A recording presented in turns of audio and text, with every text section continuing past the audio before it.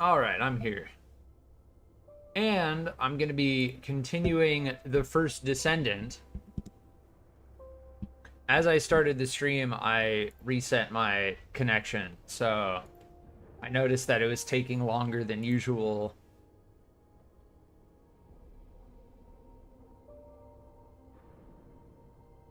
But yes, we are back with the first Descendant. We are on the verge of finishing what feels like the main story quest. And we were given another energy activator.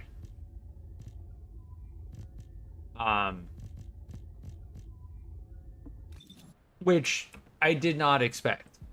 I'll put it that way. And I'm gonna be careful about. I'm gonna be careful about saying that because something you need, I think it's okay. We also finished Blair research, so we now have Blair. Many events occurred in the past stream.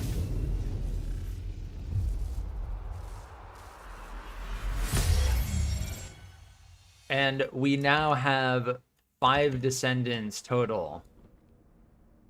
I just got the achievement on Steam. Descendants Assemble. Own 5 Descendants, which only 1.4% of players have.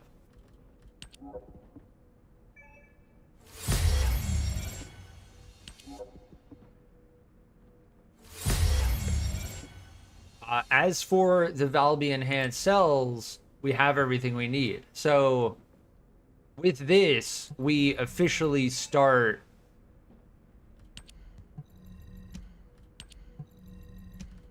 the research on Valby. Let me just check my microphone. The research on Valby. All right, nice. Just wanted to make sure that that was all good.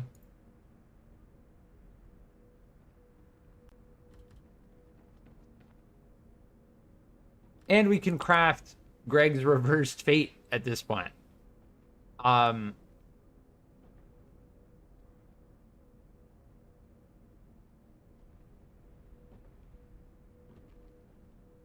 Yeah, awesome.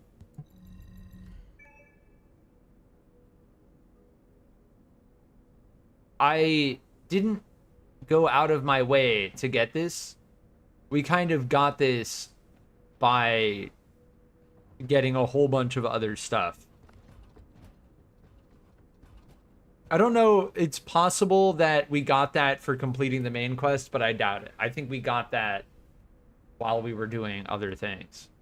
I definitely remember crafting a couple of these. Like, see how we have 2 duplicates? Maybe.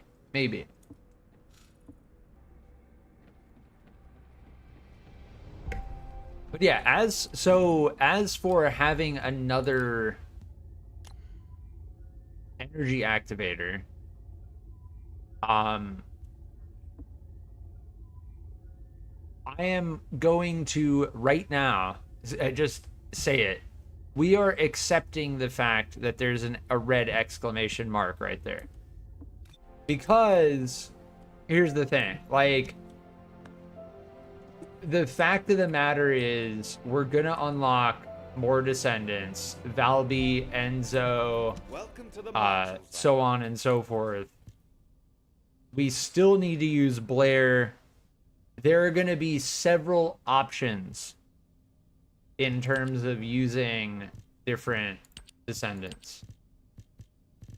I am gonna try to take some of these duplicates and combine them and just see what we get.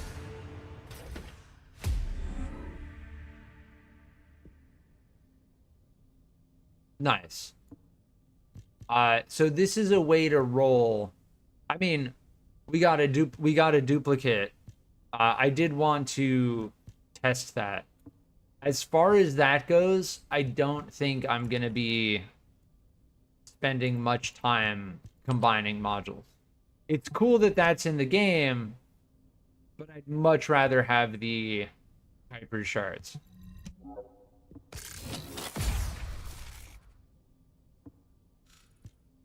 And that's because combining modules is it's a dice roll. Like, you can combine 4 rares to get another rare. And yes, it may increase your chances of getting certain things, but ultimately what I want to do is stack as many shards as I possibly can.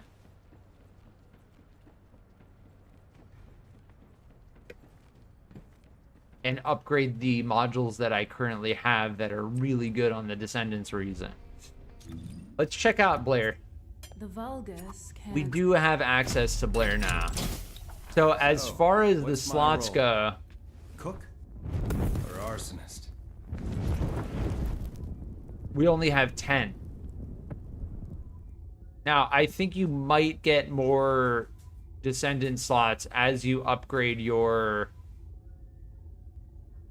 mastery rank. But yes, this is Blair. And we are going to be leveling Blair to level 40. I do want to check this. Blair is the giant fireball chef guy. I don't see Descendant. Let me see.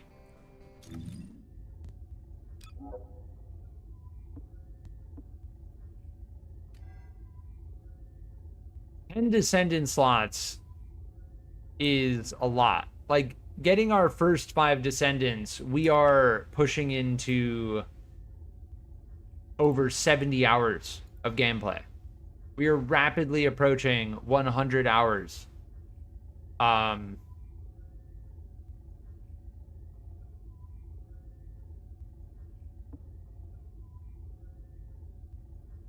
Yeah, I don't think... So it goes up to mastery rank 30 and then it wraps around. None of these increase the amount of Descendant slots you get, which is stuck at 10.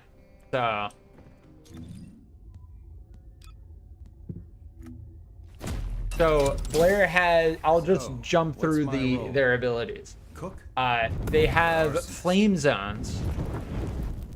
With Blaze Up, they create a flame zone on the ground. They extinguish their flame zone, and then they get MP recovery based on how many they retrieve, how many flame zones they retrieve. Burn Taste is just a flat-out flamethrower. And then Deadly Cuisine is their big ability where they just do a giant fireball, which also creates flame zones, which then they can use Extinguish on to regain MP. And then their passive is Crit, which is interesting. Based on the amount of flame zones they have, they get a crit hit rate increase. Cook or arsonist? When attacking enemies inflicted with burn, increases skill critical hit rate, hit damage. increases skill critical hit rate based on the number of flame zones created on the battlefield. So you create a whole bunch of flame zones, you inflict a ton of burn, it increases your crit rate and crit damage. Blair is going to be very good against. There are a couple Colossus that are very weak to fire, just flat out. So Blair is going to be very good against Dead Bride.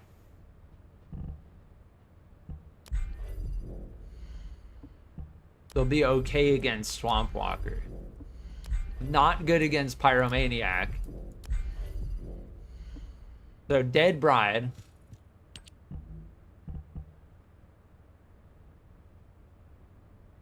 And if I had to assume, probably Frostwalker. But as far as Blair goes, Blair seems like a pretty, I don't want to say straightforward, but definitely feels like they're the giant fireball guy. You know, like you produce giant fireballs, and then they create flame zones, and then you regen your MP. The crit is the most interesting part, because you can build into crit, maximize your crit. It'll be interesting to find out. All right, this is, I think, some of the last dialogue from the guide. For the final operation, but your courage was exceptional. You risked your own life and destroyed the Ironheart in my place, even though I am merely an AI. If it weren't for you, humankind would no longer be here. But Descendant, We did kind of leave it off, and I then need you to know for the future. so this is what As you that know, last quest the we did Magisters wanted the yesterday Ironheart directly in exchange led for into. resources and technology that the Magisters provide for humankind.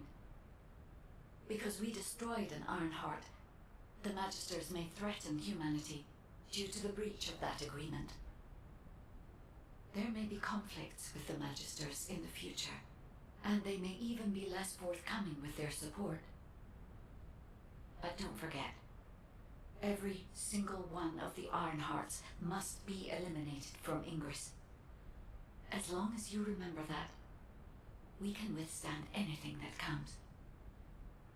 Continue to fulfill your calling as a Descendant and protect the people you love. I will help humanity. I believe in you, Descendant.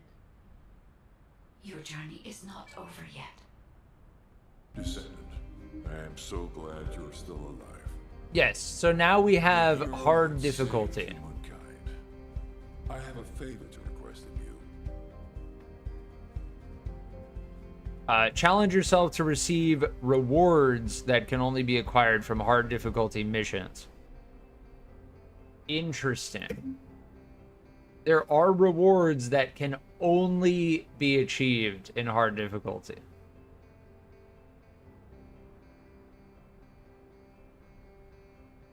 I will say, oh, interesting. In this video, this UI looks different. This right here looks kind of different. Interesting. We'll check that out. The infiltration missions. Difficulty level. Check the map for hard difficulty rewards. Check V all rewards. Okay.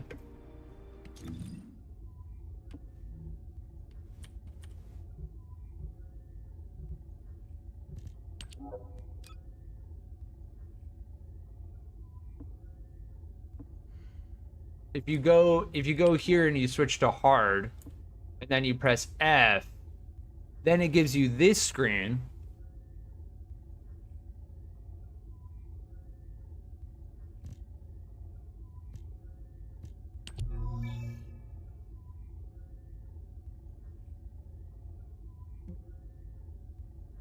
Yeah, see monster level 100? Yeah.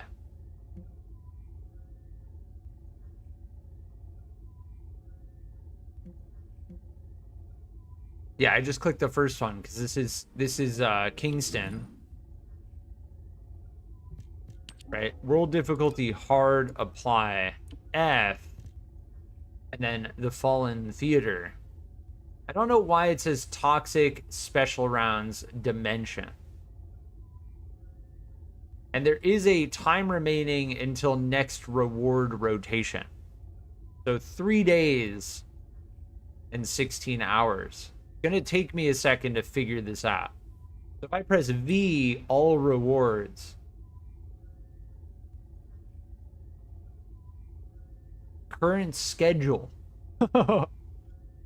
This is like touching the end game, as far as I can tell.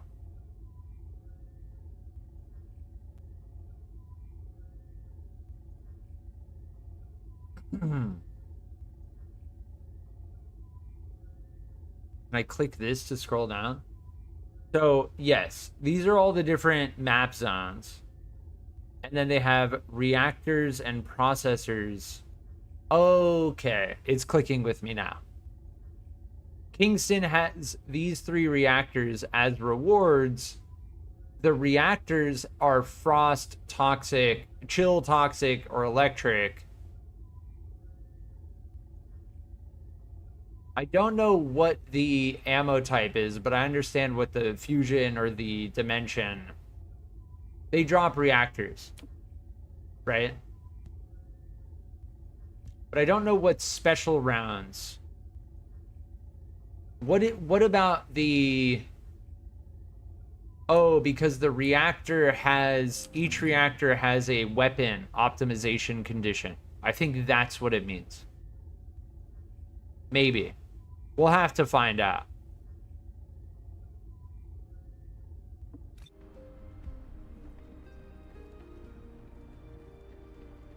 And if I had to assume, Seneca is going to talk to us about the hard mode void intercept battles. So I will say, I'll call it right now, like, we are done with the main story, and we are entering the end game. Signal in the void, I was very relieved. Losing a descendant such as yourself is like experiencing the apocalypse all over again. I am very pleased to see you again, Descendant. However, the energy generated from the destruction of the Iron Heart has sent ripples through the deepest recesses of the void. Unfortunately, this means we're likely to encounter colossi of a completely different standard in the future. However, I still agree with the decision to destroy the Iron Hearts.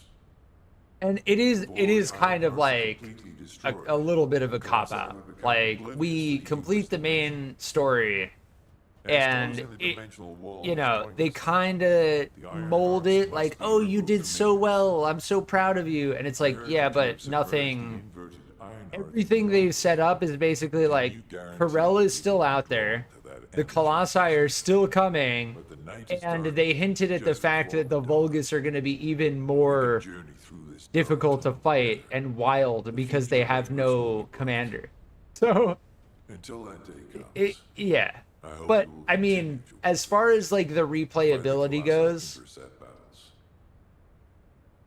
they kind of had to do that, because otherwise, like, what? You'd enter hard mode, and then it would be easier. Like I said, I'm calling it, like, as far as the content in this game goes,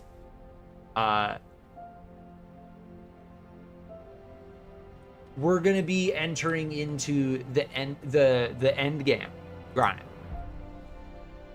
Like, as far as the story goes, unlocking new zones, seeing new enemy types, stuff like that, that's not gonna really happen that much anymore. Descendant, I have heard that humankind has triumphed against Corell. Humans have won many battles over the years, but they continue to lose the war until now. This victory has helped to complete, which is fine. I mean, if we think about what the majority of the content of this game consists of, I said it early on when I started streaming this. it's going to be cracking amorphous materials Albion headquarters. and rolling on certain drops to unlock Descendants and ultimate weapons. Closer than you think. There's going to be the gold grind. Like, we ran out of gold twice already. Myself included, will still And prove Kuiper to shards. humanity. I want you to remember that I will continue to stand with you all, despite whatever policy is decreed by the Council. It seems as if you'll need many things from me going forward. Yeah, surprise it. What? Wait, level 39? Oh. Did we just jump a whole bunch of levels on the battle pass?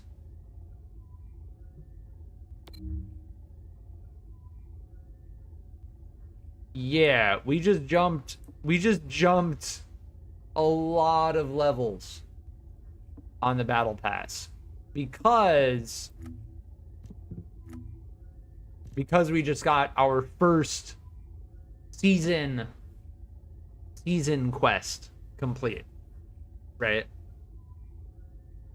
It says enter the main quest, the stance of the Magisters. That's, as far as I can tell, the end of the main quest. Complete the main quest. But yes, so as far as the lore goes, in regards to the Magisters being upset that we destroyed one of the Ironhearts, it seems like they're not gonna like fight against us. They did hint at that. Because the whole setup of the lore with the Magisters is that the Magisters are helping humanity in order to obtain the Ironheart so that the Magisters can use the technology to create powerful things. It's a little jank. It's a little jank. But it holds together. It holds together well enough.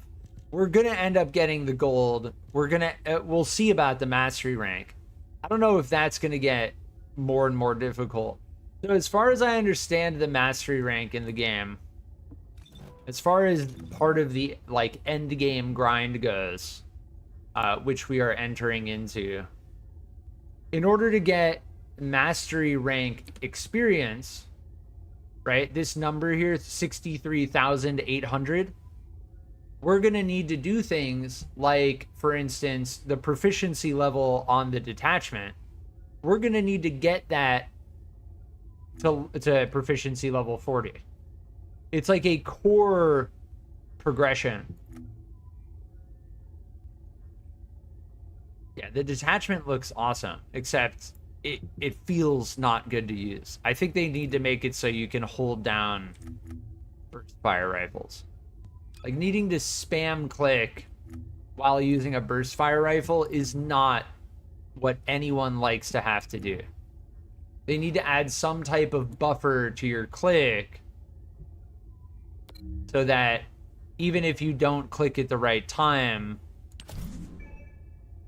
Nice. This Cygnus skin is pretty sick. The Cygnus by default is just pure white. We'll see it. We get a spray. These we get all the time. A color. The caliber is probably... Yeah. The grappling hook you rarely ever see. Nudwiser, welcome back. I'm doing well today. How are you? Good to see you again. I hope you're doing well.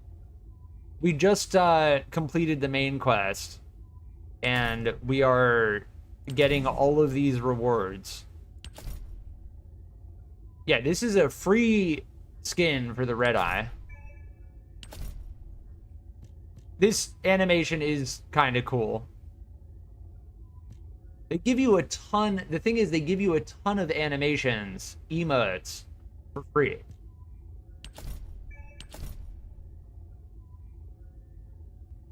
By completing the main quest, we jumped like 1, 2, 3, 4, 5, 6, 7, 8, 9, 10, 11, 12, 13, 14 levels on the battle pass. They should just add auto fire to burst guns. Yeah. it makes it, I wouldn't mind if they just made it so you could hold down mouse click 1. The fact that you have to like spam click your mouse, like nobody likes doing that. Nobody. So this is the default grappling hook, which, I mean, you can kind of see it. The most visible thing is like the yellow. And then this is what the cosmetic on the battle pass looks like. And sure, it looks quite different. But as far as like a grappling hook cosmetic goes, like this is by default yellow. Am I gonna see a black cord now? Like, why didn't they make it purple or like red or something? Because the thing you see from the grappling hook the most is the line of your grappling hook, right? We'll see. I'll see if I even notice a difference at all.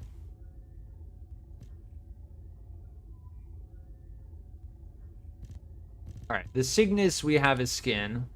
This is the default Cygnus skin, which is just like pure silver white, which is, this thing looks pretty cool by default, but it does look like a very default type skin. And then this is the Black Swan. That's what I mean, just able to hold down the button. Yes. Yeah, they need to consider that, because using the burst fire weapons in this game, and it's not even like, oh, I want them to be easier to use.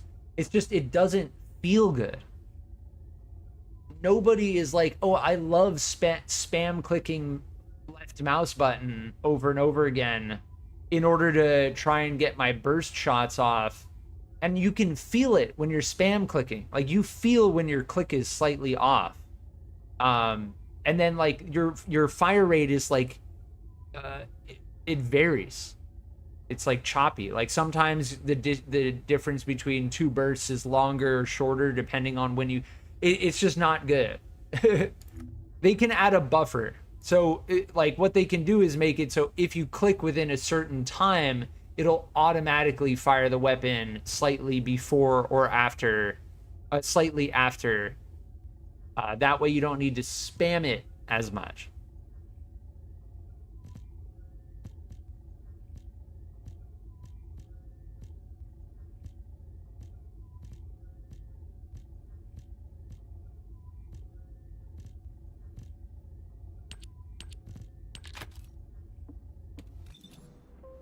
Yeah, this is the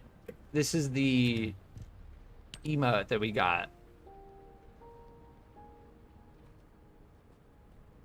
They give you so many default emotes.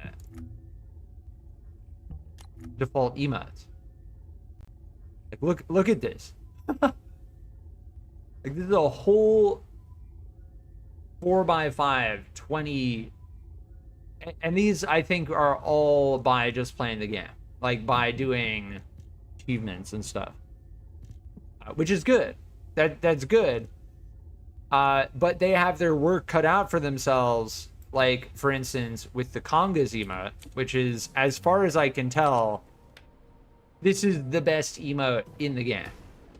For 3 reasons. 1, you can do it with multiple people.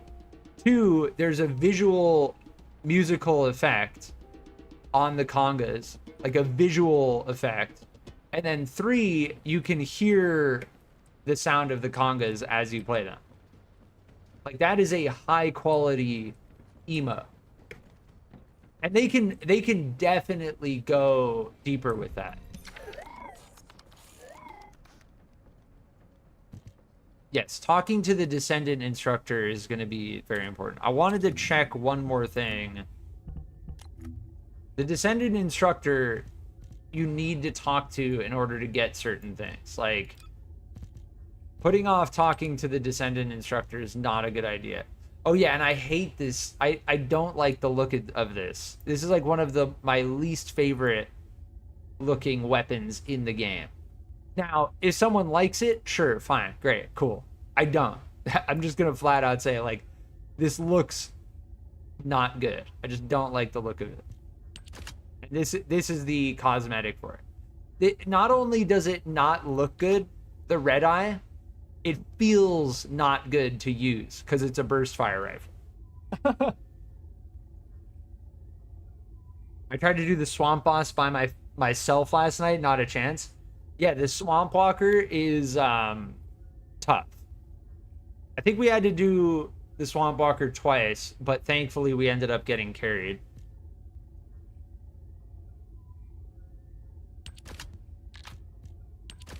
Yeah, that's a nice switch up. I don't mind that. Definitely looks better. I don't find myself getting deep into like weapon skins and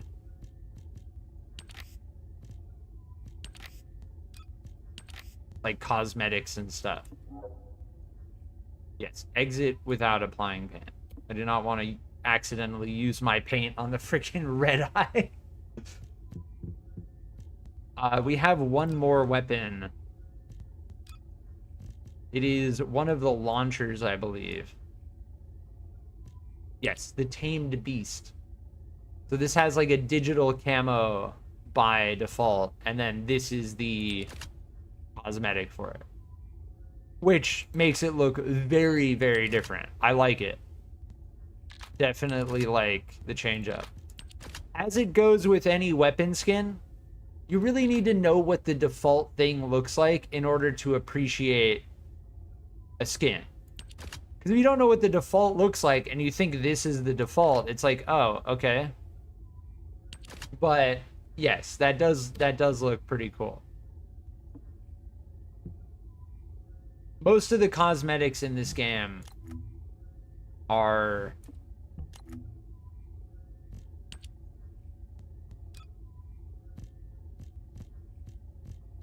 pretty good.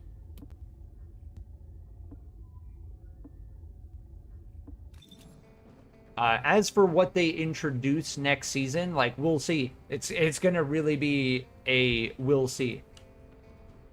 All right, so as for actually playing the game, yeah, we did get these from the premium battle pass. These are the, as far as I can tell, the most prominent like pay to progress things in the game. And by most prominent, like, there is pay to progress throughout this game. But when it comes to the battle pass in particular, those XP boosters and Kuiper Shard boosters are what you get from the premium, from buying the battle pass, as opposed to playing for free. So yeah, what we need now is just the Valby code. Oh yes, we need to talk to the Descendant instructor. And it seems like, if I just saw correctly, yeah, we get another crystallization catalyst.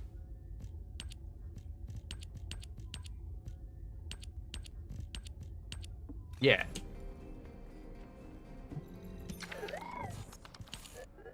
Yeah, as for reading through all of this, I'm not going to do it. This is clearly, the Descendant instructor in the game is clearly an unfinished, they should have just left this as like an orb, like a readable, like, all of this dialogue is better to be read.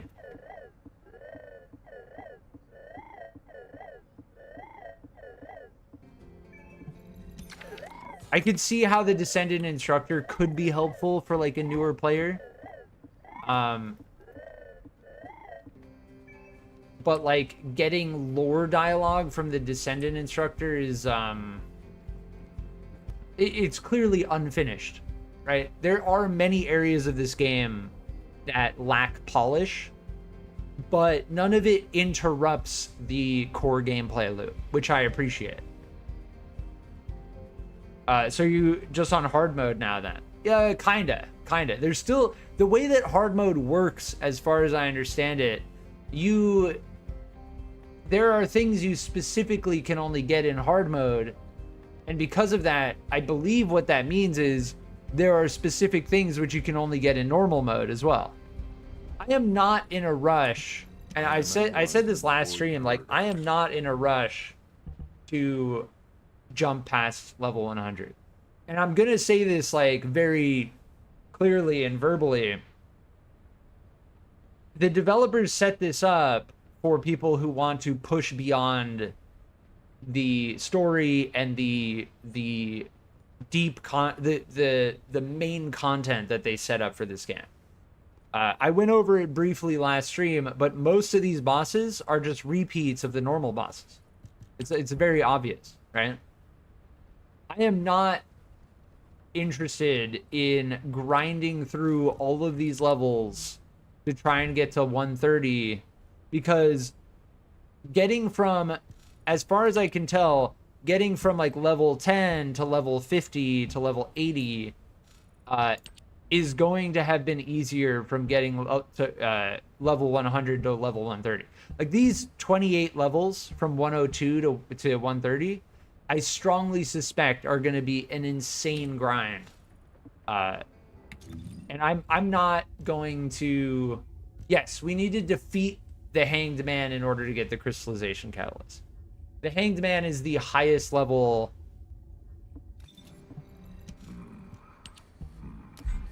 The highest level Void Intercept battle in normal mode. And we do have amorphous materials that we can open for it. Yeah, very weak to toxic damage. Their electric attribute. This thing looks crazy. I admittedly have not seen much gameplay of people fighting the Hanged Man. But this thing is like a freaking robot dragon hanging from a cord. I have no idea what it's even gonna look like. So as for getting level 95 drops, before I even think about that, in terms of the Valby code, which we were kind of grinding,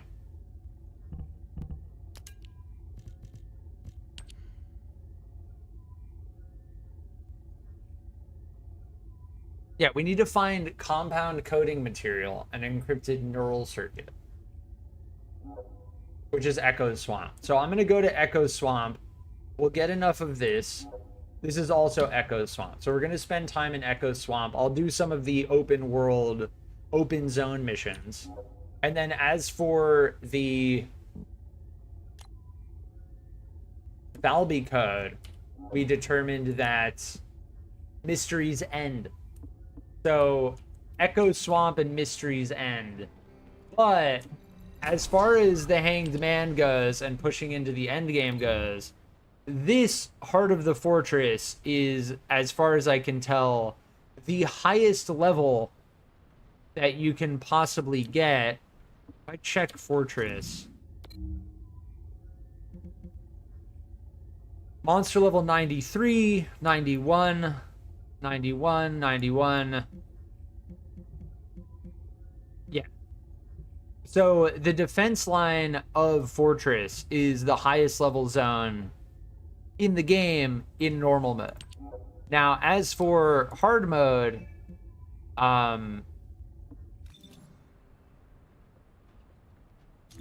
if I go to Kingston and I switch to hard mode,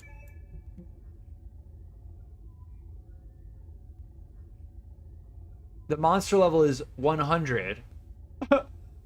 There must be... So, in order to get higher level drops, we're probably going to have to do hard mode. Neri, welcome back.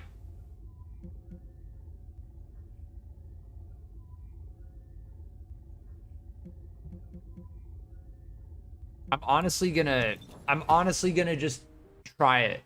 Like, we're gonna try hard mode just to get a taste of just to see what drops primarily, actually. Because if I can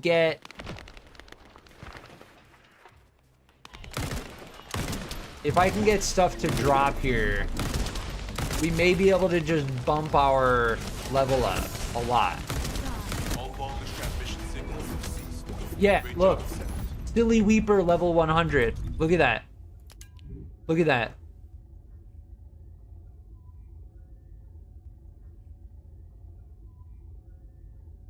Yes, so to correct what I said earlier, Fortress Normal is not the highest level stuff you can do. Hard immediately starts dropping level 100. So that gap, right? Like, as far as I can tell, if we wanted to do the Hanged Man, we could use level 100.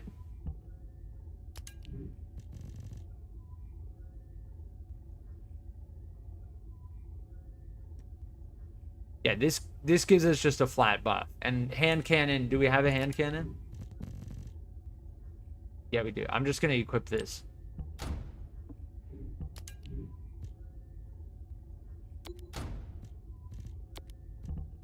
Yeah, that's just a flat bonus now. A pretty big one. Even the electric skill power boost was nice, but yeah. So this is, so they give you a nice even level 100 to settle down at. And I'm gonna say it, settle down at, because I'm calling it right now. Once you hit hard mode and you finish the main story, I'm almost certain level progression is going to be much more difficult. I don't know if you can even get higher than level 100. I don't honestly know, and we're gonna find out. But if I'm speculating, I suspect that you can't. That's why I said settle down. Like, I'm preparing myself mentally for settling down at level 100. Like, I don't think we're gonna find level 101. I don't think so. We'll find out as we play, but I did want to test that. And yes, if you enter hard mode and you do a mission at Kingston, you start getting level 100 drops on hard mode. But I am gonna run, we're gonna do Valby grind. As far as progressing the main quest goes, we're good. But yes, between grinding for Descendants, grinding for ultimate weapons, that is gonna be, those are gonna be the main goals.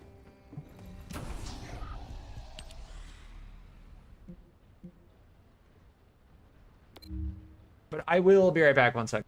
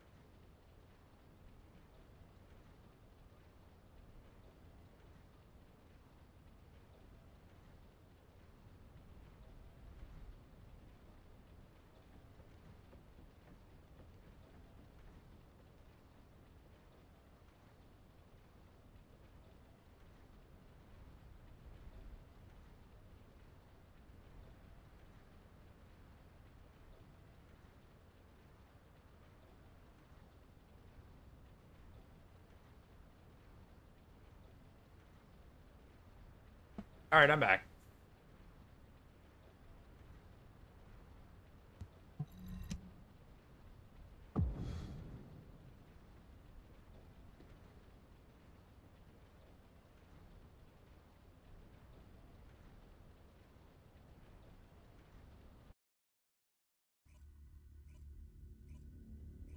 Yeah, as for the bag space with consumables,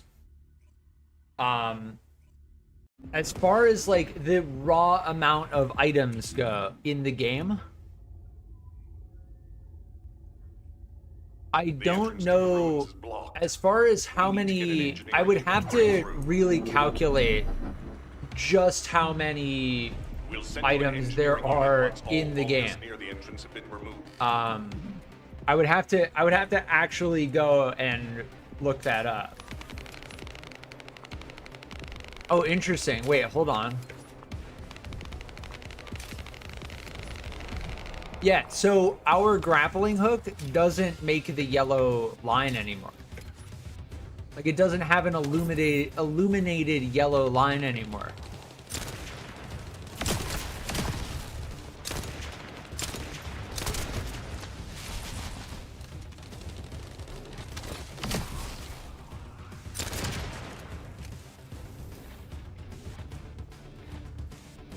Very interesting.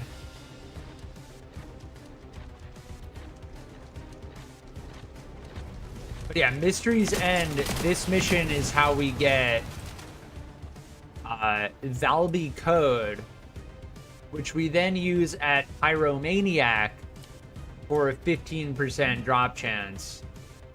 After this, I am going to go to Echo Swamp.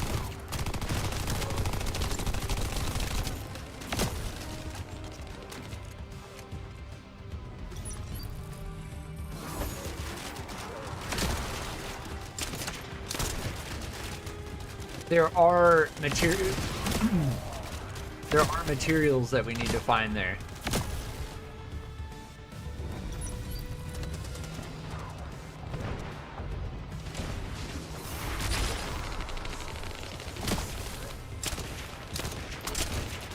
Yeah, as for the weapon drops here, level 55.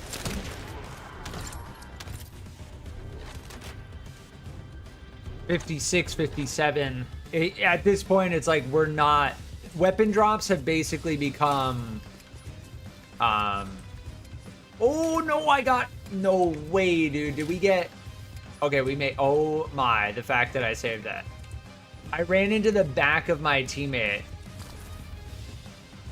bounced off of them, and then fell off. I was about to say.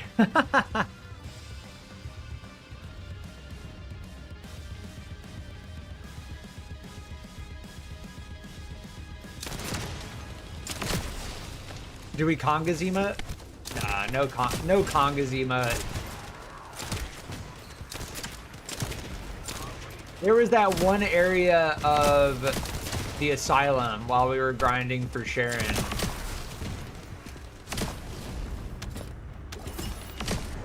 Ooh, cooling metallic foil. Rare drop. That is not the foil we need for the energy activator.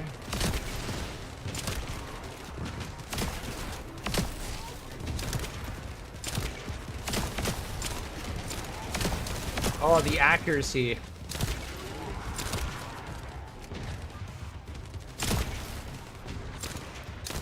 Oh, they just stopped and turned around. That messed me up. The hand cannon gameplay is very satisfying. If you can land headshots consistently, it's actually clean.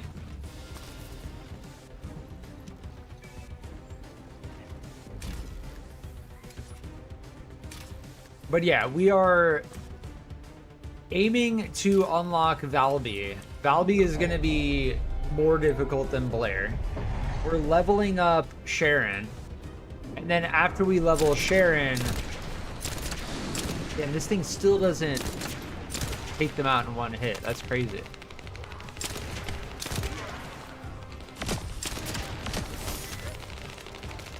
after we're done leveling Sharen, we will begin to level Blair. And one of my underlying core long-term goals in this game is to unlock and experience all of the Descendants. Now, the problem is you only have 10 Descendant slots. So, are they going to limit me in my ability to do that without having to pay more money for Descendant slots? It does seem like that may actually be the case. I don't like that. I do not think there should be a Descendant slot, because what the developers should be encouraging people to do is unlock all of the Descendants. We all just like met in the center for a second and we all blocked each other. That was hilarious.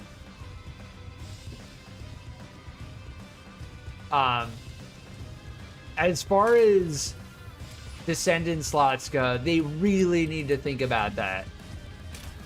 When it comes to the consumables inventory being locked at 390, it's actually debatable whether there are that many items in the game. Like, I don't know if they're actually... I have to do the calculation. This jump area, Bunny makes this jump area much easier. If you use speed of light... Yeah, sometimes I just can't double jump. Oh, is nobody else able to get it? Why did my double jump not work, man? Sometimes it just doesn't work. There's like something jank going on, and I think it's interrupting all of our double jumps. I just double jump. What? I think there's a bug. No way.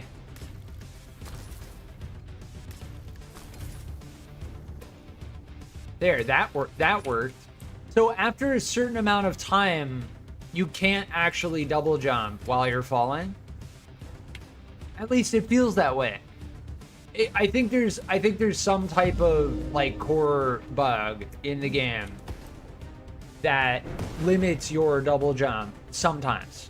I've experienced it several times, and every time that I experience it, it is not enjoyable.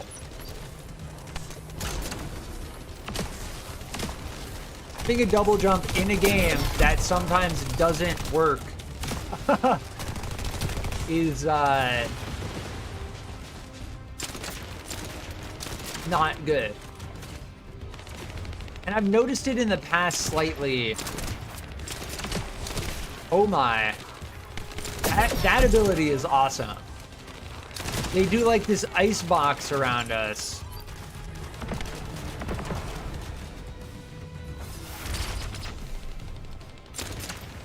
And if you don't get out of it in time, it full-blown freezes you.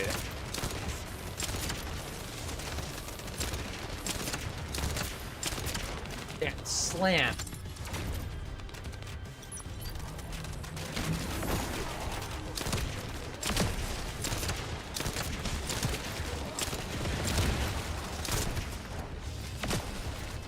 But yeah, the double jump, I don't know why it wasn't... I don't know. Maybe I'm just bad. But it seemed like all of my teammates were struggling too. It looked like two of my teammates were trying to double jump, and they just like fell when they were attempting to double jump. Yeah, I think let's check.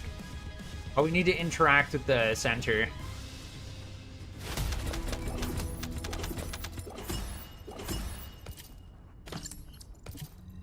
Yeah, see, we just got another Blair enhanced cells. I called it. Like, we're gonna end up getting a lot of duplicate research materials. And that brought up the question, like, are we gonna be able to dismantle them? I posted a poll in the Discord, in the official First Descendant Discord. Like, should we add the ability to dismantle duplicate Descendant research materials, and like, of course, nobody said no. Not a single person voted no. There were like 100 yeses. I tried to get the last part of the fire guy 6 times last night, no luck. And it's on one of the longest missions. Which, yeah, that is a part of the content walls in the game. I had to roll Sharen 25 times at the asylum. My take on that is, well, what I have started to do is I've just started to accept the idea that in order to get a 20% drop, I'm gonna have to do it at least 20 times. Like, I just accept that flat out. And it sucks, but I've also mentioned in the past that, like, it's best to rotate content, right? Like, you don't want to keep doing the same Mystery's End over and over again, because it is pure RNG. It is pure RNG. Like, we got duplicate Valby, duplicate Blair, but we didn't get Sharen Spiral Catalyst until after 25 times. That's pure RNG.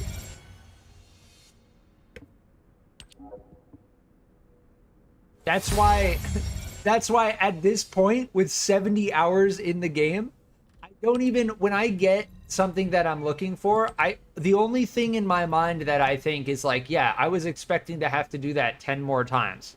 That's the only thing I think. Yeah, I hear you. I hear you on that. It's bittersweet, right? It's bittersweet. When you're dealing with pure RNG, it's always bittersweet. But again, it's bound by the core gameplay of this game, right? If the core gameplay of this game wasn't good, then the RNG, like, dealing with that kind of stuff, nobody would want to even deal with it. It's bound by the fact that playing the game feels good.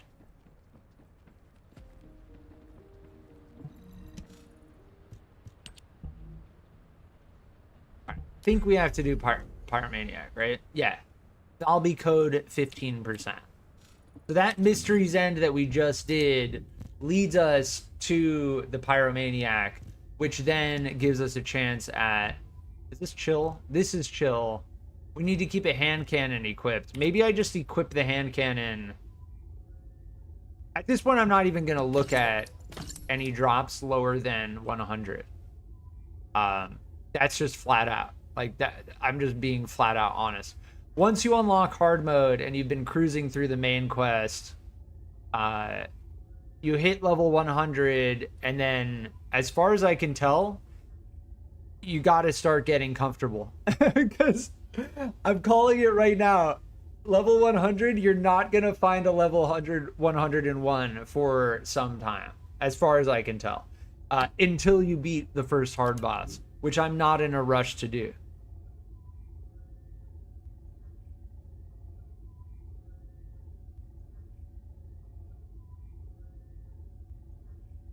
Yeah, I think I'm going to equip this.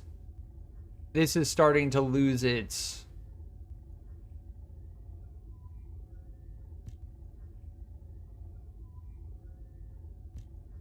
We could just use the Thunder Cage. Should I just bump the Thunder Cage up to 100? The problem is I need to keep the hand cannon.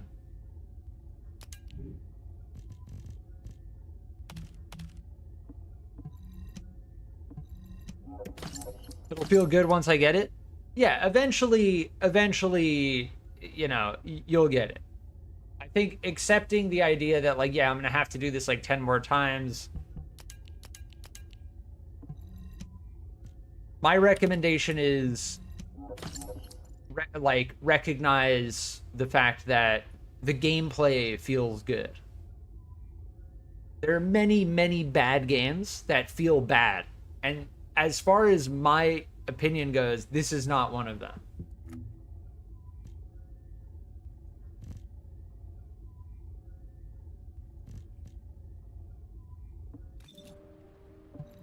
I'm very glad that I decided to just not... I'm gonna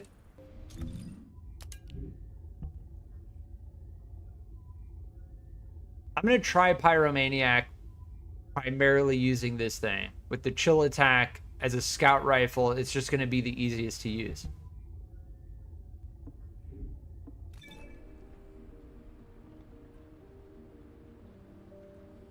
Yeah, let's do that. Let's do that, and then we'll go back and try and find some more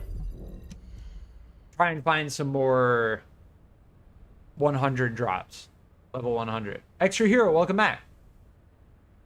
Got some good sleep last night for the first time by calling it early on the game. Nice. Getting good sleep is important.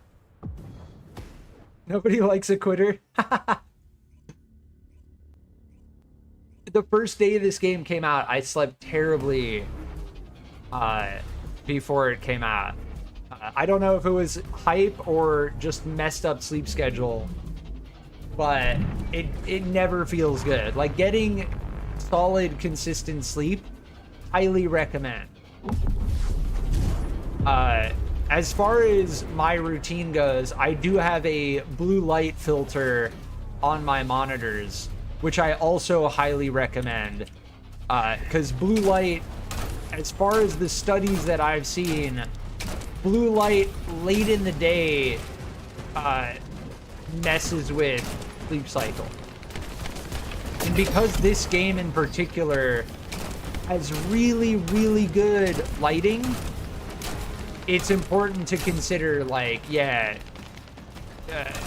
you don't want to play too late, and you also may want to use a blue light filter after a certain time. This thing feels like it's chunking. Like, we're doing good chunks right now.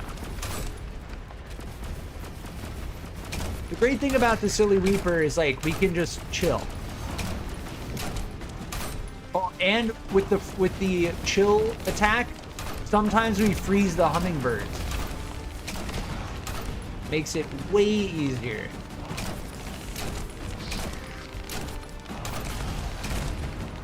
Alright, there's one shoulder blown off.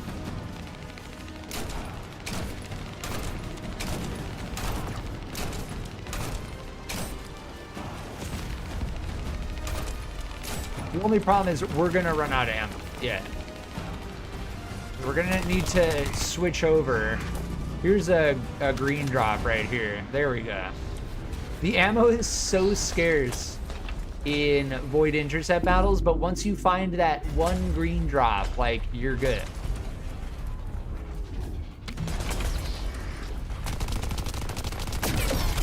Oh my. Yeah, the crazy thing about those circles that they create is the fact that they tick fire damage after you get hit by them. Like, you will tick fire damage. Yeah, when they're in the immunity phase, it's pretty much like you just kind of wait. It's ammo replenished at the start of every boss battle. Why does it feel like every time I go to that thing, it says ammo, like, already used or something? But yes, there is.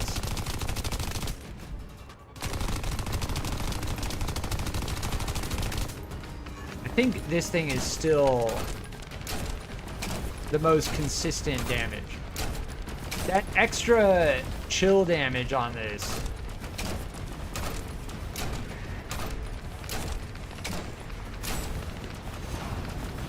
is just so consistent. Oh, slam.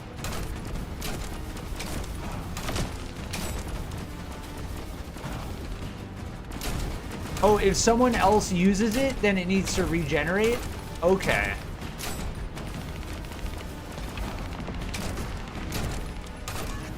That makes sense.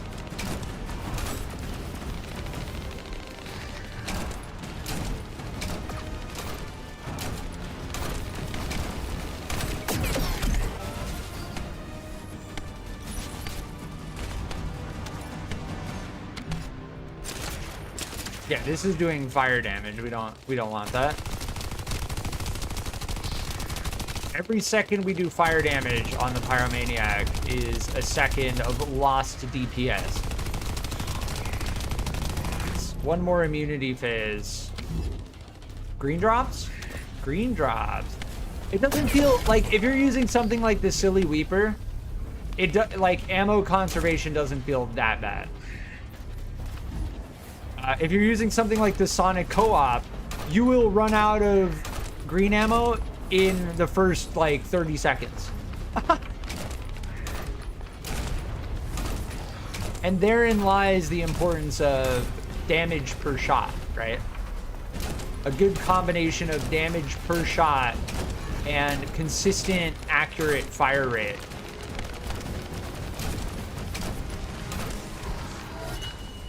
Nice.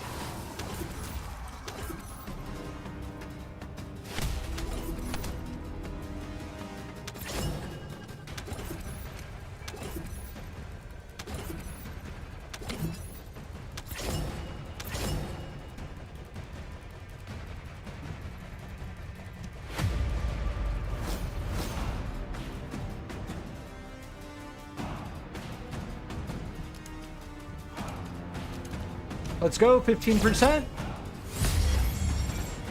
We just got the we just got the 3% drop again. The game is like, hey, you want more energy activators? Have you heard of those vaults in the game? Like pushing us to grind for Enzo. Supposedly Enzo makes it easier to unlock the vaults, which I'm not interested in doing. We have an extra energy activator that I'm gonna be holding on to for some time, because as far as getting the benefit of it goes right now, I'm not concerned about it. I'm definitely leaning towards putting it on Viesa, especially for like Pyromaniac grind.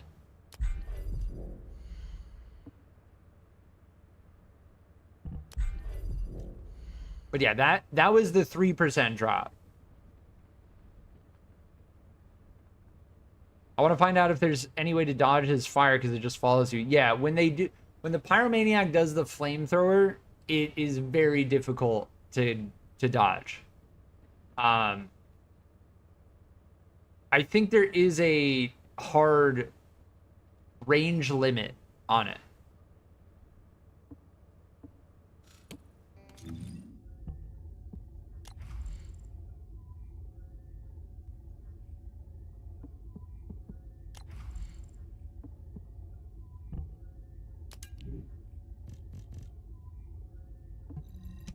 Yeah, I'm gonna go to hard mode.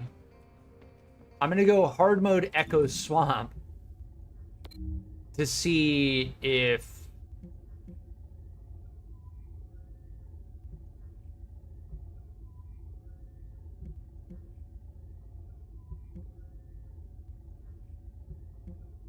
yeah, we didn't get any of these.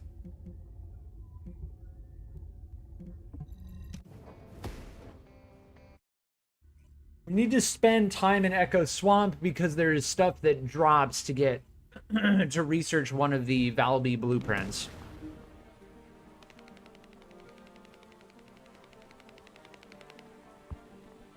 There are actually two things that drop here, which give us Valby blueprints.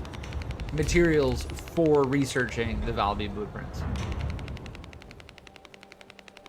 Yeah, this I think is like a defense mission, right? I should have joined them, honestly. I think if I start attacking the stuff they're fighting...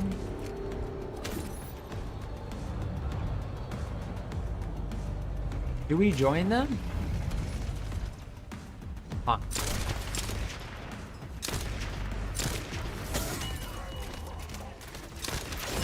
Dude, I need something that fires faster than that.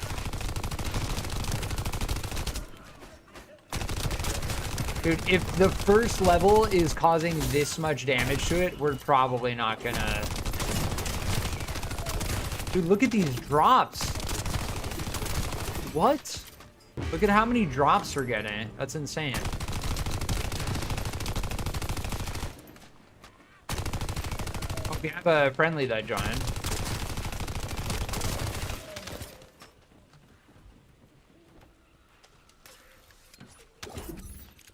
And they're all level 100 because they're in hard mode.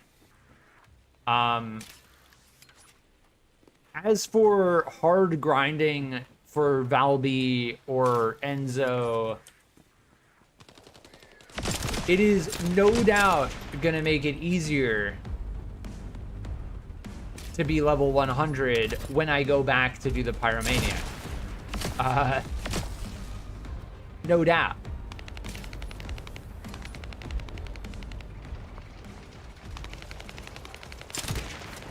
I can kind of feel it. Ooh, those are some good hand cannon shots. I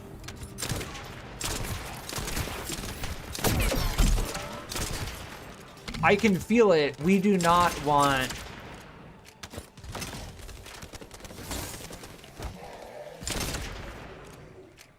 I'm not going to get pushed into doing, like, level 130 stuff, you know? I can already feel it. Level 100 is going to be that nice, solid, round number where you get stuck for a while. And getting anything above level 100 is going to be, as far as my speculation goes, much more difficult than, say, going from level 90 to 100, right?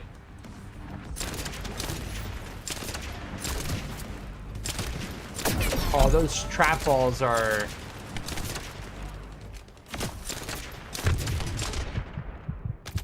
wrecking us.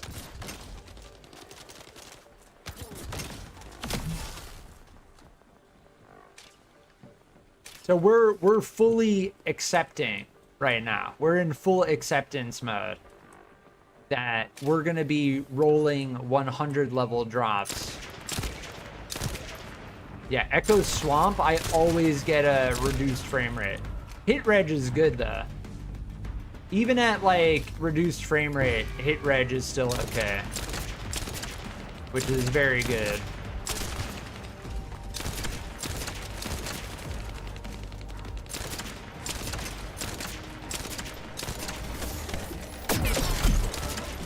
Oh my.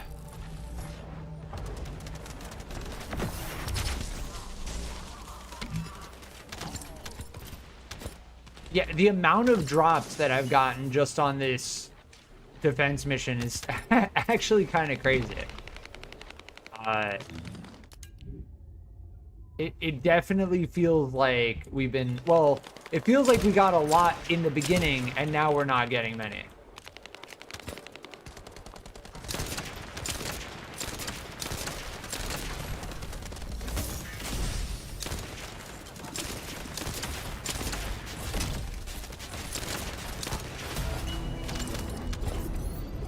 Interesting. Yeah, see, the encrypted neural circuit?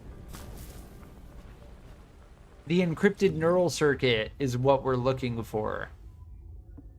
With regard to...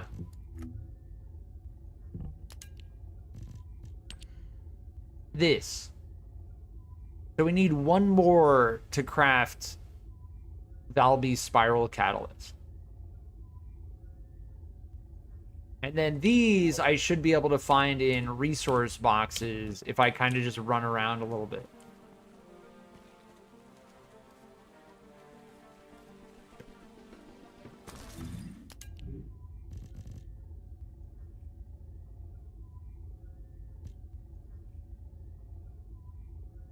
And that is a huge electric attack roll.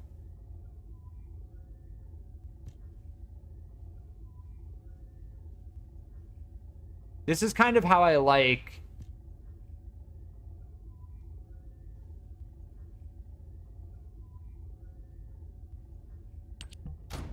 rolling for gear. I'd rather roll for gear by doing a mission compared to...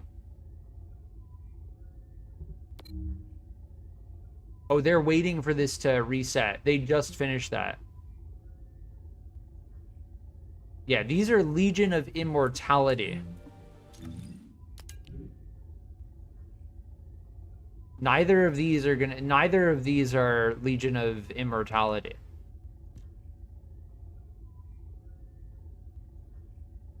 This silly Weeper is actually okay against Colossus.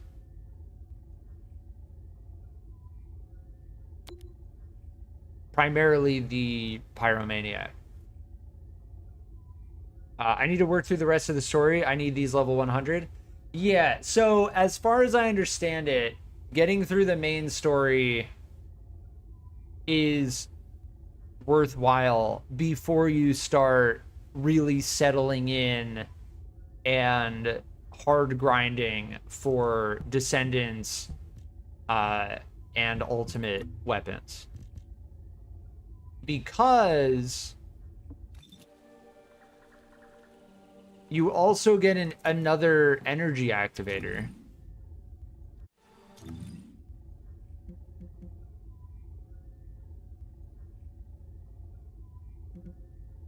Yeah, let me just run around. We need to find resource boxes and... Oh, interesting. What was that? Oh, this is the edge of the map. Yeah, Echo Swamp is probably my least favorite area in the game, if I'm being brutally honest. I don't like the fact that you kind of just like... Yeah, the compound coating material, I think, is what we need. I don't like the fact that you kind of just wander in a direction and then it tells you like, oh, you're running away from the map. Like, why is there nothing in my way then? Is that actually what we need? Yeah, we just got it. So yeah, we can now get Valby stabilizer. I do want to do another mission while we're here. I don't know what the best grind missions are in Echo Swamp.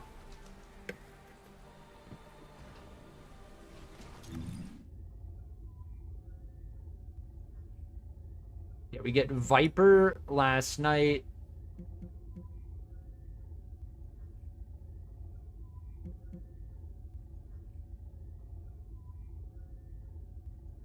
Assassin's Edge.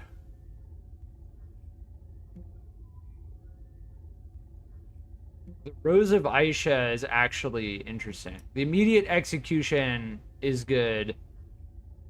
I kind of want to get a dimensional bridge at level 100. We also don't have either of these respawn points.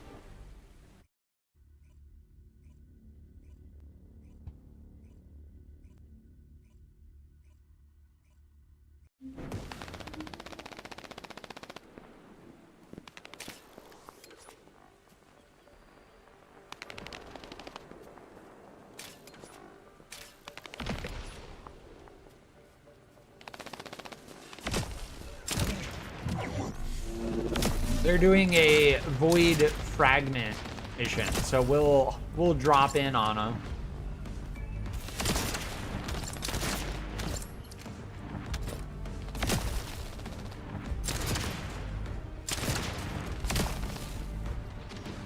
Your scout rifle is really good, I hear. The Silly Weeper. The Silly Weeper is one of my favorite weapons in the game. Or are you talking about the Hero's Scar?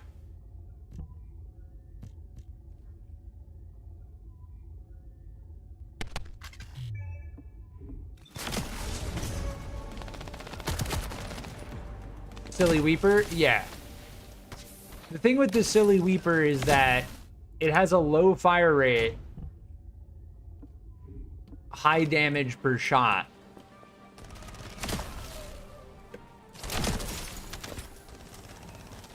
So this mission seems to take some time in Derelict Covert. There are 3 Freynas that are doing this right now. I guarantee you there is something you get from this.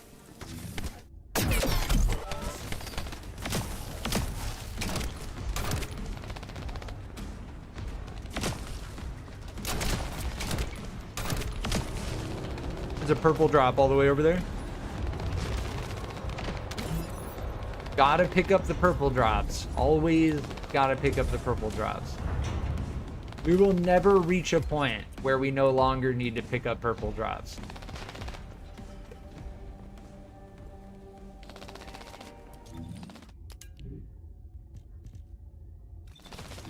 Yeah, we just got this thing.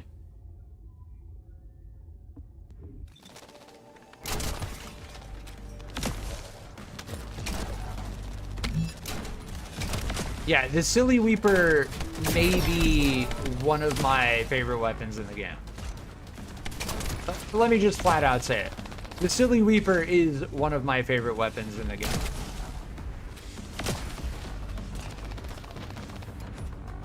The damage fall off, the fire rate, the damage per shot, the like the DPS, the types of rolls that I've found on them, like all of that is just so good. It's a good combination of like ease of use, variability,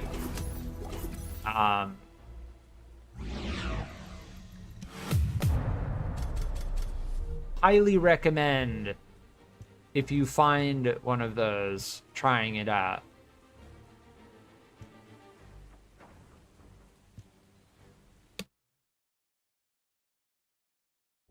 And we got disconnected. Thankfully, that happened right after the mission ended. Now, what's confusing is we didn't seem to get any void shard drops. Those void missions drop shards, and we didn't actually seem to get any. So I don't know if that's like a random chance. But I did notice that.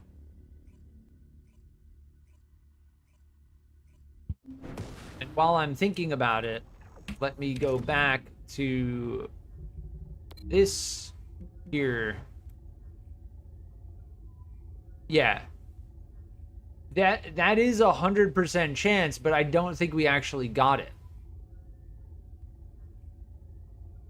Additional reward for matching skill attributes. Oh, so you have to use Freyna. That's interesting. For matching skill attributes. That's why everyone who was doing it was using Freyna, except for me. They were probably like, why is this person using Sharen at this void fragment when it's toxic? I found the stat thing. When you open your inventory, click the details tab at the bottom. Okay, open inventory, details at the bottom. When you open your inventory, are you talking about this? Details tab. Go to info. Oh, this?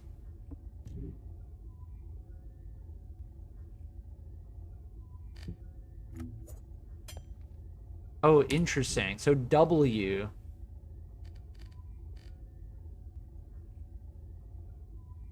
Here it is. Okay. Thank you. Yes, extra hero. Thank you. So the base critical hit rate is 20% on our current, on Sharen currently.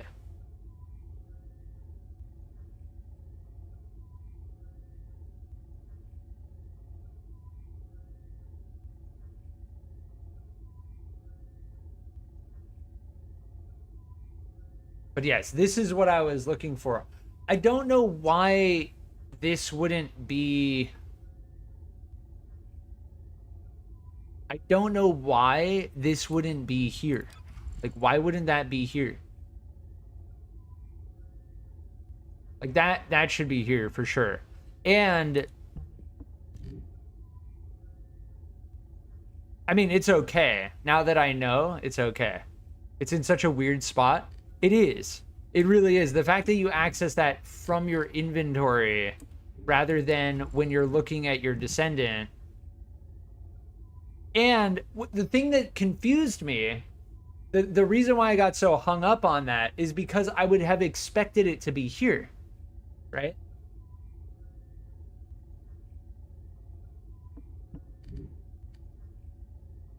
Like, you have your skill cooldown right here.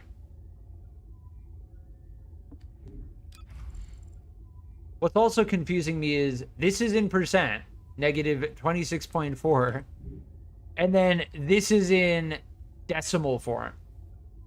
Like, seriously, the developers, I brought this up during the crossplay beta, and I will bring it up again, and I'm sure they've heard it before, but when you're using one type of unit, use one type of unit.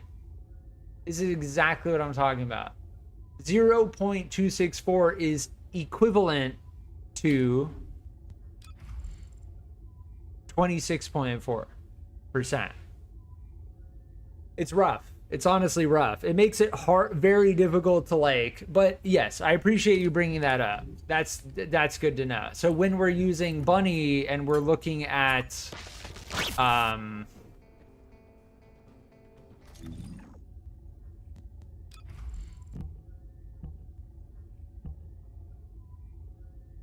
there was something that I can't even remember at this point. There was something that increased our skill crit rate.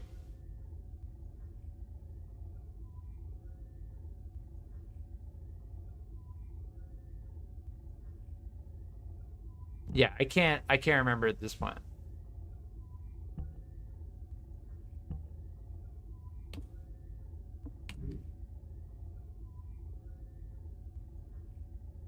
Yeah, see, it's only 10%. See, that's very relevant. Like, on Sharen, the skill critical hit rate is 20% base. On Bunny, the skill critical hit rate is 10%. That's, like, very relevant. And it doesn't show right here. It needs to show, like, right here. Everyone's going to be looking at this. It's fine. Like, now that I know, it's okay, but... yeah, I can't remember what I was looking at. If we're ever dealing with skill critical hit rate, I will refer to that.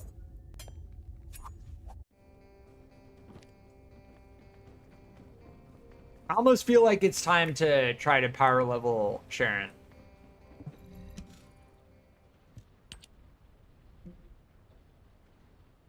That makes me wonder. So... the infiltration operations,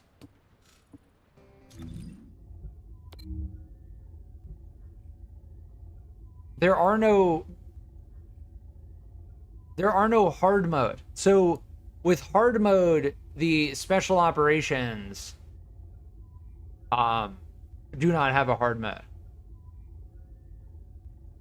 Yeah, I don't get it. It was good to know how it's affecting the base stats. Yeah. Well, I mean, flat out, you could see that, right? Sharen has a 20% base crit rate for their abilities. Bunny has a 10%. Like, that's significant. That's actually significant, especially if you're using mods that affect skill critical rate. It was, you know what it was? It was a roll on a reactor. And a reactor we found had a skill critical hit rate. Ooh, fire skill power boost ratio. And additional skill attack when attacking Colossus. Is Blair fusion fire? I don't think so. No, singular in dimension. What about Lepic? Singular in tech. Okay. Yeah, this would be good if it was tech or singular. Both of these are fusion fire. But that fire skill power boost ratio and the skill attack when attacking Colossus, I think that's definitely... those are two really good rolls. Like, if my crit rate is high, I may invest into it more. Exactly. Now, that makes me wonder, let's do some more exploring with Blair, because Blair has, at the core, their abilities are definitely... yeah, 20%.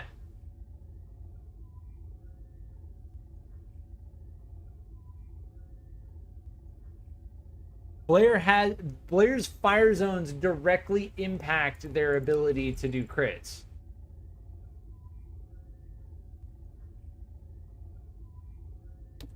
So yes, let's check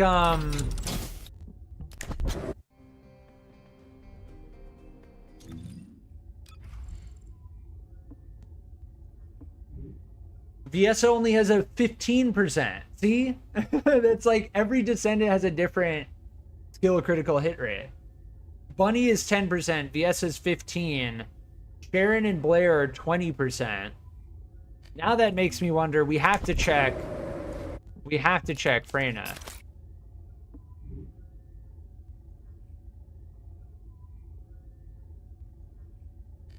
%.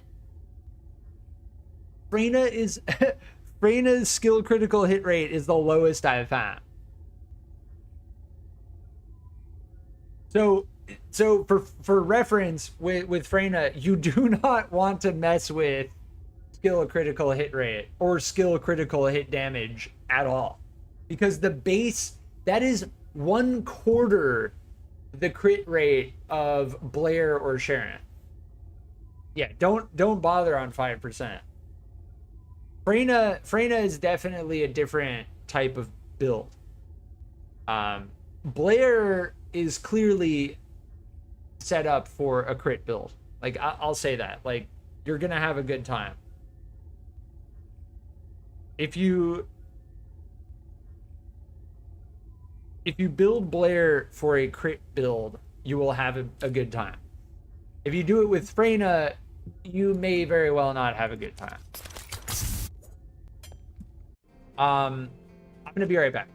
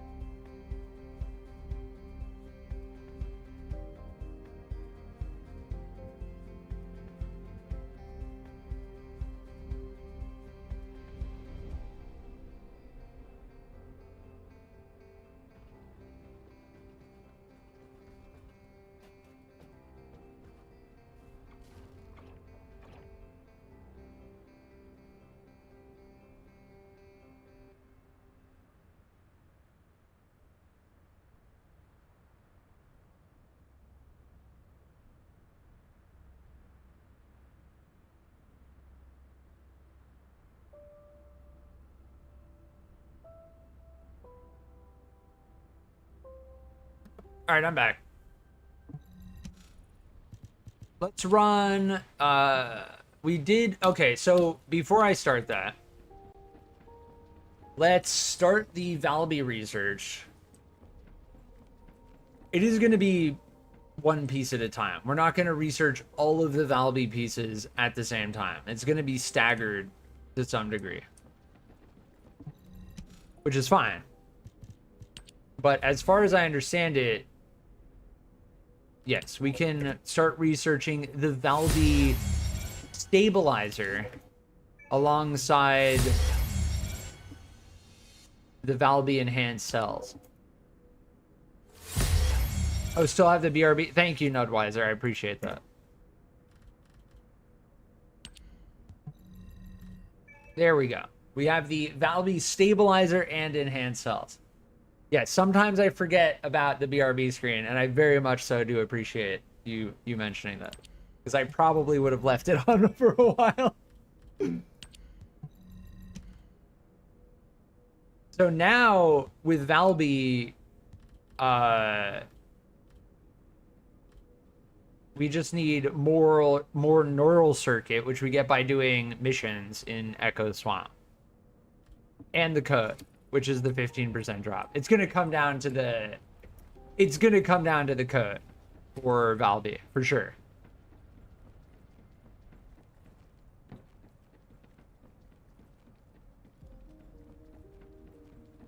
So that being the case, we're gonna be doing Mystery Zen. Mystery's End, for the Amorphous, for the Valby code at Pyromaniac. I really should get some work done. I hope you don't get fired. I truly hope I'm not distracting you from your responsibilities. There's always time to play. I do appreciate you being here, though.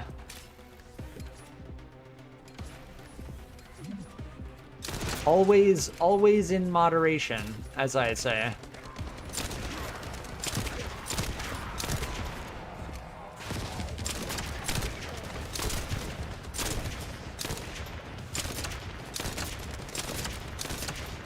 Why are they immune? Interesting. Like, some of the enemies have modifiers. I know the red rings around their head mean you pretty much need to get a headshot. No, I won't? Okay, good. Good, I'm glad.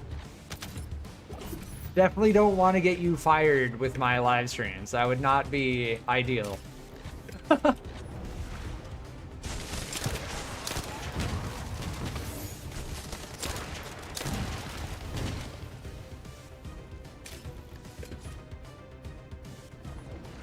Yeah, this... Yeah, that Valby ability right there, is defense.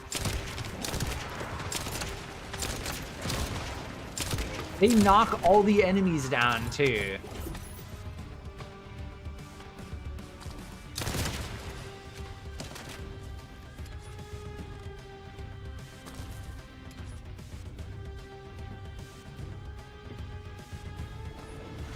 That's why I'm able to basically be on YouTube all the time. I do work as I watch, listen. Nice.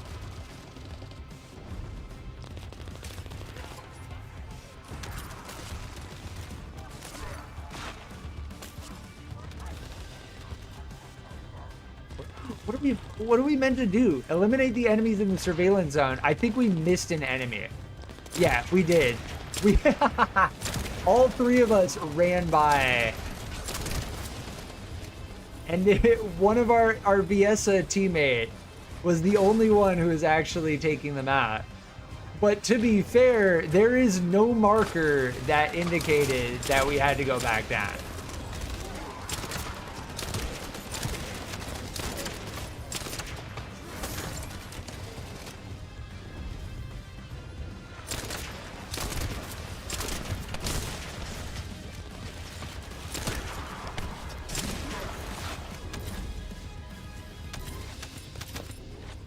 Hopefully, I'm like, now when I grow up, be better than me, dude.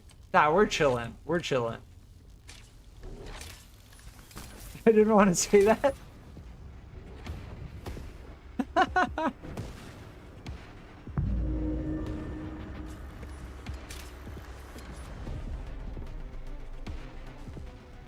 No, the double jump. So there is like this time. I don't know the timing on the double jump well enough, but I know there's a way to make this jump. Yes, if you hit the wall. That is the speed run. Now, if I had the mid-air maneuvering, I would just need to wait for the cooldown. I don't know how I feel about it. The thing is, the kick, when you actually use it, is very good. Like, when you actually use the kick, it staggers most enemies, it does damage, and it gives you movement. Like, you lunge forward. So, as far as swapping that out for mid-air maneuvering, so we can grapple in the air, unless there's like some type of map that has some crazy shortcut speed run, it doesn't necessarily seem worth it. That's my take. Yeah, the wall for sure right there is that is the speedrun strat.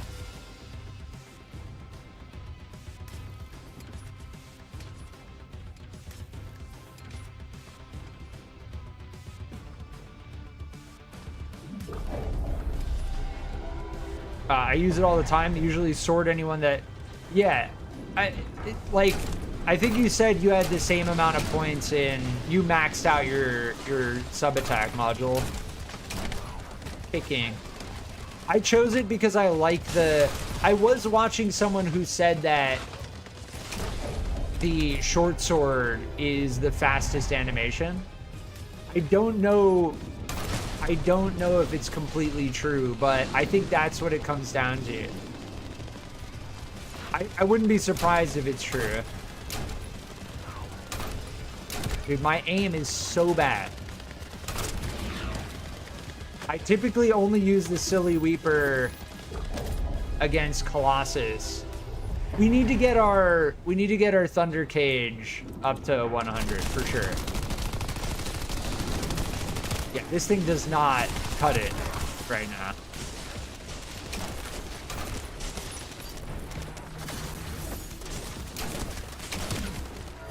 The Silly Weeper is one of my favorite weapons.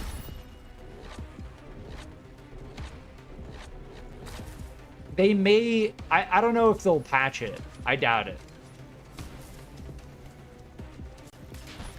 I don't think they'll patch it.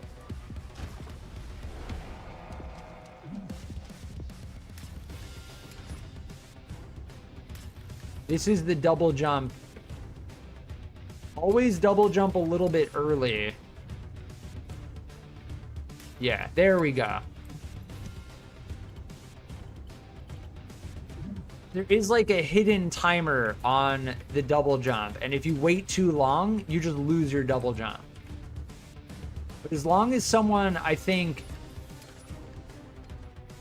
Nice. Yeah, you can go along the wall, grapple hook, double jump, grapple hook.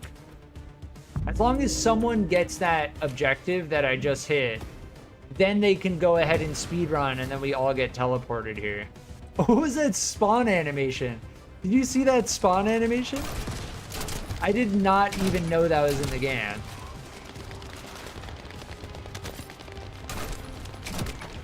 In the crossplay beta, I used... Oh, we're doing chill attack against a boss that has chill abilities. This thing has fire damage on it. I'll use kick because it looks better. I'll live with it being slower.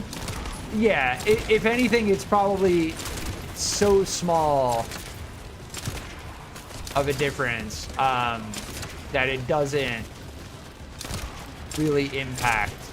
And yes, the kick does look cooler. I did not check out the... Admittedly, I did not check out the claws, and honestly, we probably should. But at this point, like, I'm invested in the kicks. There's the claws, and then there's the tonfa.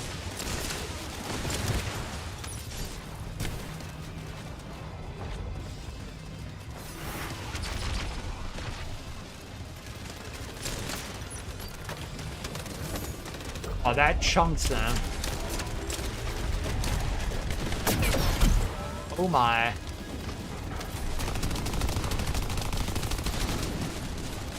Yeah, we're gonna get our Thunder Cage up for sure.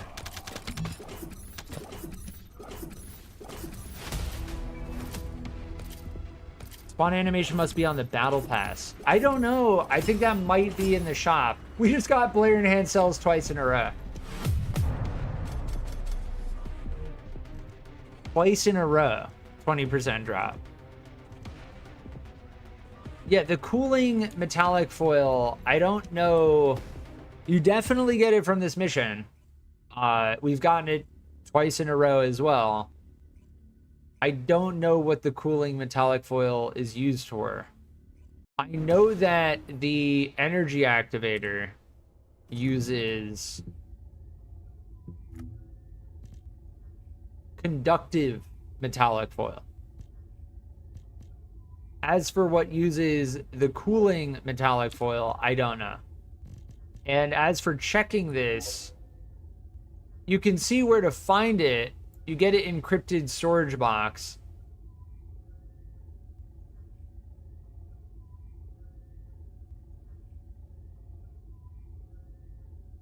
But figuring out what it's actually used for is, I don't know. I don't know.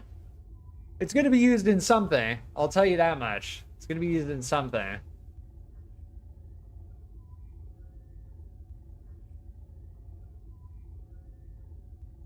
Yes, I'll check the spawn animation. I'm pretty sure it's not on the battle pass.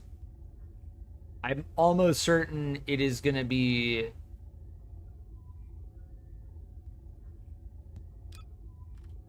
somewhere here. I know that with the Ultimate Descendant bundles, yeah, this is, so with Viessa, this is the spawn that I used during the crossplay beta, which yeah, 5,000 caliber, we're not even going there at all. We're not even. Yeah, I don't know where premium skin.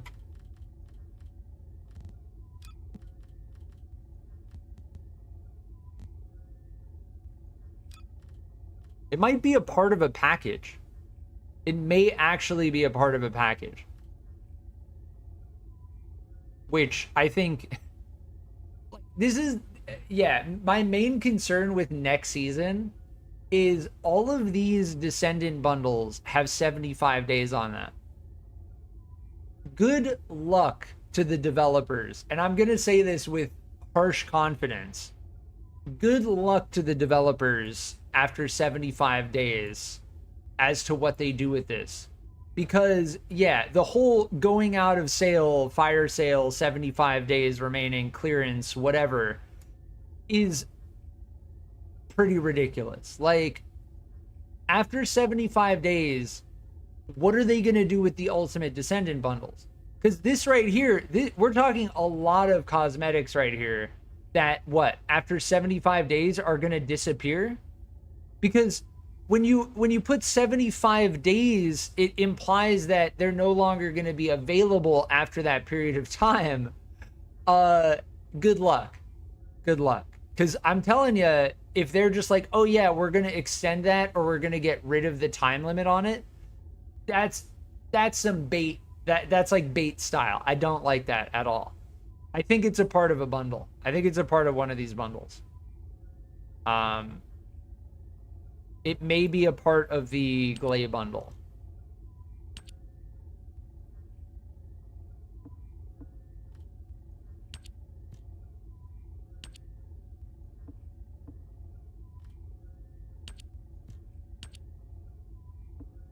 Yeah, I don't know. I'm done checking though. We're good. It's going to be double after 75 days.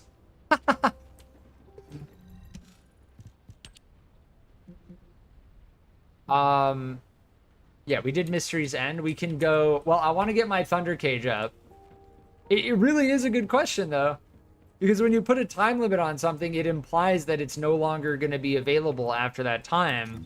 And as far as I can tell, there's no like 50%, like, yeah, there's no 20% off. Like, oh, it's going to be 20% off for 75 days. No, it just says 75 days. Like, I don't know if they fully thought that through.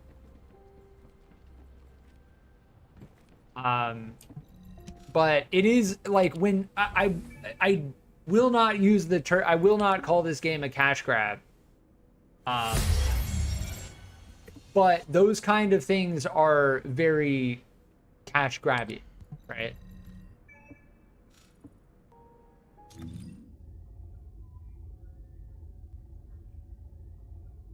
All right, we need to get our Thunder Cage. I need to stop using this thing. We need to stop using this thing. We need to get our Thunder Cage up to 100.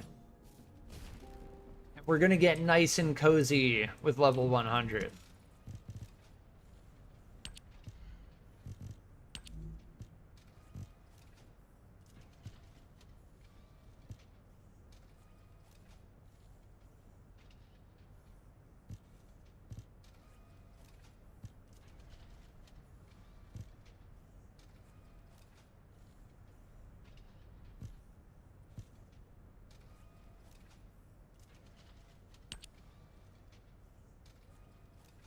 Yeah, with the age of innovation, given the fact that it's a scout rifle, and if I'm going to be using a scout rifle, it's going to be the Silly Weeper.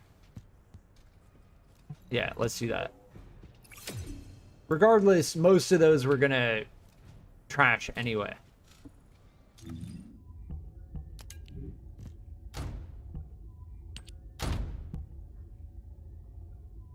We did a little bit of the Thunder Cage grind. Getting 3 more Thunder Cages is going to be a cycle. Yes. And we need to re-roll this as well. Yeah, we have our Silly Weeper. We don't need Hero's Scar. We need to, unfortunately... We need to hold on to the hand cannon until I find a better...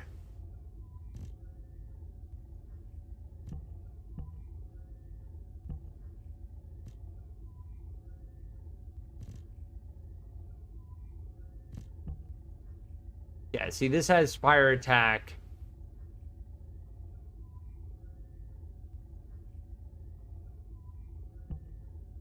We need to hold on to the hand cannon because of this until we find a different reactor. At which point... Oh, here's a scout rifle. Oh, and this is electric fusion. And it has electric skill power boost. Okay, we're good on that. That's definitely what we're gonna switch to. Yeah. Craft a legendary hand cannon. The Nizastra?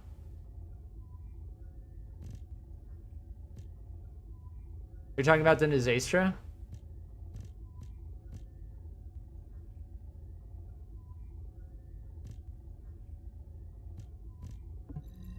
If you're talking about the Nizastra, we do have one.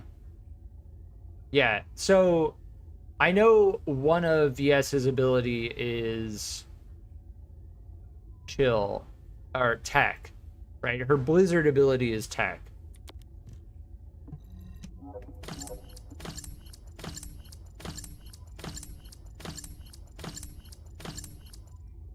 Interesting. High precision exchange components. Now that we're dismantling level 100 stuff, we're getting additional components for dismantling that.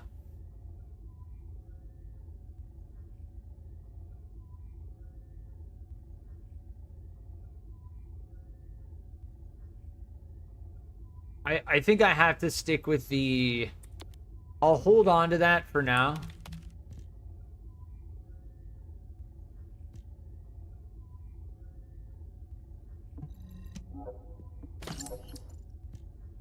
I think we have to stick with the defense for survivability.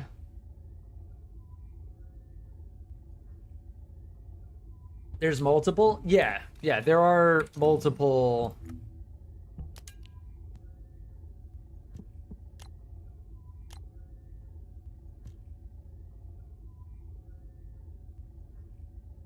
I was thinking the Nizastra's Devotion. We already have this one.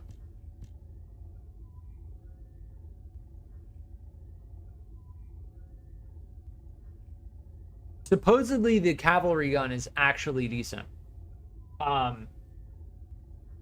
So because Sharen has shock nuts, which stuns enemies, right? Her V ability stuns enemies.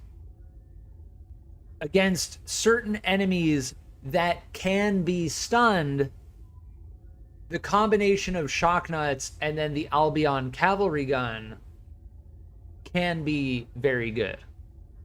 Yes. But as for Colossus Void Intercept battles, you cannot stun Colossus. So this is more of like a open world mission. You can use it for anything other than Colossus battles. That's what I'm trying to say. Kingsguard Lance.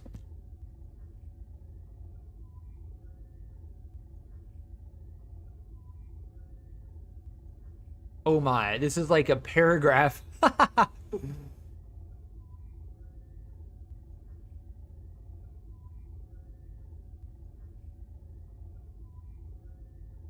Deploys the unique ability Guardian Lance.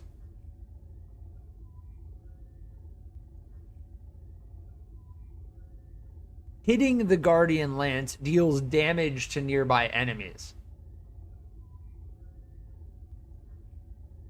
So you deploy the Guardian Lance with this thing. When firing while aiming. And then you just like hip fire the F out of the Guardian Lance that you put down. That's actually kind of interesting. I want abilities that always are effective. Yeah. That's tough with the fact that Colossus can't be stunned, right? That's something that is just core in the game. They just decided that. Nice. We got matte pink for fighting the Pyromaniac.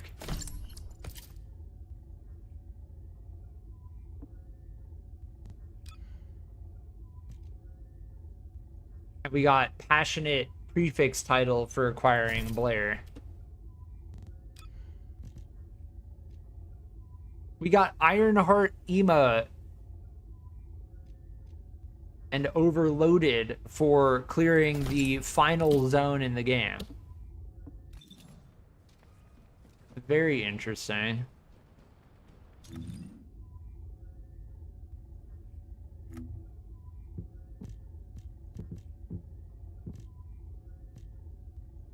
Yeah, these I don't think we got before.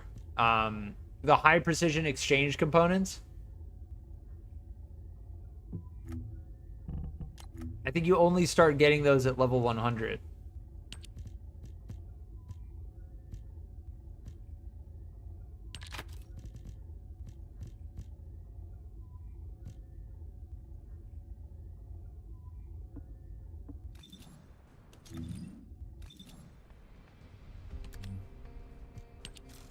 This is the Ironheart emote.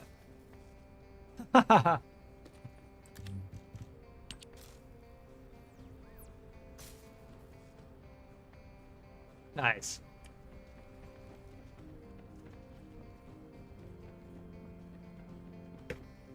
So yes, we're researching 2 pieces of Valby. We just got our... Oh, I need to re-roll the attributes. I don't think... Oh, you can. Okay. You can jump through that. That's actually slightly faster. Weapon readjustment on the Thunder Cage. Oh, perfect. Chill attack on the Thunder Cage for the Pyromaniac. Great. Awesome. Cool. Sometimes you can't get between... Depending on where Deslan is standing, you can't actually get between that. Deslan, as far as I can tell, is just useless. I don't know what they plan on doing with the ability to like buy weapons for gold. But it definitely doesn't seem like Deslan has an actual function in the game.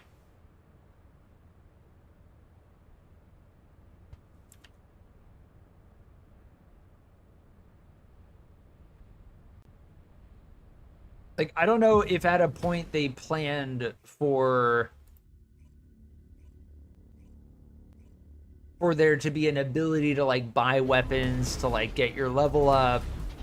As far as Deslan goes, like, they're just not, like, they don't need to be in the game. They don't provide anything that you can't get by playing the game. As far as I can tell. As far as I've done my research in the game, I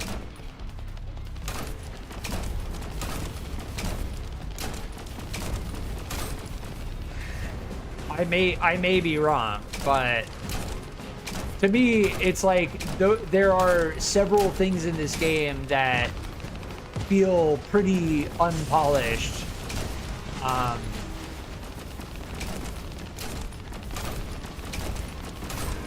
That is one of them.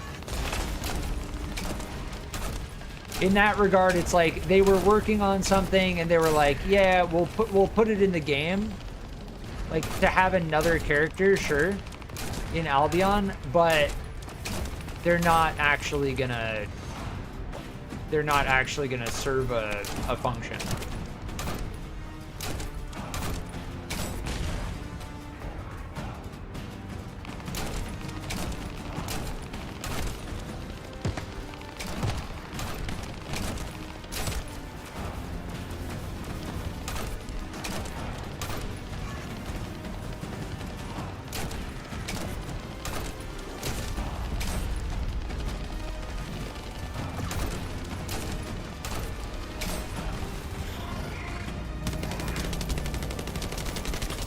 Yeah, during their immune phase. Yeah, it says you cannot replenish this item anymore.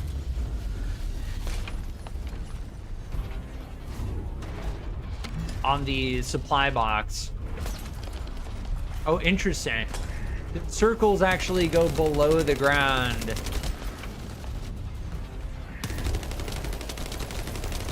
If they're standing...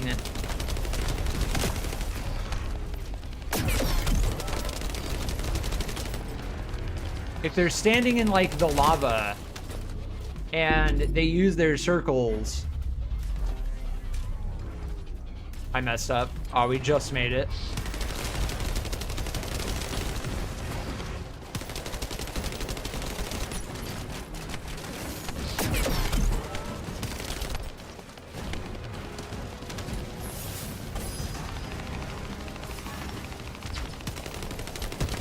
It's not hard to dodge the chain circles, honestly. It does suck when you get hit by them. That orb that they do, which hones onto you, is one of their most dangerous abilities, by far. As far as I can tell, I have not found a way to actually be able to dodge that, aside from getting lucky by hiding behind cover. That's pretty much it.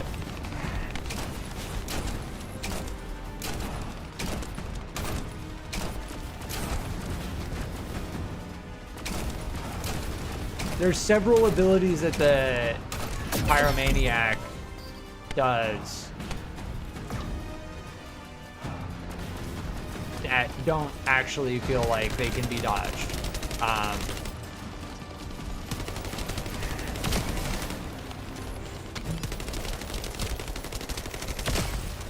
Which is why I think they're one of the harder Colossi, especially like at an early level.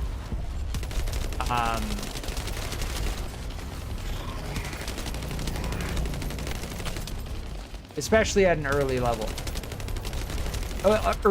I mean level 65.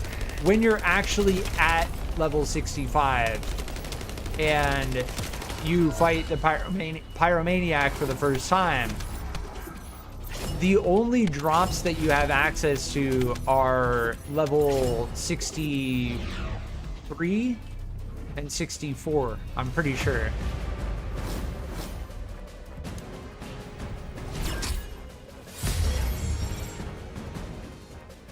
But we're gonna have to fight the Pyromaniac a lot.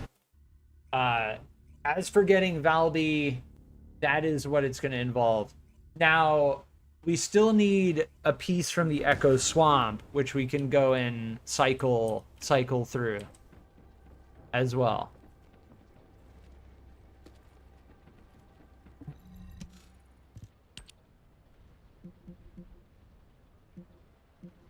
I don't think doing the Chapel or Seed Vault will actually drop it, because we had to do Seed Vault a whole bunch of times to get Sharen enhanced cells. Not a whole bunch. I think about 5 to 10 times.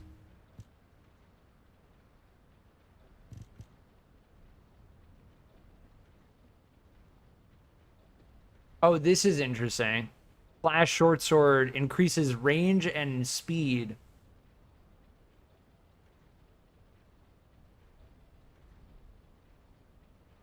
The question is,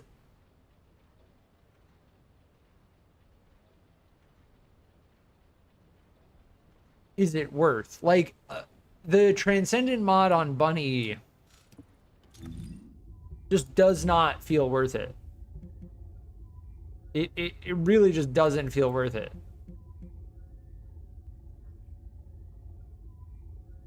What was the one we wanted to do? I think I wanted to do this one. Yeah, let's go north through here.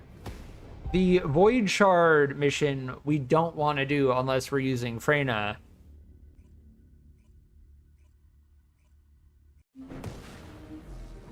I did those a lot to get Sharen. Yeah.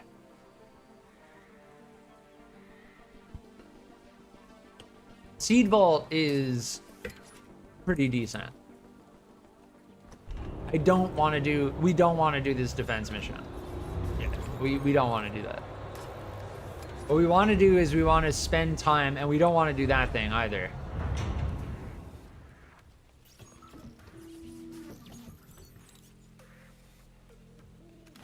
We could do that. I'm gonna go north to get the fast travel points so that when we come back here, we don't need to worry about running through here again.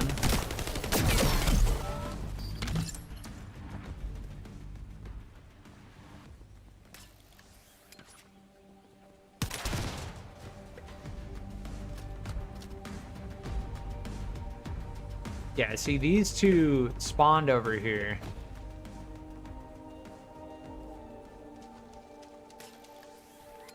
And to get these, you just run to them pretty much. While I'm here, and I'm gonna make a point to go and get this. I think they're doing that defense mission. In order to get the neural cells or whatever, we're gonna need to complete the open zone missions here. Yeah, I like the Echo Swamp. I like the aesthetic change up. But it's my least favorite area because I always feel like I get reduced performance here. Like I get like very slight frame stuttering. Yeah, it just doesn't feel great. And as for the Echo Swamp defense mission, I particularly get reduced frame rate because it's all of the lack of optimization in this area, plus the fact that a whole bunch of enemies are spawning constantly.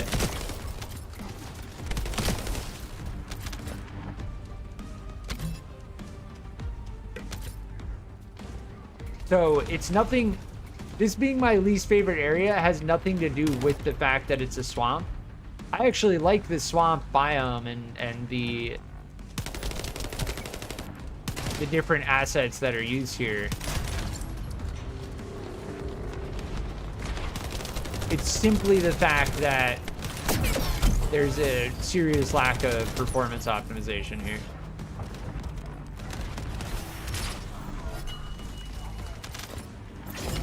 I could do this on... Wait, are we on hard mode? I just got a level... Yeah, we are on hard mode. I just got a level 100 reactor.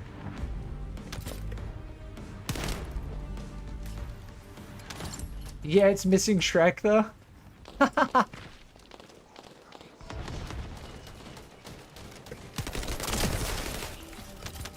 Shrek-style mini-boss at Echo Swamp.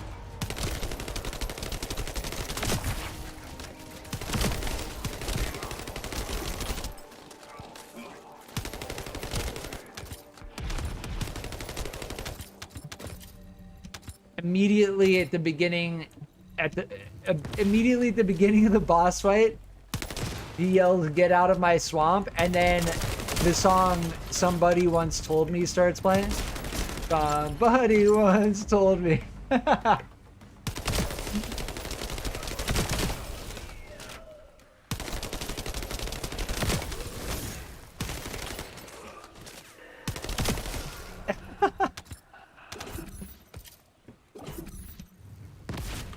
Shrek would roll the whole squad with a dropkick.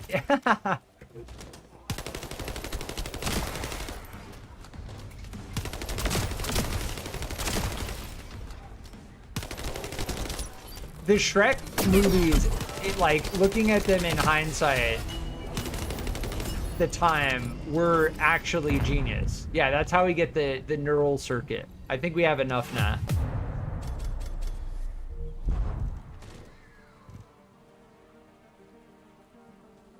Nice. Yeah, this mission definitely seems like a good 100 level drop grind mission, given these weapon drops. What we're really looking for is like a silly weeper with all ultimate rolls, which is gonna happen. We don't need to use a hand cannon anymore. Yeah, we can switch over to a beam rifle.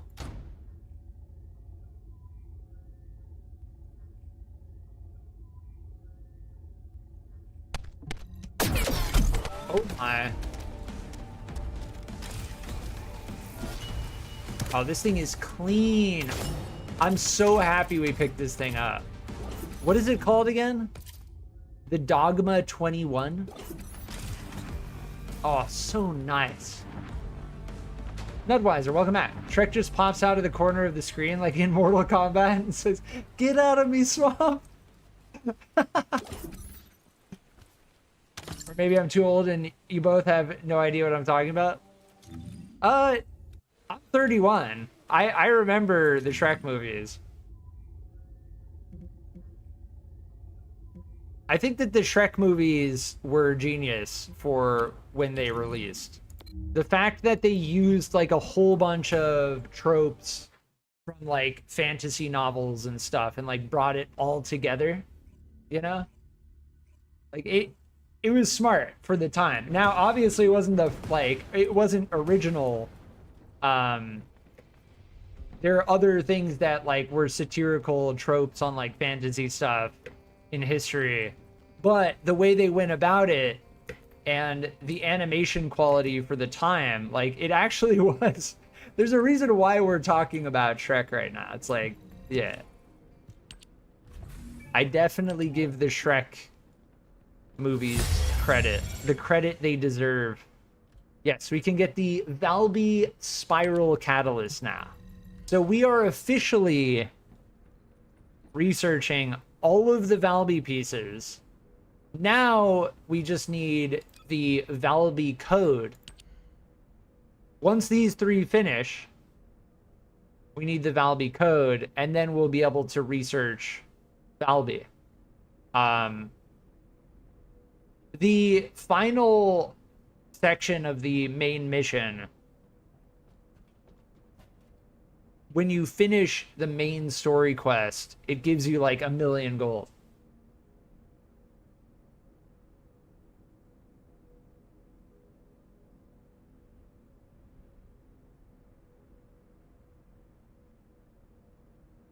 I don't know that reference. Mortal Kombat popping out the side of the screen saying toasty.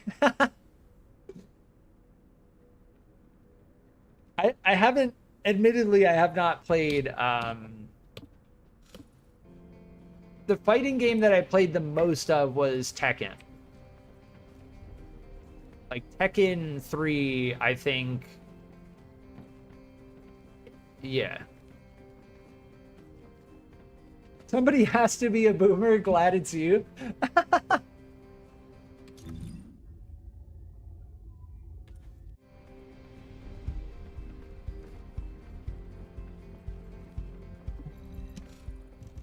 They just came out. Didn't they just come out with Tekken 7 or something? Tekken 8. Yeah, Tekken 8 just came out. Back in January. So, like 5 months ago.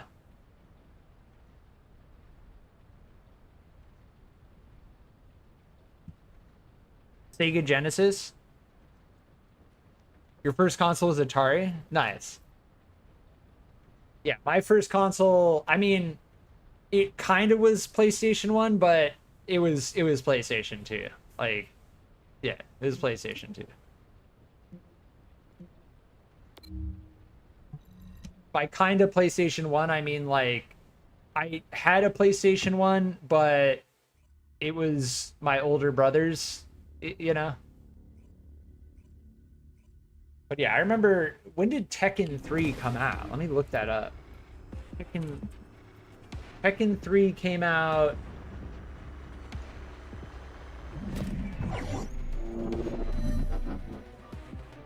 1997. Interesting.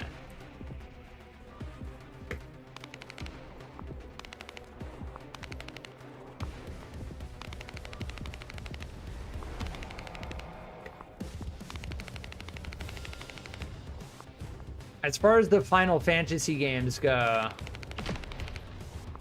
I remember Final Fantasy VIII being like one of the first that I haven't played any of the Final Fantasy games in a long time. Tekken gamers are scary. Yeah. PS1 first game was Digimon Rumble Arena. Did Digimon came out? Did Digimon start right around the time of Pokemon? Like, I don't know which one was.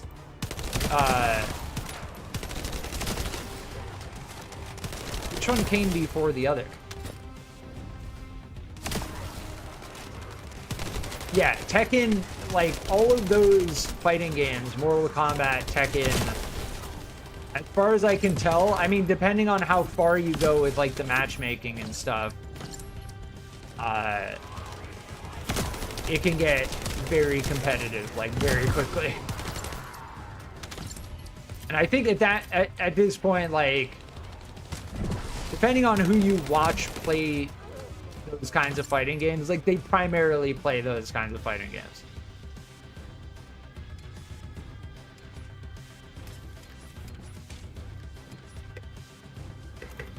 Oh, I missed the double jump. Can we get it? Oh, nice. Nice.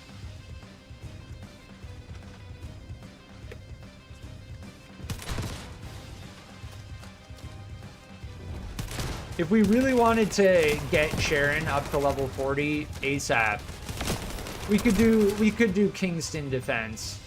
But I don't see a reason at this point, like, oh, I want to power level my character because I just used a crystallization catalyst. Like, why not level your character while getting something else?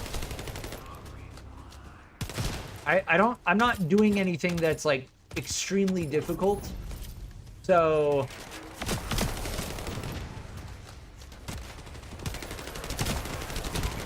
we're doing the Valby code grind. Mysteries and Pyromaniac is like the primary thing. Once I get Sharen up to max level, then I'll check out Blair. Blair is going to be very, as far as I can tell, Blair is going to be very specific for if we need fire damage. Digimon 99, so after Pokemon it's better? Yeah, the history behind that is pretty interesting. I do remember Digimon, though. I remember playing games on Commodore 64. Had to go into MS-DOS and type the damn code to boot up the game. Good times.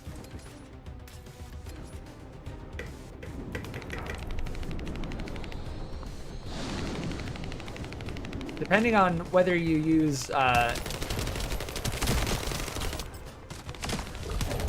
Linux, first switched from Windows to Linux, I absolutely had to look up like many different commands. There's the double frame skip that we can. I think that's actually where we got it last time, was somewhere here.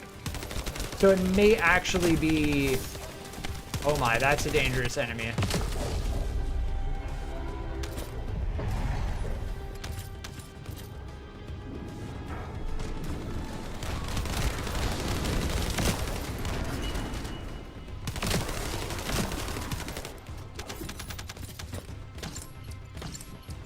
We do like even level 50 weapon drops.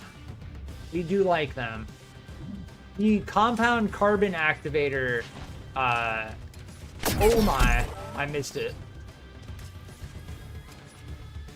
I'll check. I'll try to remember to check. Hold on. No, see, the compound carbon activator and the low carbon activator, I'm almost certain that to get an energy activator, you need to get Enzo, and then you need to do the vault grind. And as far as like finding precision code analyzers and vaults go, that is very, very difficult.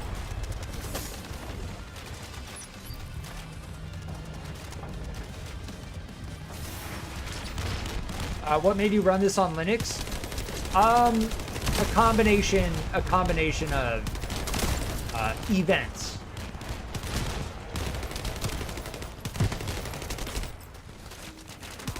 Between decisions that Microsoft has made and my own desire to learn more about like operating systems and having more control over like what I run. That ability is crazy. I love that ice box. This boss is awesome.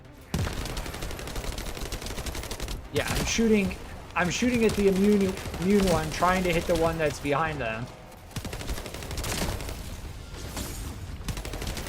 So two major reasons, yeah. Those are the two major reasons. But this game runs pretty well on Linux.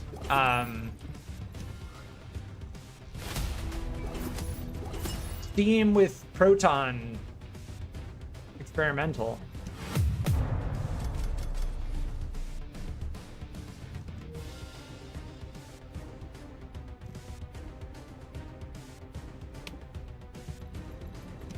Yeah, I like Linux. I still do have, so when I streamed Once Human just recently, I have Windows 10 on another drive. As far as having access to Windows, I still do have access to Windows 10. But Windows 10 support is ending, like in a year or so, which means everyone's gonna have to switch to Windows 11, and who knows where Microsoft is gonna go with regards to the stuff they've been doing in terms of Windows 11. We will find out. Linux is always there, publicly available for anyone who wants to use it for free. Now the hardware is not free. Like, nobody's getting a computer for free is the hard part.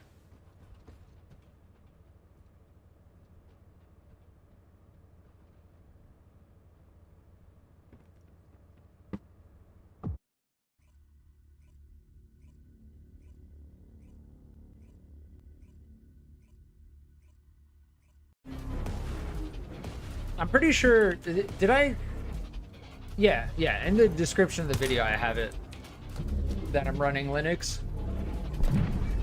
In some of my previous videos I put like the tag in the title, like Linux gaming and stuff. But I think keeping it just in the description is fine. Like, I'm not trying to stress the fact that I'm playing on Linux, more so that, yeah, so the flamethrower ability definitely seems like it's a range limited ability.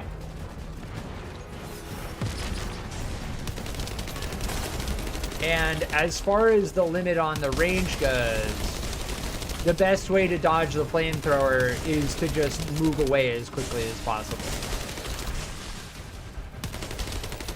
As for like rolling side to side, it locks on fast enough that you can't actually avoid it.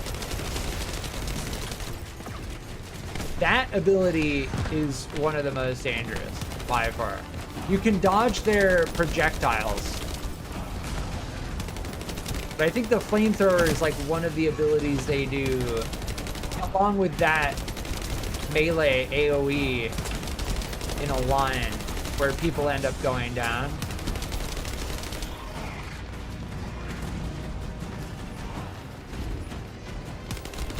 I've used Linux on a VMware, never fully committed.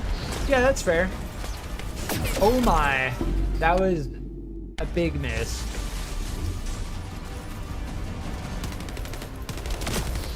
I think learning that Linux exists and that there isn't just Windows and Mac is all anyone needs to do. Like, that's all. I am not one of those people that's like, oh, everyone should switch to Linux. Like, I am absolutely not one of those people. I definitely think that there are benefits to using Windows and Mac OS. Yeah. Just want to make that clear. Oh no, Bunny, get out of there. I feel like we're slamming them. This thing is doing, with the Thunder Cage, we are doing chill damage. We could switch over to the Silly Weeper.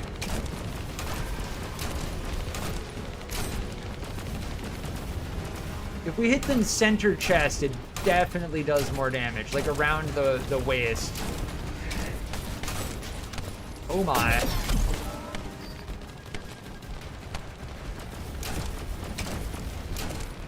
Yeah, that flamethrower is so quick.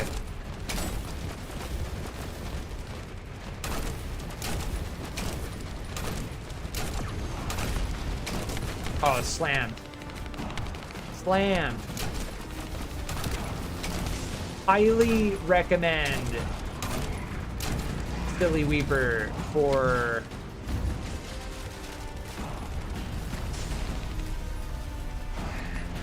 Pyromaniac.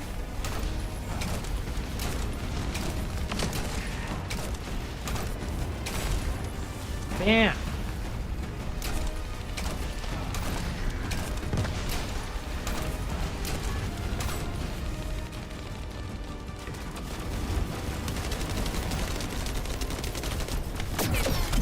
Get him, get him, get him! Nice.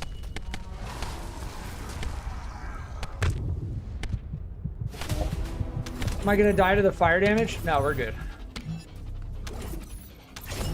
Weird interaction. If you're shooting your gun before landing from a high drop, it will skip the animation of landing. Oh, like when you slam down on the ground?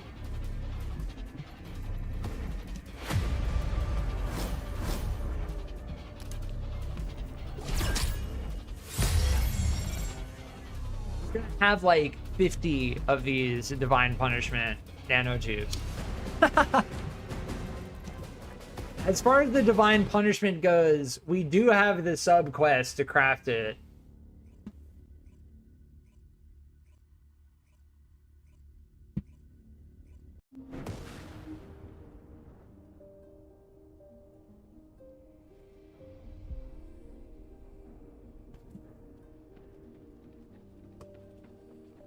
We do have,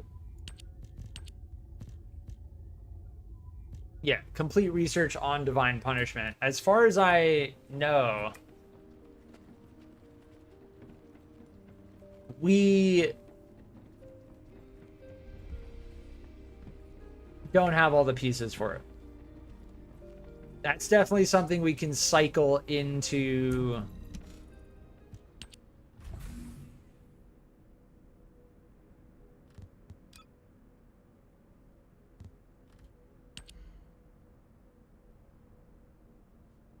Yeah, more encrypted neural circuit, which we get at Echo Swamp, and then we need to figure out where to get the synthetic fiber and the actual blueprint.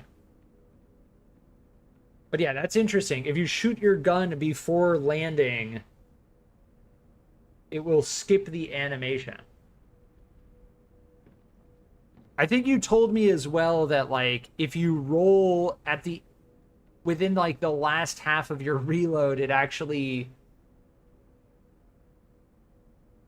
ends the reload time or something. Like it doesn't pause the reload.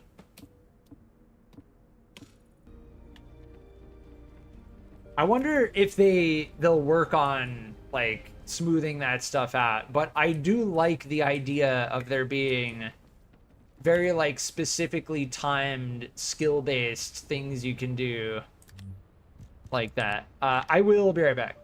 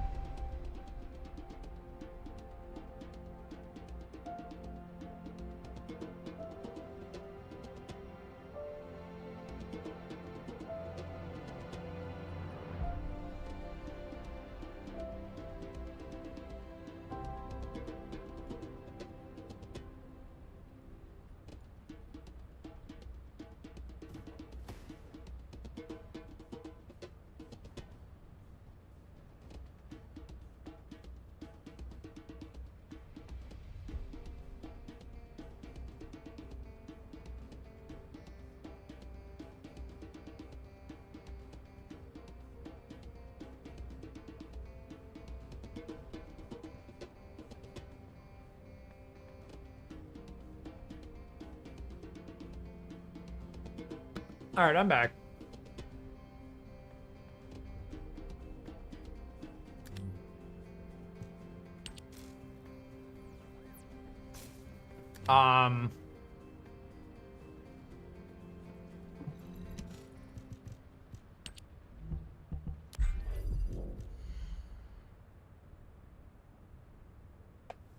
Yeah, that's kind of the loop we're in, but honestly, you know, between leveling Sharen and the fact that we're busy researching all the other pieces of Valby, like, it doesn't actually feel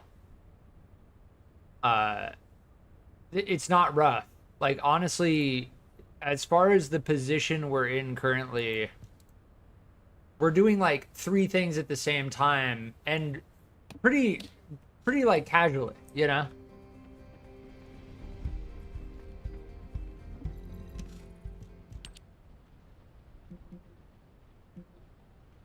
I do wonder if they end up adding Luna to the game.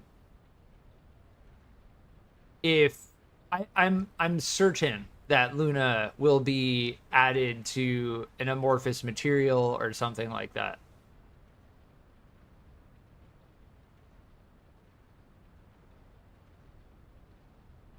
I do like the progression of this game. Is how you want to do it. Yeah. There is a linear, like a subtle linear progression, right?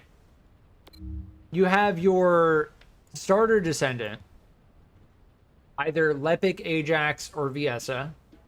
Then you're basically forcefully handed Bunny. Then you get Freyna. Right? So starter Descendant, Bunny, Freyna. Then after Freyna comes Sharen, pretty much. As far as we're talking like level of the missions you need to do and difficulty or percentage drop chance. So Freyna, then Sharen, then Blair.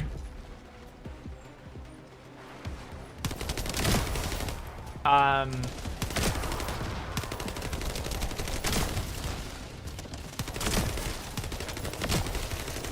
then Valby. That's at least the order I'm doing it in, personally. Could you go straight for other characters? Yes.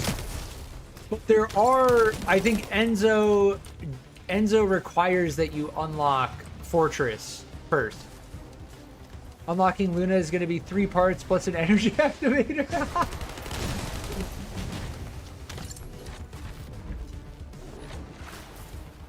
I wouldn't be surprised if they made Luna a little bit more difficult to obtain.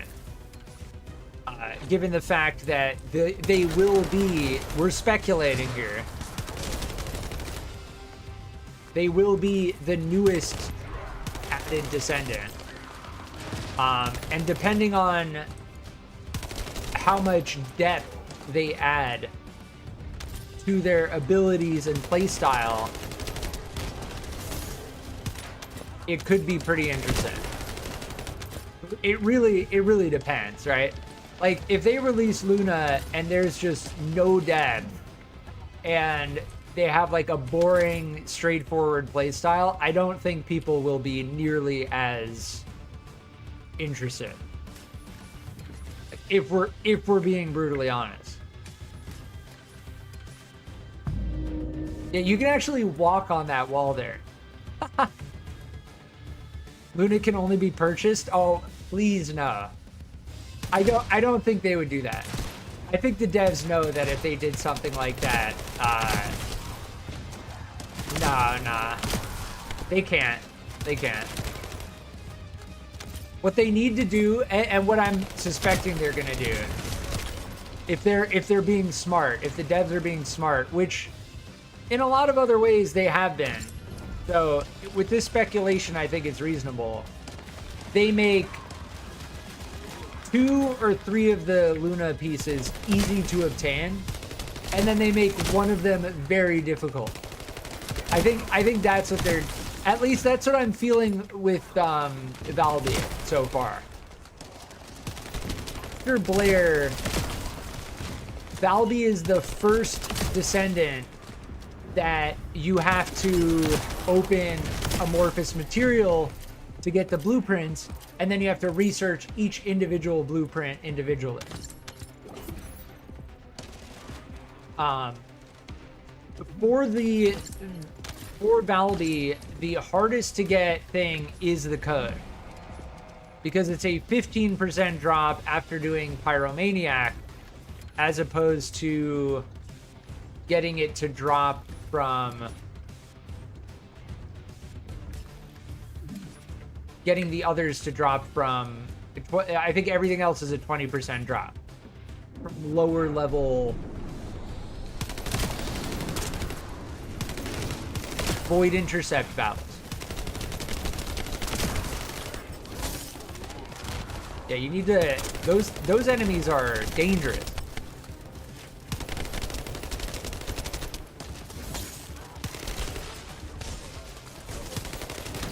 The funny thing is, Bunny's lightning emission does not care about the fact that you need to headshot those enemies.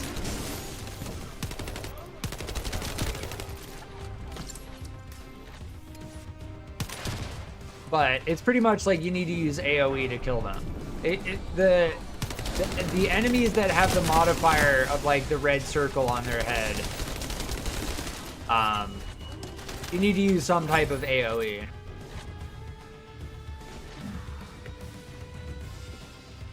Question is, how do you get people to leave their rabbits behind?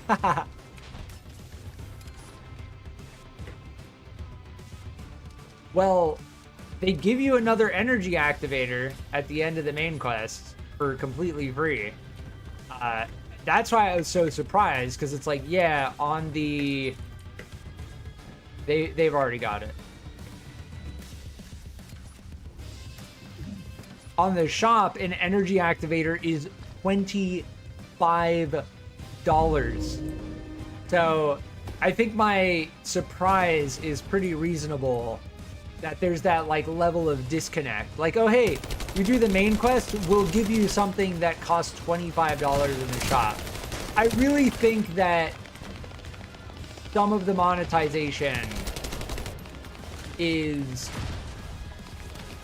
too far. Like they went pretty far with it.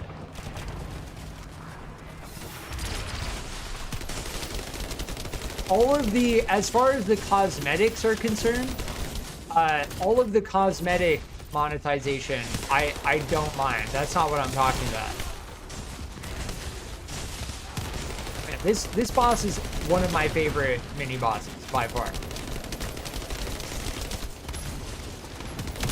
I love that icebox ability that they do. Enemies that can freeze you are very interesting.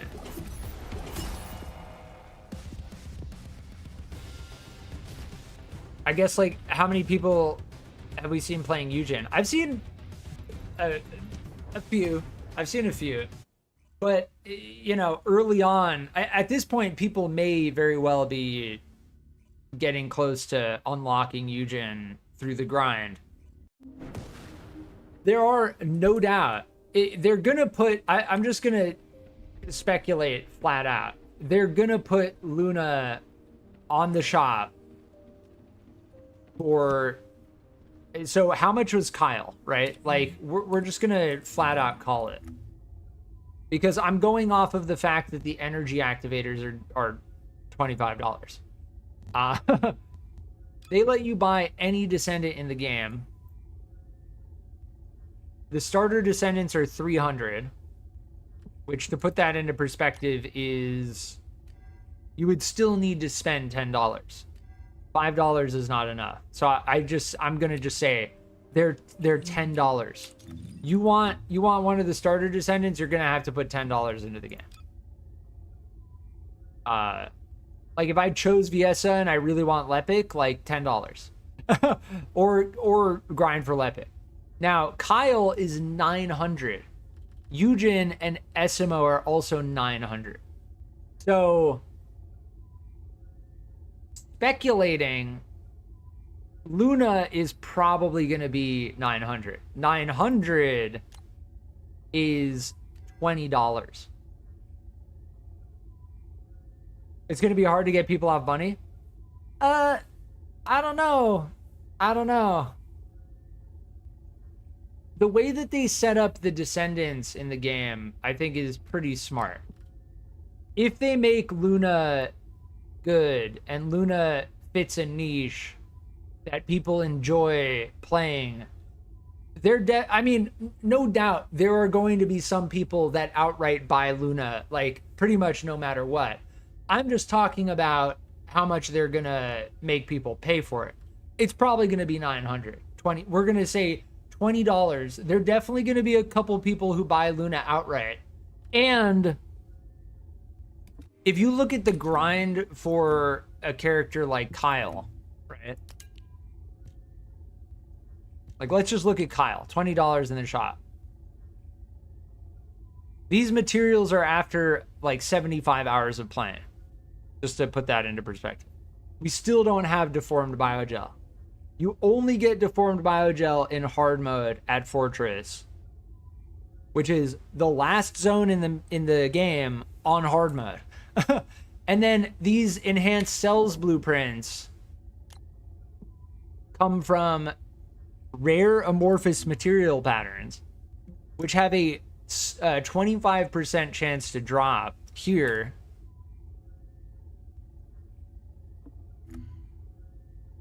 And I don't know how to check the... so let's check amorphous 82.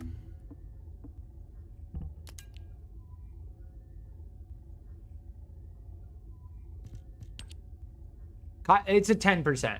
But I don't know why I said it that way. To get this, it's a 25% chance. A 1 in 4 chance. And then once you have the privilege of opening it, it's only a 10% chance on top of that. So that is the Kyle grind. There's like a triple... no, there's a double RNG grind, right? So you need the amorphous material, which is a % chance. That's flat RNG right there. And then when you open the amorphous material, that's a % chance. So you have a % chance of a % chance, which is like compounding RNG. Luna has to be fun to play? Yeah, exactly. It's just as simple as it gets. If Luna doesn't... if Luna isn't fun to play and Luna doesn't feel like a good niche, then people aren't going to care. That's my speculation. But as far as like how much Luna is going to cost on the shop, like they're going to make Luna $20 and I guarantee you some people are going to buy it.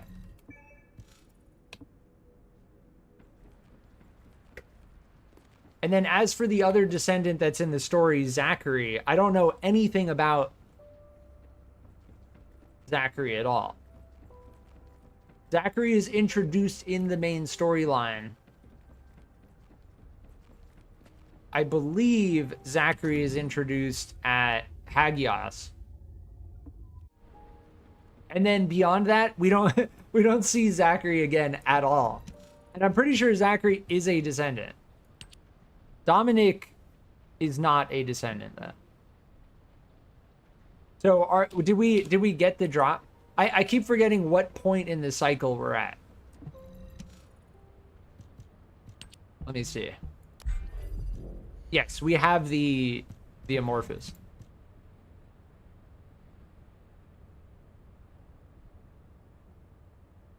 Rip Kyle gamers.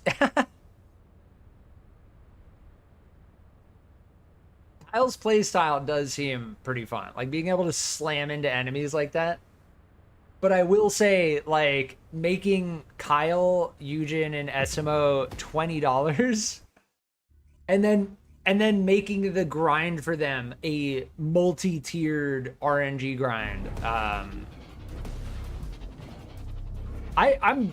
I'm completely accepting. Like, acceptance is a big part of this. Like, I'm probably not going to be playing Kyle, for a long time.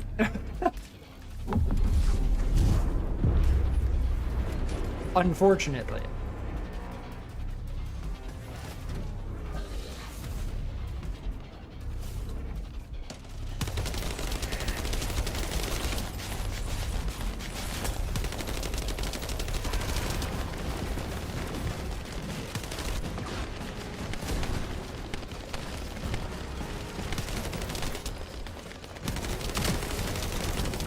I actually like this Pyromaniac battle though. It's honestly a nice switch up from just running infiltration missions over and over again.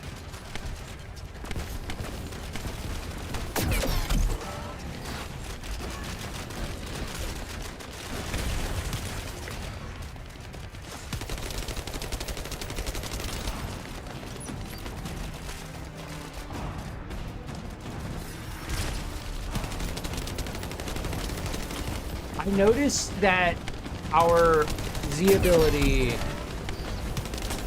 actually hits them multiple times.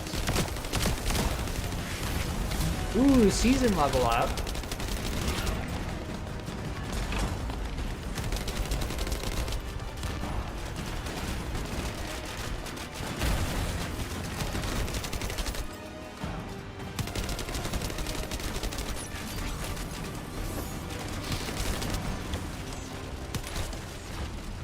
Out of ammo.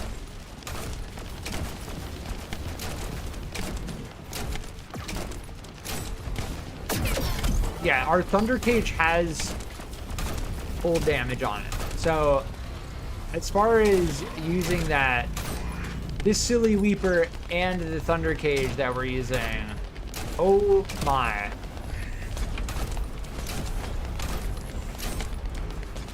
We are doing fire damage, or chill damage. The last type of damage you want to do against the Pyromaniac is fire damage.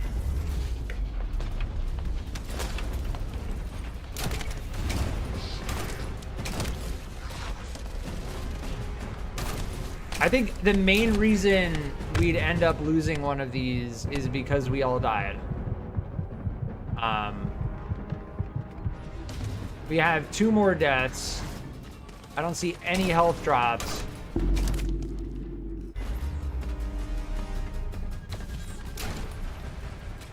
Yeah, the Kingfishers need to die.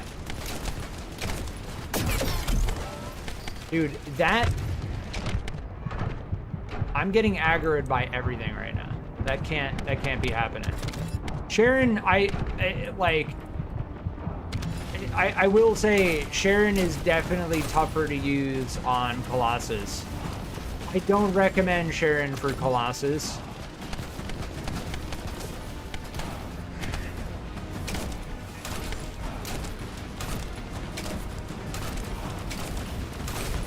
Sharen is really good at everything except for Colossus.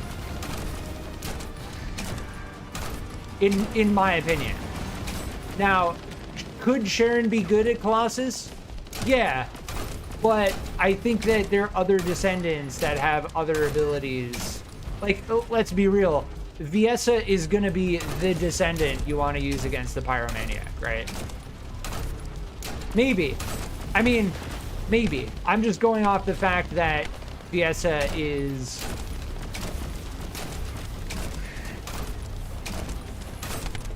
the chill damage. Here.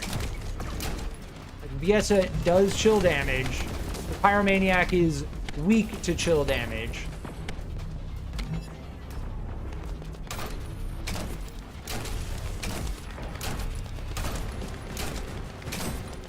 Are they gonna get them up, or am I gonna have to go over there? I'm gonna have to go over there.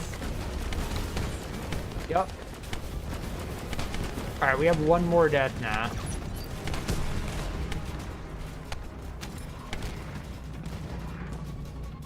If we lose this, it's gonna be because 1 more of us goes down.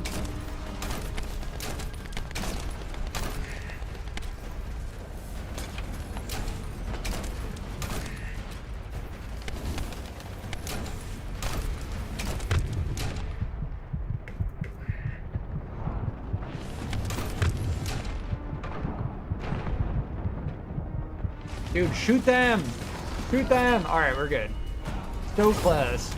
One of us almost went down right at the end.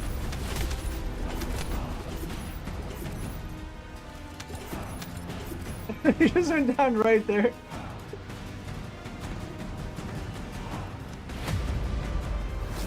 Do you think that's why people leave when I queue boss fights with Sharen? Unfortunately, there's no penalty for leaving.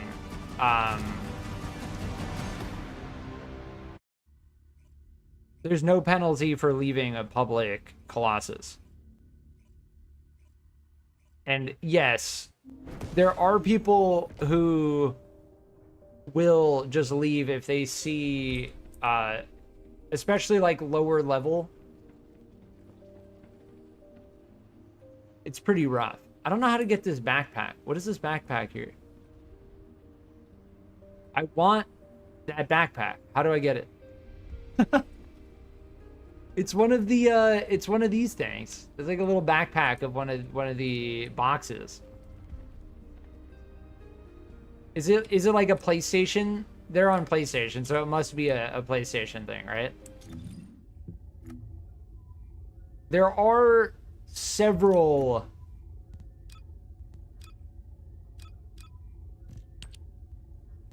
cosmetics that are in the game that are exclusive to certain platforms. 3 bunnies looked at me and left.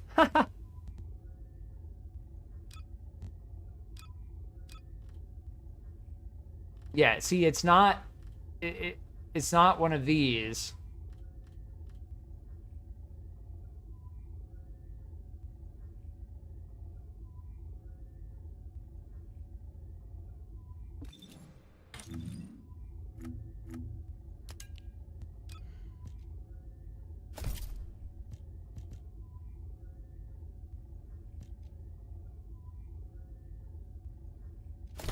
Yeah, you get colors by destroying parts in Void Intercept battles.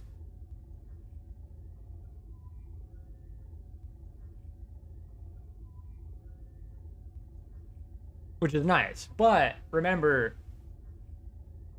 when you use a color, it gets bound to whatever you use it on.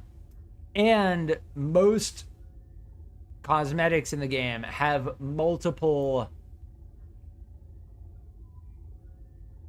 paintable sections. So if you have one color that you really like a green, right, or a red, like this red for instance, and you paint something with it, you're only going to be able to paint one section. Or no, maybe not. I'd have to test that, and I'm going to be careful with what I say. I'm pretty sure if I use this on, say, I would have to test it, and honestly, I don't want to. I'm pretty sure if you use a paint on a weapon,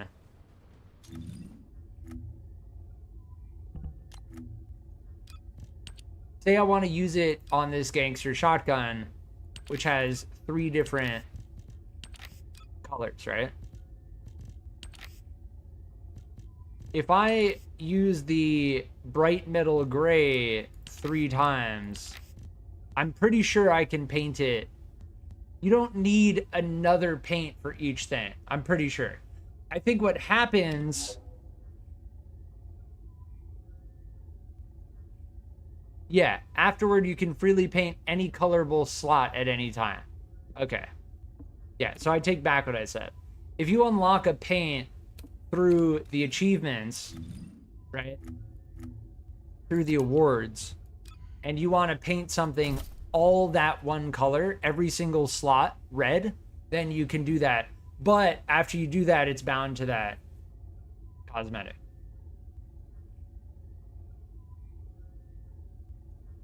I'm forcing Sharen in every battle.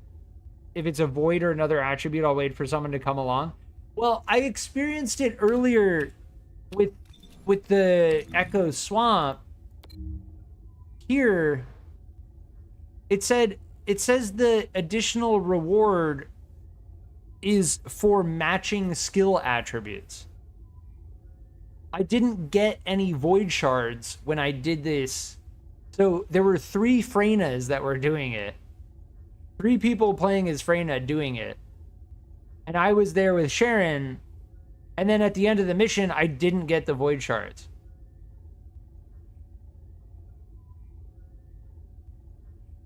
Even though it's 100% chance. And I did the mission. I was there for well over half the time. I'm pretty sure to get the void shards, you need to have a character. You need to use Freyna.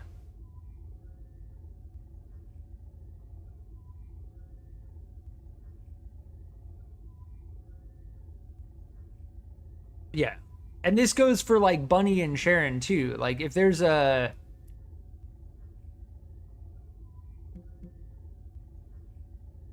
here's a fire one. Toxic. Yeah, so there's a fire, toxic. I know that there is an electric at the Agna Desert. Non-attribute. Here, electric. These 2 are electric. This one's non-attribute.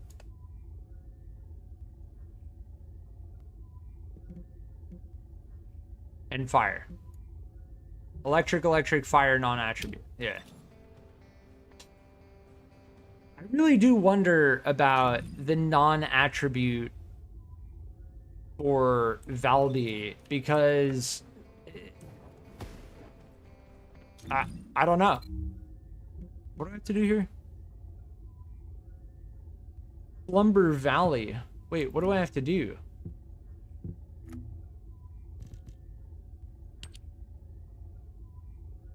Oh, okay. Return to Site 2. So they want us to do Slumber Valley again. We can do that on hard mode. Yeah, infiltration operation hard.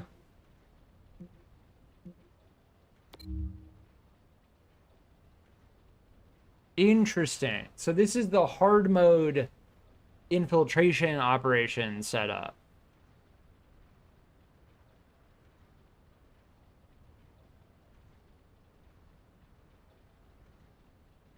Interesting.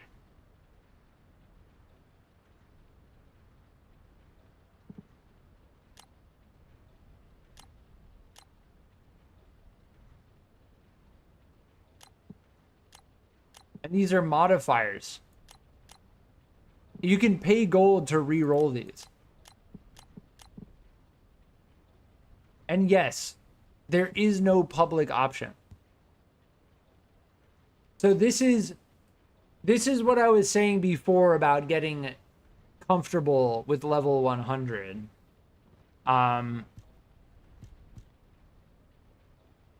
This is like where that begins. No public option, so you need to find a party.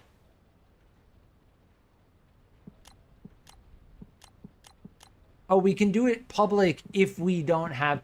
So this is reserved for if you have a party of people and you decide to add modifiers. Interesting.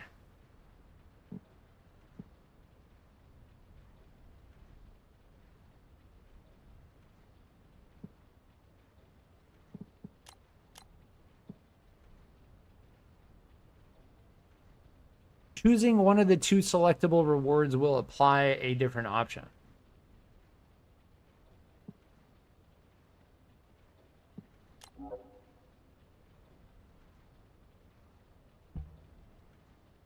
Oh, interesting.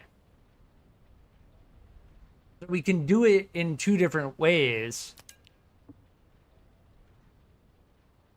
This gives us different drops, the 59 and the 58.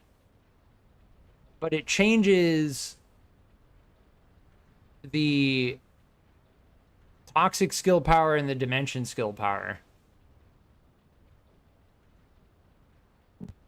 Yeah, I don't know. I guess I'll just do this and try it. Let's try it. I'm not using Viesa and we're not using Freyna for chill or toxic.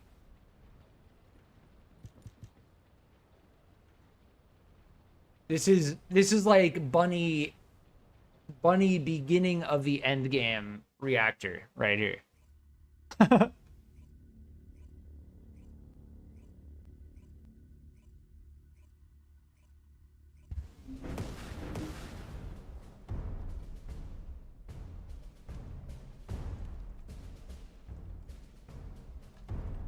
Yeah, we haven't done Slumber Valley. Actually, no, I think we did do Slumber Valley on normal mode. But yeah, so in hindsight, getting up to hard mode and getting through Fortress, I recommend doing, because once you start getting level 100 drops, it's gonna make it a lot easier to do things like Pyromaniac in order to get Valby code and other similar Descendant drops. I'm just referring to Valby code because that's what I'm going after personally.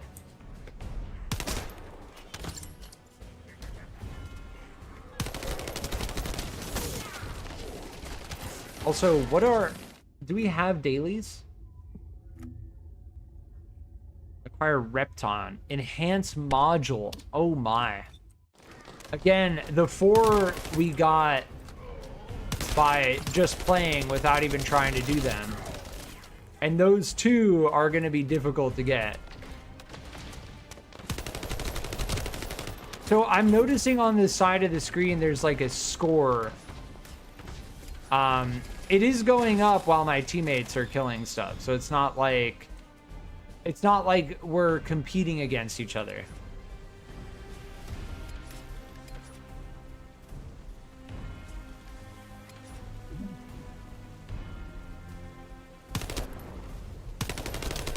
And I think based on the score,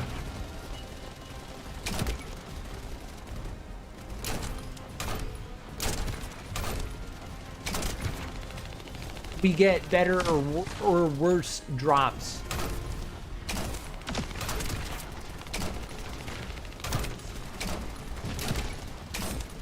But yeah, these enemies are level 100. It really does feel similar to how it felt the first time we did this, except now the damage numbers are much bigger.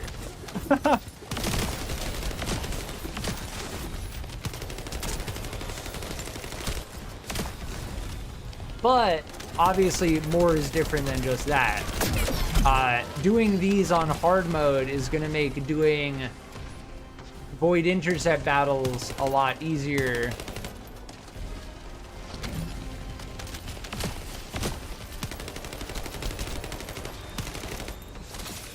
And all of the drops are capped at 100. So you don't need to worry about like, oh, once I get to the next area, I'm gonna be level 20 instead of level 10. Like, no, you're getting level 100 drops. That's it. Is it just me, or does it feel like the grappling hook needs a patch? Feels inconsistent. Yeah, like falling down, it definitely feels like it could benefit from... Oh! I just dropped into like a huge swarm of bombers around me.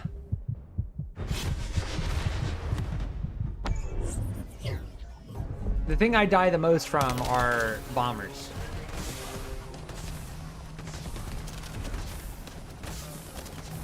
And very tight areas where I can't actually like get away from them. But no, yes, I hear what you're saying about the grappling hook. There needs to be like some type of buffer, I think.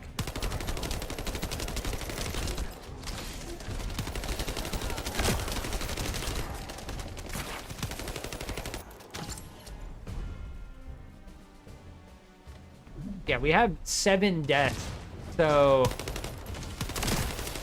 as far as going down there, goes, I don't think it's gonna mess us up too badly.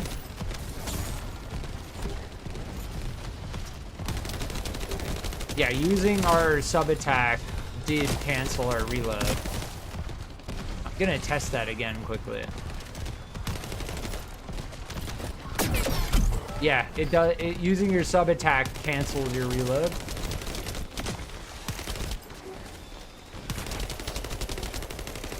Yeah, these guys are getting tough. This is reminding me of how it felt to go through this the first time, which is pretty cool. I do like it.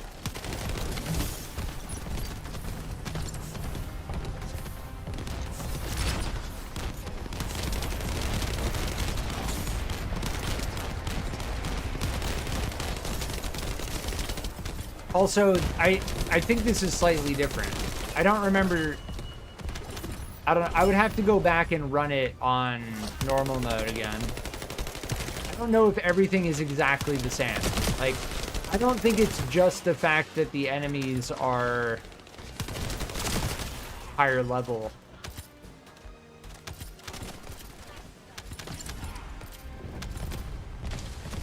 Sometimes it's grappling at my feet instead of 10 feet in front of me.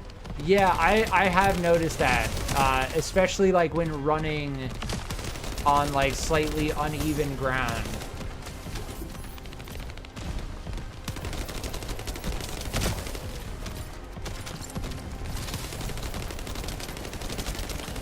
Grappling hook definitely could use some polish over time. For the most part, it's okay.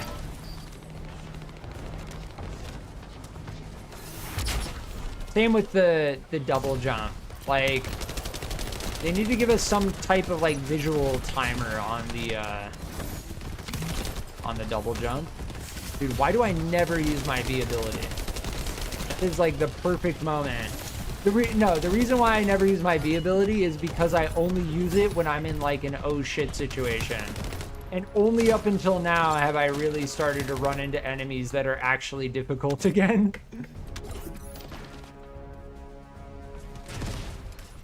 Shocknuts, being able to stun enemies is massive value. If you combine it with the Albion cavalry gun, it's actually pretty good. Honestly, if I decide to start building Sharen for the end game, that combo could be good. It's just you can't use it for Colossus battles.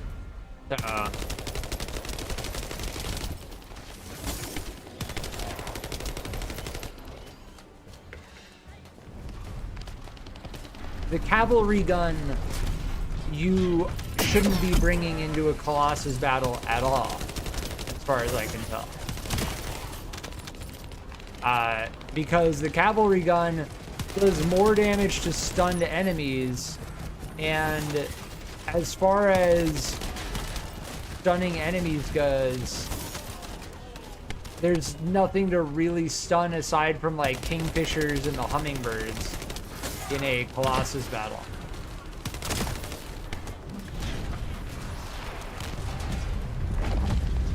Which is tough, because it's like every Descendant should be...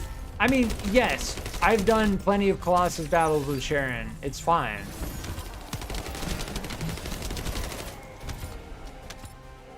But I think every character should be pretty usable in Colossus battles, regardless. But it's similar, it's similar to how we wouldn't use Blair. Like, why would I ever use Blair at Pyromania, you know? Why would I ever use Blair at Pyromania?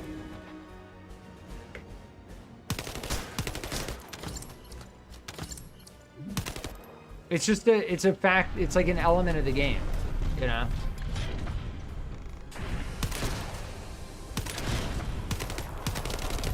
Greg the Star-Crossed. We meet again.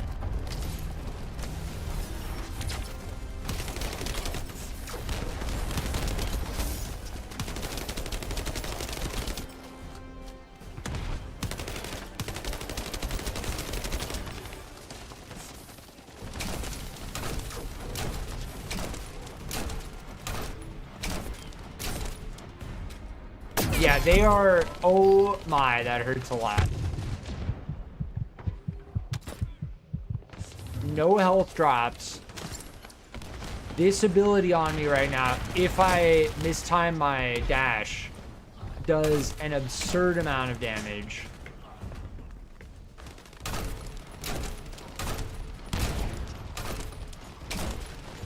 While I'm ADS with the Silly Weeper, I cannot see this ability on me at all.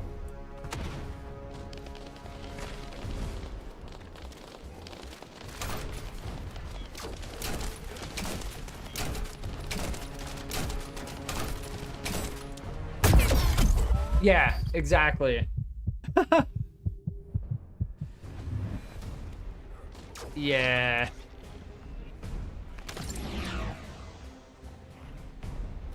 You need to roll like right before it hits, so that you're like mid-roll.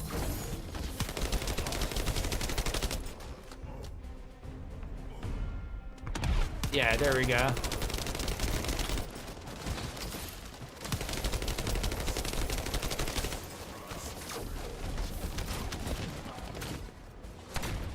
Oh my. No, no, no, no, no. Oh. We got knocked down and then that thing started. Yeah, we weren't able to move.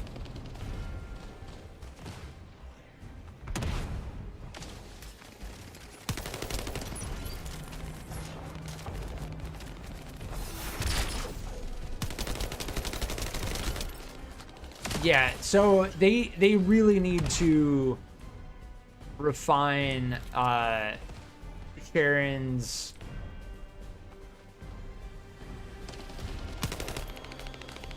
flashing short sword, her Z ability, because as far as I can tell, when I just used it right there, it didn't actually hit any of the orbs, which is very, very far from ideal.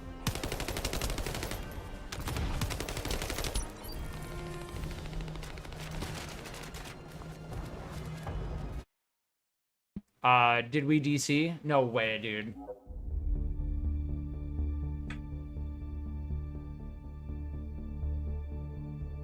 We were second phase on the last boss. That's the thing with missions taking longer at harder difficulties. Because if the missions start taking upwards of like 15, 20 minutes, and I get disconnected in like the last 5 minutes, that is something that is like, that's so bad. That's so bad. Because as far as I can tell, I don't get anything. I just don't get anything.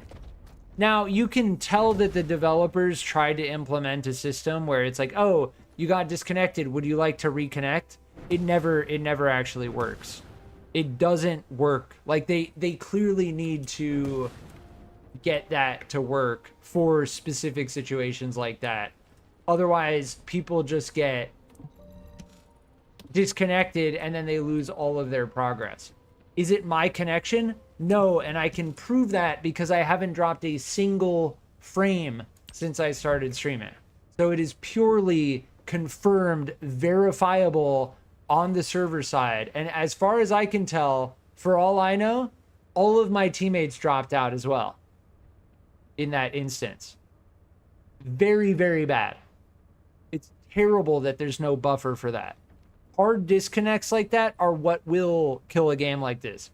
Anyone who leaves a negative review on the Steam page for this game saying, I just got disconnected from a 20-minute battle, like, that's completely valid.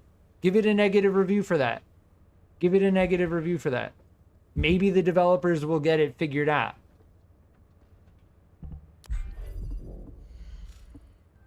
But as far as a lot of the repeatable, lower level, normal infiltration operations go, they're shorter, so you're not in a fight for that long. Thus, if you do disconnect, it's like, okay, couple minutes, whatever.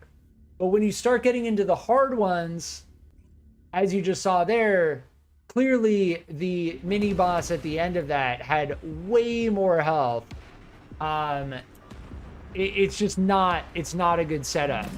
Like, there's a reason why I don't play games like MOBAs. You will never see me play a MOBA ever again, ever. League of Legends, Dota 2, never. Why? Primarily not because of all the toxic community stuff, but primarily because the rounds take upwards of 30 to 40 minutes, even upwards of an hour if you have a very evenly matched game. I will never play a game like that again. And yes, games like League of Legends and Dota, if you disconnect, you can reconnect by rejoining the same game you got disconnected from. But if the developers are going to start pushing that, where it's like, yeah, you have a harder infiltration mission that takes upwards of 15, 20 minutes potentially,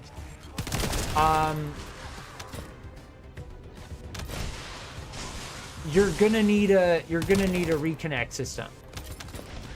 Because as far as that goes, I already don't like doing Colossus missions where I'm not almost certain I can win, because if you run out of time, you get nothing.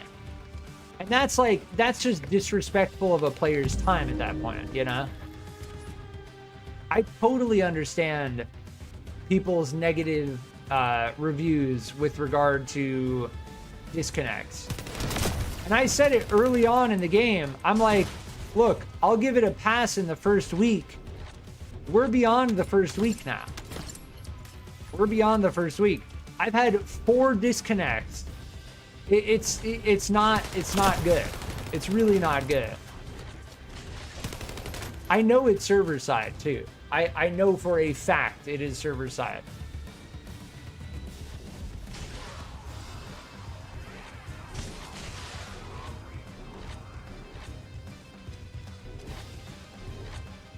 That is my hard take on that. There is no way that you're going to hear me say that that's okay. It's not okay, and people's complaints about disconnects are completely justified. And that will end up killing a game like this. I said it during the crossplay beta. Like, if they can't manage to get server stability locked down, and they can't get that system fixed where if you get disconnected, you can rejoin, hot join back in, then if people stop playing and they leave negative reviews on Steam, that's completely justified. Is my inventory full? I think my inventory is full. Hold on. Let me just sort by DPS at this point. I'm just gonna go highest DPS at the top. I'll keep these and then get rid of the rest. I just don't want to miss out on weapon drops because even, yeah, maybe I dismantled a couple of good level 100s. But I'd rather continue. And yes, I did keep the drops that I got. Like, okay, in all fairness, I kept the drops that I got from that hard infiltration mission. Like, trying to look at it very optimistically, I kept the drops from the mission. Right? But as for completing it, and then like basically being robbed in the last couple minutes when we're on the second stage of the final boss of the mission, none of that is okay.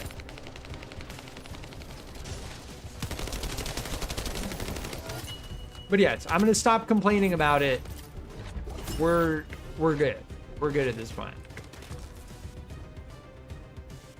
The fact that we just got bounced by our teammate. The fact that there's player collision in this game is pretty crazy, honestly. I still think about that consistently. The fact that you run into your teammates, are they gonna get it? They're gonna get it, right? Yeah, they've got it.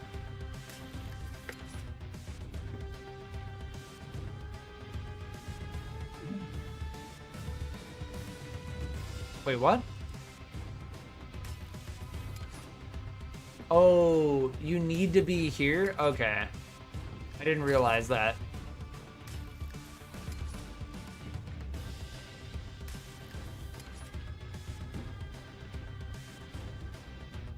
For future reference, that is the case. You need to be standing at that entrance.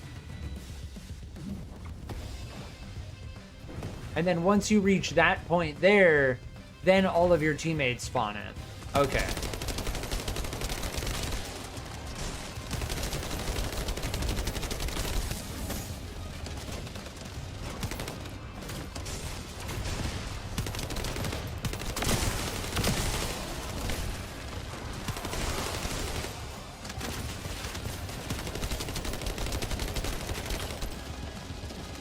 As far as I can understand that icebox ability, it does seem like it's a matter, it's very quick. It would be nice if it was a little bit longer and bigger, because I get frozen as long as I don't roll immediately. But yeah, see, this mission takes, let's check. 6 minutes, 14 seconds. Like, if I get disconnected and I can't get back in, you know, 6 minutes, like, okay, I'll accept that.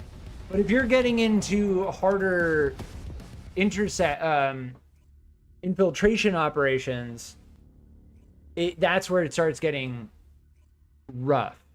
Last time we got a disconnect before that was right after we finished a mission, which was okay, like, whatever, that's great. And I said verbatim, thankfully that didn't happen just earlier, because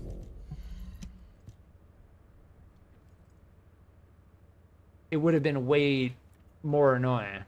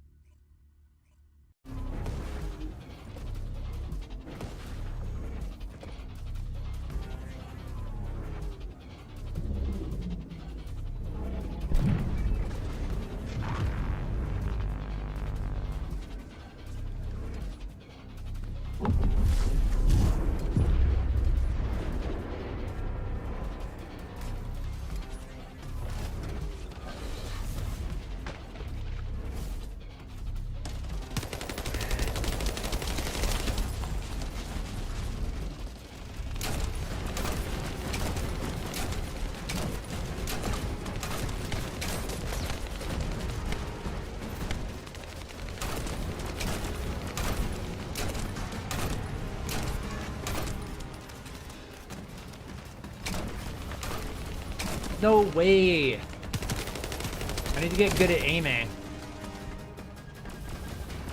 The Silly Weeper is definitely more skill-based as well.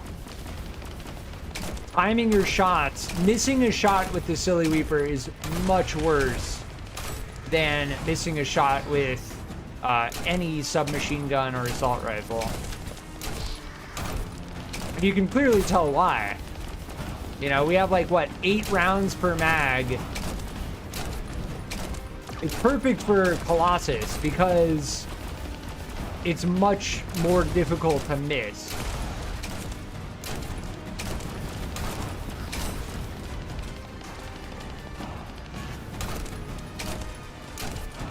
No doubt in my mind that the best weapon against Pyromaniac is a Silly Weeper that has an insane amount of chill attack on it. By far.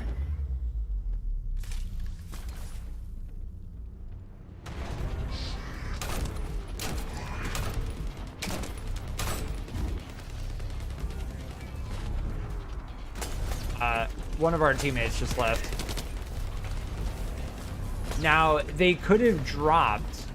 It's possible that they dropped. Given the fact that we had a disconnect before. Now, here is the magnificent question, right? I know that if you go into a Colossus battle with 3 people, it scales down.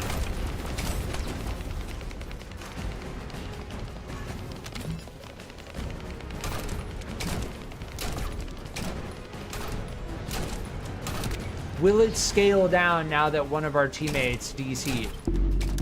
Or left, flat out?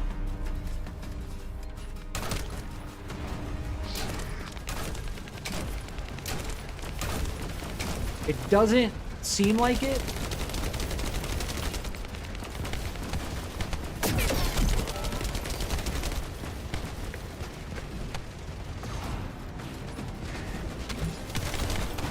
Oh, that's the worst ability. If you get hit by that, it hurts so much.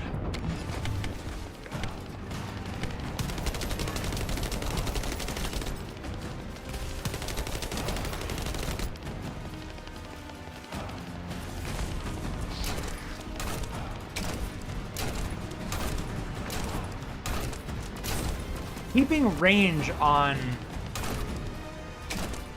Can I shoot that? I don't know if it... No, there's no way this scales. There's no way.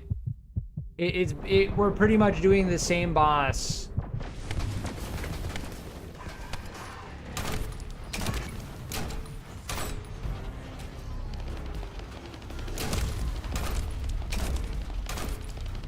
I think we'll survive. I think keeping range on the Pyromaniac is by far the way to go.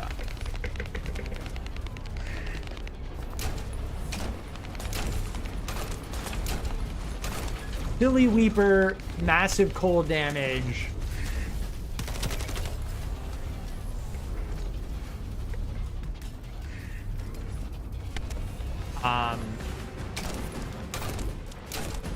That's the way to go, for sure. Yeah, just nailed. From range, too. Like, we don't get much of a... damage fall off. Even from a farther range.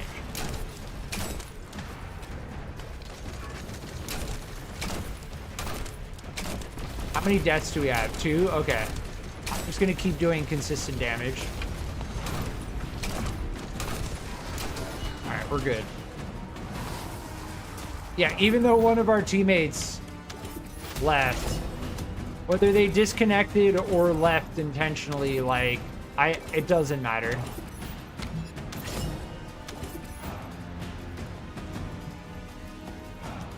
I'm not gonna get salty about it.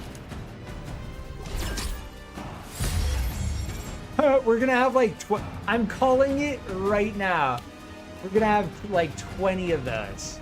So the same way we went for Sharon's Spiral Catalyst, we ended up getting like a whole bunch of one of the amorphous materials. Which reminds me, I should actually take a look at that. Yeah, 24. And yes, we do have the Valby stabilizer already, just by the way. But while we were doing Sharon Spiral Catalyst, we got 24 of these. We are going to, unfortunately, given the fact that we are cracking open amorphous patterns now,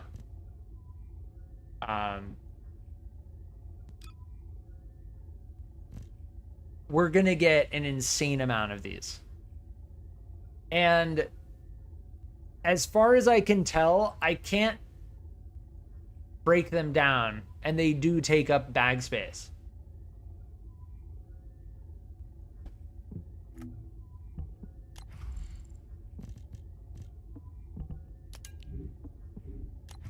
If I really want to be able to do Pyromaniac really effectively, then we need to build VSA. That is the reality. Now, the thing is, there's no best attribute to go for, right? Like we have fire, electric, chill, toxic, fire, toxic, electric. So 2 of each, right?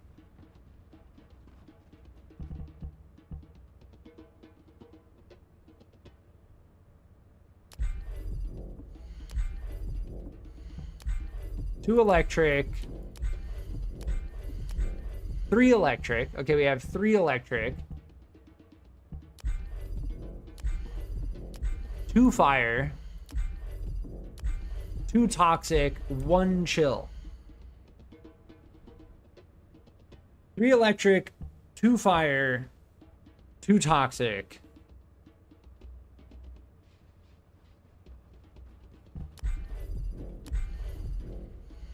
One chill.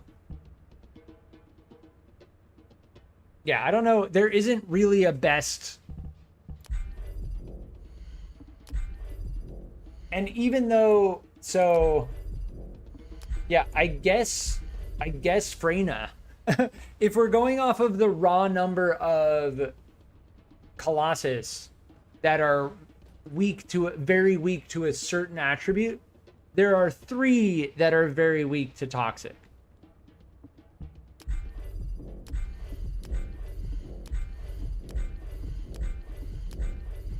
Yeah.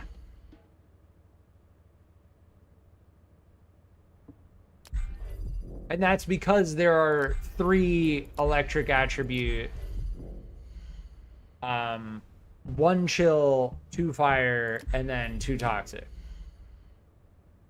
Very interesting. I will be right back.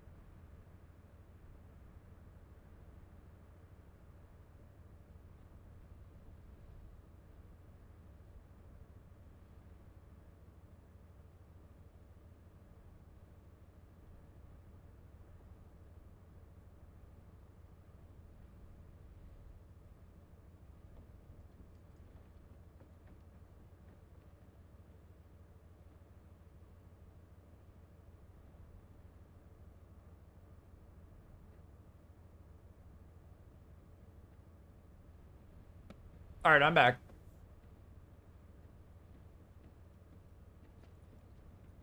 Yeah, as far as like this is concerned, I am not even thinking about this at all. I'm very happy to be chilling at 100. I think it was smart for the developers to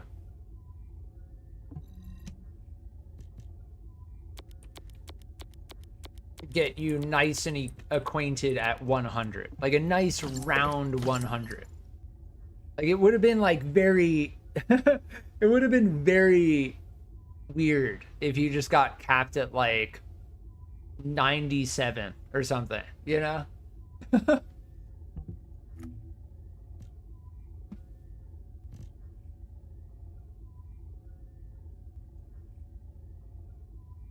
Interesting. So precision code breaker can only be used on encrypted vaults in hard difficulty fields. Yeah. Once you enter hard mode, other things start dropping.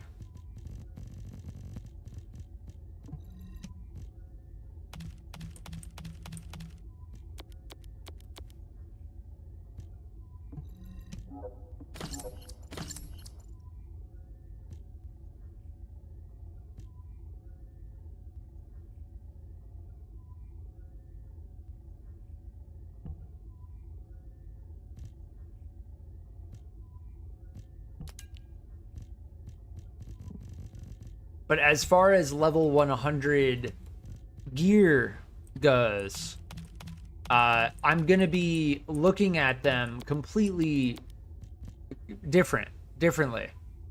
Because when it comes to level 100 gear, I can't have the mentality like, oh, I'll eventually just find a higher level one, so I'm not going to worry about it.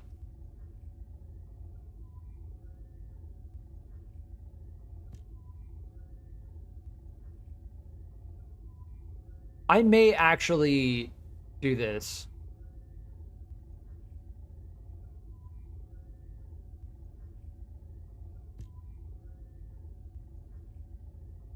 Ooh, max shield with a max shield roll.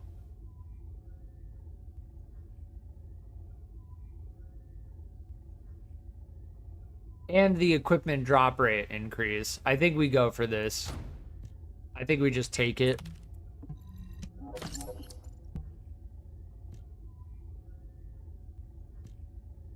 Yeah, as far as these go, this one's okay, but that defense roll is still absurd. So it's gonna take something better. It's gonna have to be better.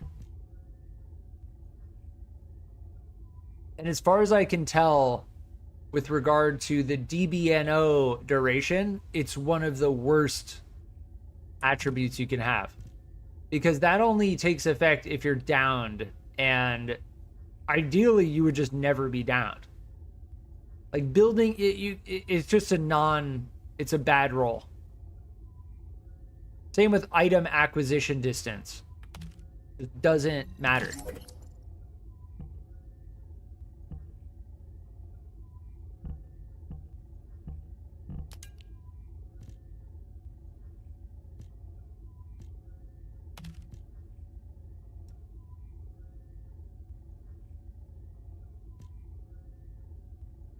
Ooh, skill cost.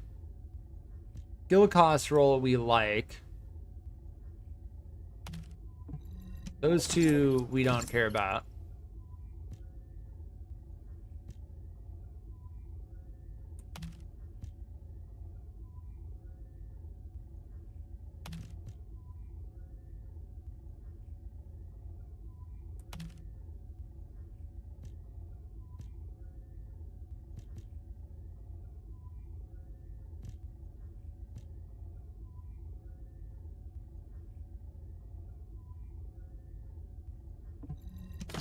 I'm gonna hold on to this for VS, and this skill cost roll on an ultimate level 100 reactor I think is okay.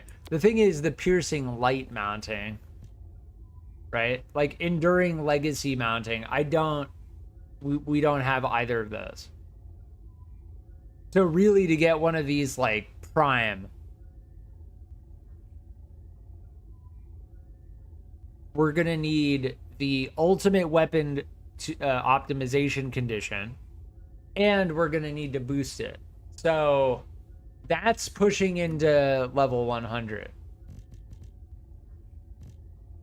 Yeah, that we're holding on to for sure.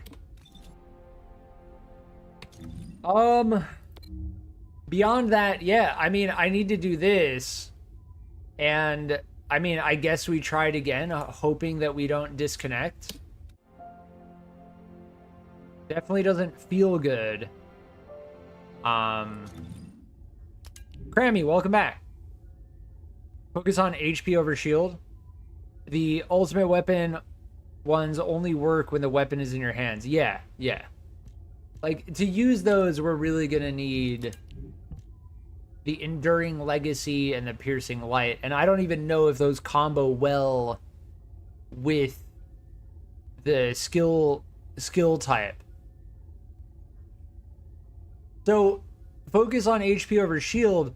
Does defense have an impact on shield? Like, if I have a lot of defense and a lot of shield, does that reduce the amount of damage done to my shield?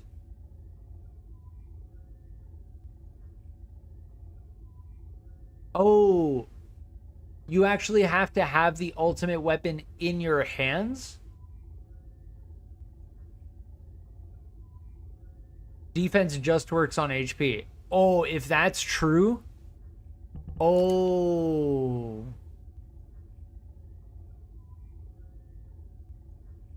That's very bad if that's true.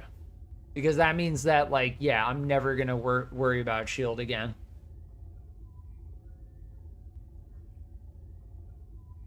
Yeah, that's very, very bad. If that's actually true. Which I believe you. I'm not saying I don't believe you. Which makes me think the developers need to make me... They need to give me the ability to turn off the sound it makes when my shield breaks. Because I don't care when my shield is broken. I don't care. My shield breaks all the time. Yeah, and as far as this goes, I'm going to hold on to that. But I'm not going to be able to get rid of that exclamation mark there.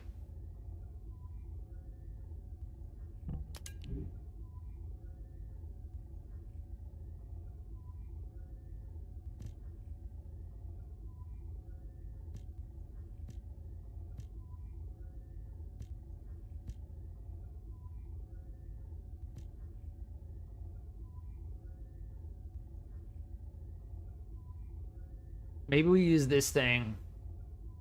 Just massive chill attack on the Pyromaniac. We're going to be doing the Pyromaniac pretty consistently.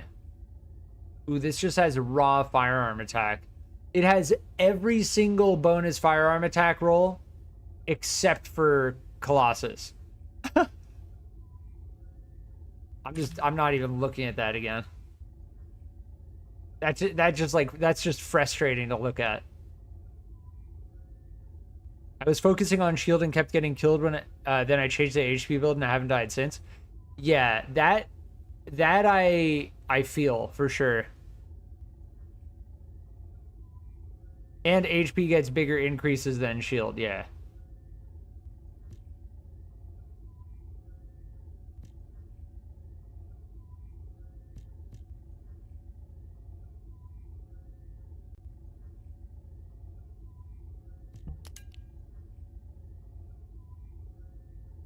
That firearm attack and electric attack on this combo,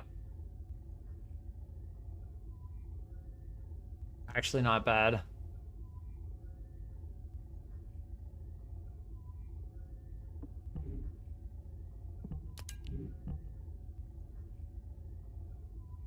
I think everything else is junky.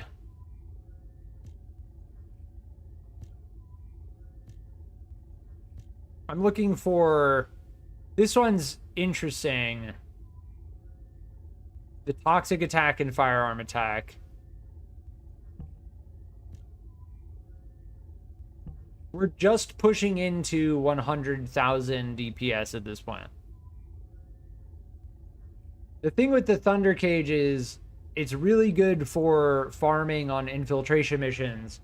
It is not good for Colossus because of the damage fall off.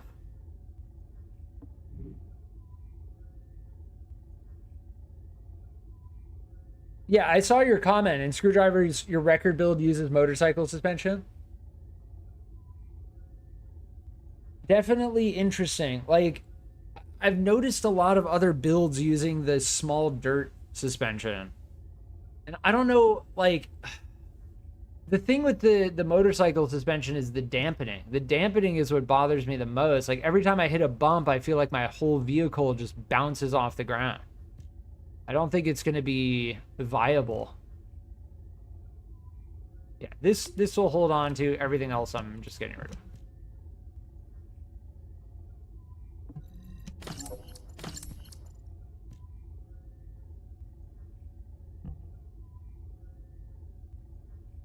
Yeah.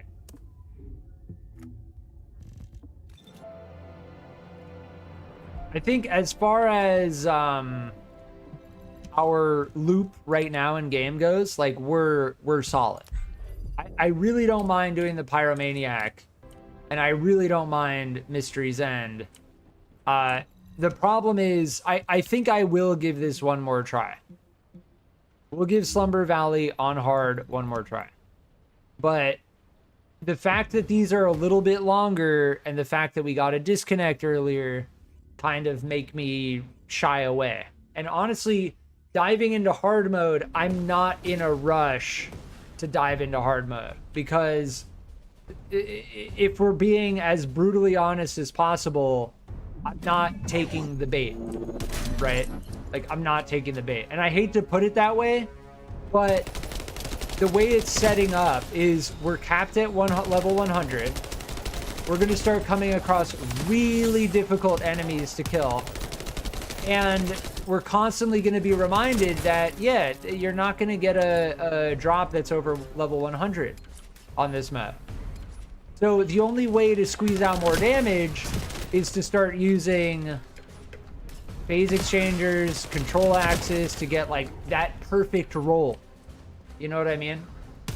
Like, oh, use your energy activator, bro. Like, I'm chilling. We're chilling. We're good. The fact that like we're still unlocking Valby, we still have to get Enzo. I still have to level Blair. We're chilling. We're good. I'm enjoying Sharen overall.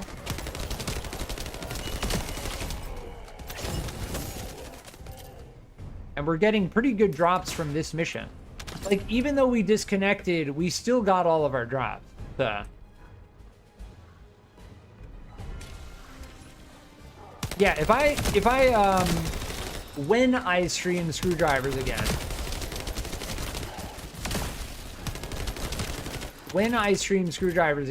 if you want to show me that, I'd be happy to check it out in game. As for my meta builds, I will be trying different things, but as far as the motorcycle suspension goes, it's pretty much coming down to it's coming down to what track you're doing, right? And the primary thing that's the limiter is turn radius and maintaining traction.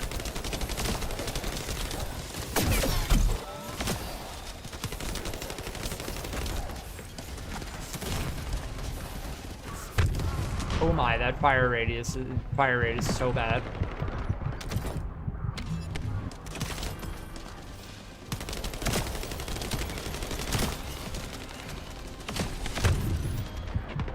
Yeah, rolling through the fire still makes you take damage. If there is fire on the ground from the explosive enemies and you roll through it, you still take damage. But yeah, this mission gives you tons of level 100 weapon drops, which is great. We like that. You'll have to use modules a lot now in hard mode. Yes, yes. Mud Bowl is what it's built for, but it can easily get the record in several tracks. Nice. Building something for the Mud Bowl is a good way to build something that's pretty solid all around.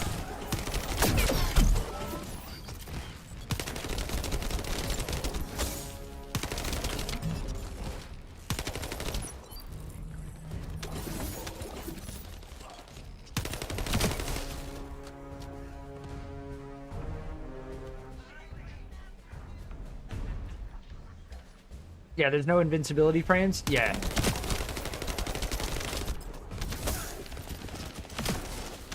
There are definitely some aspects of this game that feel pretty hardcore.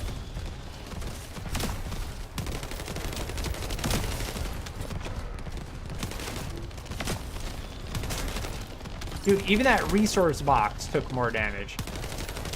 Yeah, the bombers by far are one of the most dangerous enemies. For sure.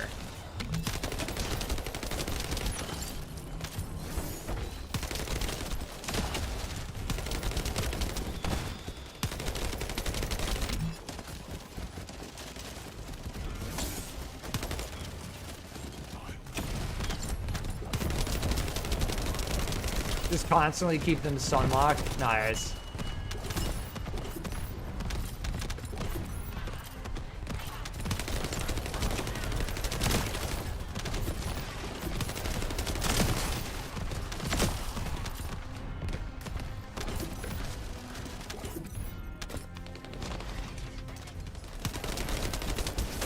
Always grab the resource boxes and munition barrels. Yeah, for sure.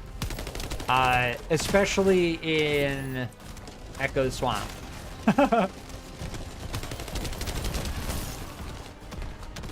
I say that just because I'm trying to unlock Valby.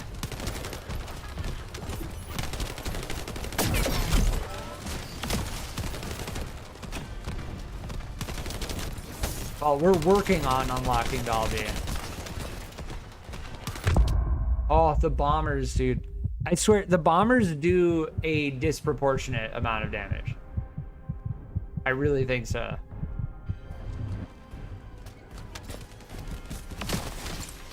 The bombers are the enemy that tests the survivability of your build, for sure.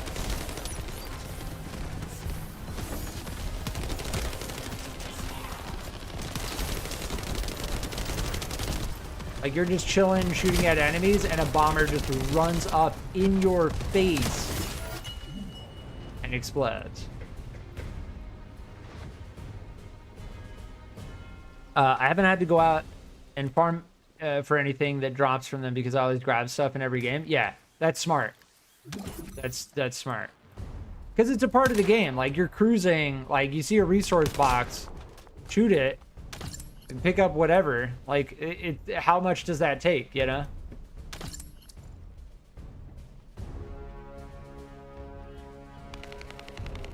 I've been farming for days now and don't have a single part. I'm having a very hard time unlocking ultimate Lepic. You're trying to get in, you're trying to farm an ultimate frame? I said frame, Descendant. If you're trying to farm an ultimate Descendant, yeah, I don't know. I said it earlier. There is like kind of a, I mean, you can do that. I wish you the best. I genuinely wish you the best. But when it comes to farming ultimates in this game, similar to Warframe Prime farming, that's the end game. Like, that's the hard end game. And as far as I can tell, many of the ultimate Descendant pieces are a 3% drop chance. 3%. So that's just something that you need to embrace. Get nice and comfy, because that's going to take some time.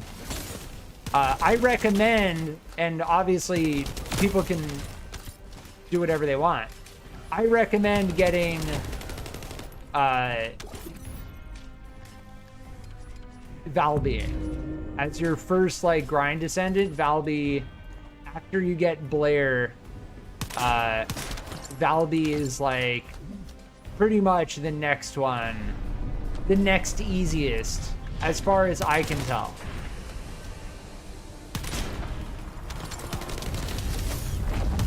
But if you're cruising and chilling, like, that's completely fine.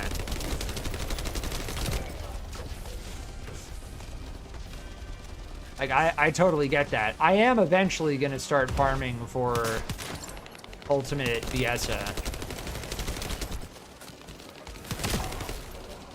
Let's just keep our fingers crossed, like Greg the Star crossed,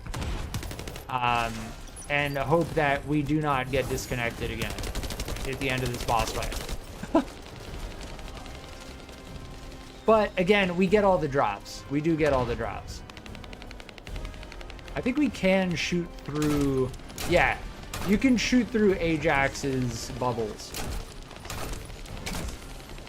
Need to pay attention.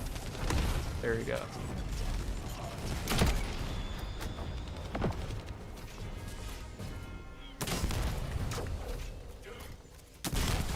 I have this built for Pyromaniac. It's like all chill attack.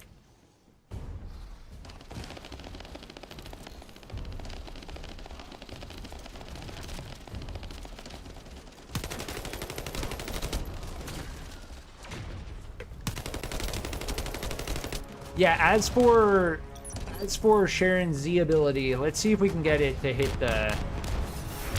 There we go. See, I think we may have been slightly out of range last time. If you can get that to connect, you're good.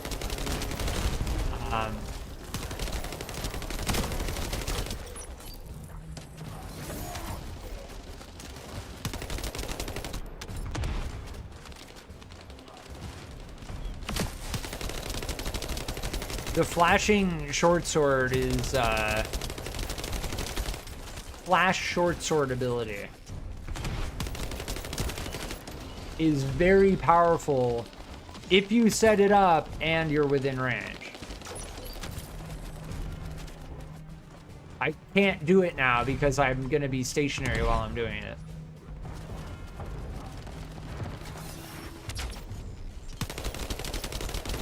The hardest part about that ability is that you are stationary the entire time that she's animating.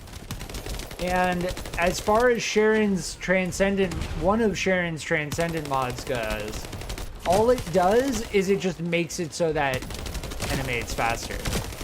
And I don't know how I feel about that. Like, that's kind of like, come on, that's a little too straightforward, right? How good is it? How good is the removal of the ball? It's good if you're in range. The orbs, I'll demonstrate it again in just a second, but you really need to be in range. You go invisible, get your Z up, and then get it off, and it slams. It's very good, but if you're not in range, you get nothing, 0. So you have to be very, very careful about the range you're at and the angle that you're at. And it takes about like a solid 2 seconds, maybe even 3 seconds to set up. But as you saw, we just deleted the orbs.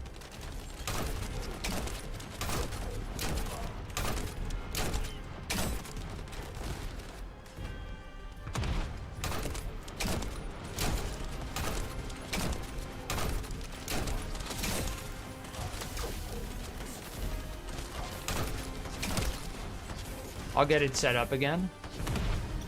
Invis Z plan. See, it didn't hit. I'm pretty sure that didn't hit. They were just out of range. So what Sharen's Transcendent mod also does is it increases the range of that ability. The range is a very serious limitation to that Z ability, and it's pretty difficult to gauge just how far it can hit.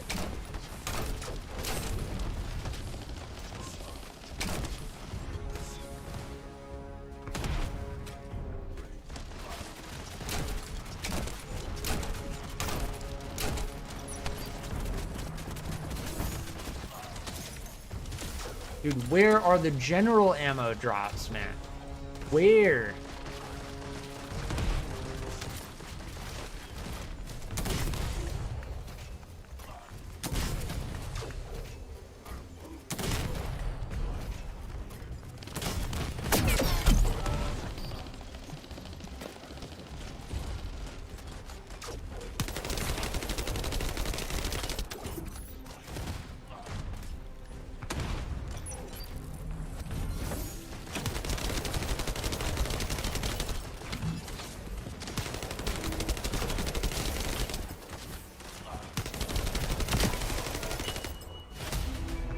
Rack.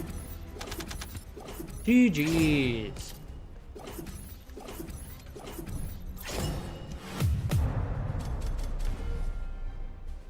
We got the Amorphous 58, which is how you unlock Ultimate Glay Code at a 6% drop. And you get Kyle's Stabilizer from this thing. It's not bad. I am liking the look of these Millennium Frost drops, particularly for Bunny. With me? Yeah, we're good. We're good. Those Millennium Frost pistols have one of the highest base move speeds attached to them of any weapon that I've found in the game thus far. At 675.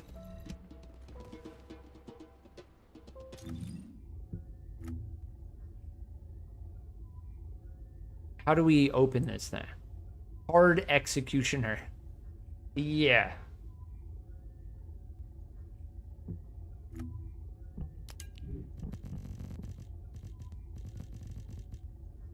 Yeah, sorting by DPS is not the best thing to do,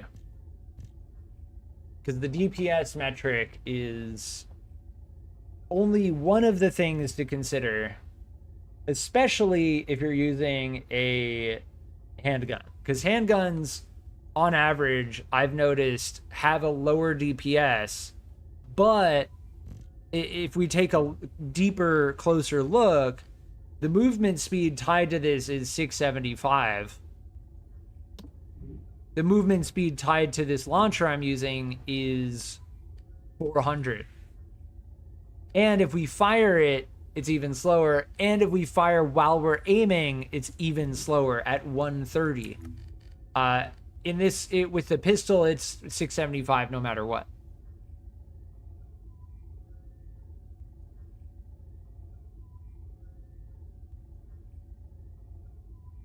But what I'm learning with Sharen is that Sharen is quite good at doing infiltration missions and open zone missions, defense missions where you're fighting lots of enemies, mini bosses that have the orb mechanic. But Sharen, unfortunately, is a Descendant that I don't see using in the future against Colossus, specifically against Colossus in the Void Intercept. Yeah. But I also don't use Sharen very well either, so take that into consideration. We really do. I really do need to kind of look through these, because now that we should be sorting by weapon type at this point. If all of the levels are going to be the same, then we need to transition to focusing on the actual type of the weapon that we're looking at. And we can only compare based on the type and the DPS within that type, right? That's kind of what it becomes. I'm confused as to why this is showing up before that. Because then we have... Yeah, these should be... Did it jank out or what? Yeah, it's janked out.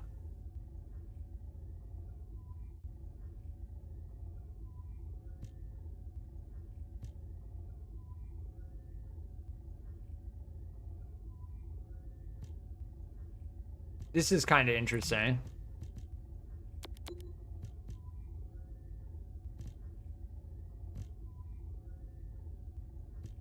The Dogma 21 is probably my favorite beam weapon.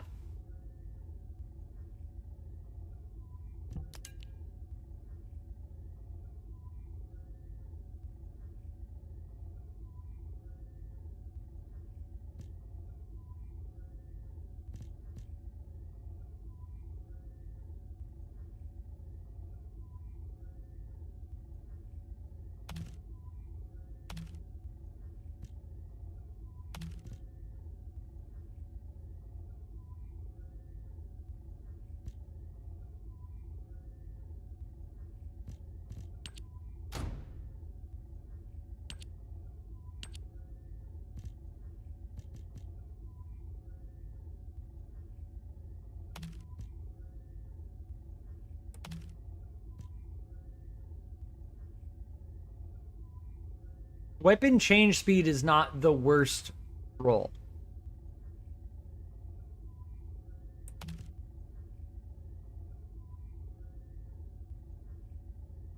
But it's definitely not the best either. I don't know if I like... The Burning 44 has a faster attack rate. Consumes more ammo. I don't know if I... Compared to the Dogma 21, the Burning 44 is not something I'm going to be focusing on.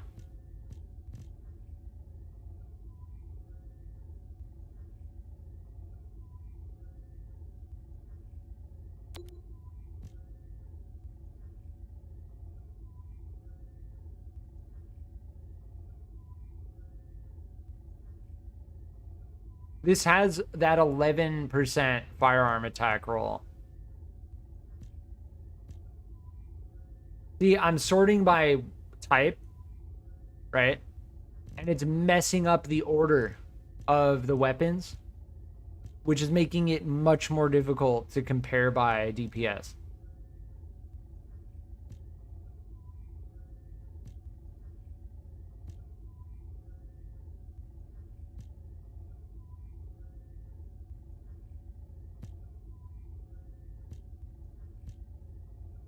Wait, how does this have 11.4 and then this one has 11?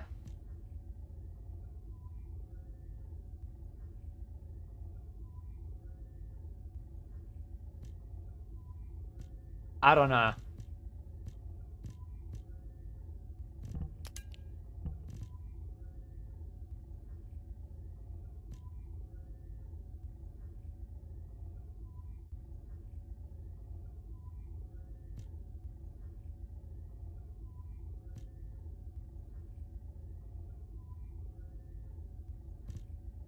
Yeah, I may switch to using this. That bonus attack versus Colossus, even though it's toxic attack, it's a much better toxic attack roll, and the raw firearm attack. Yeah. I'm gonna stick to using the Silly Weeper, though. That's a really good one. As far as the Thunder Cage goes, with the chill attack, I think we have it where we want it to be.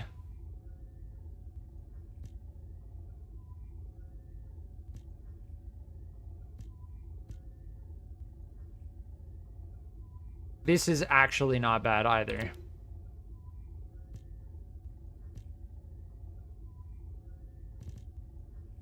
I think as for everything else,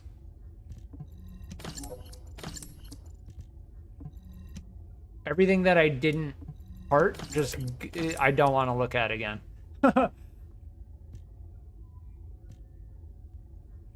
This would be very good for Bunny against any type of... against the Pyromaniac, particularly.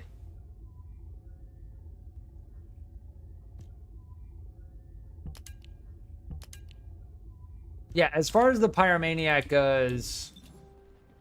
Pyromaniac is...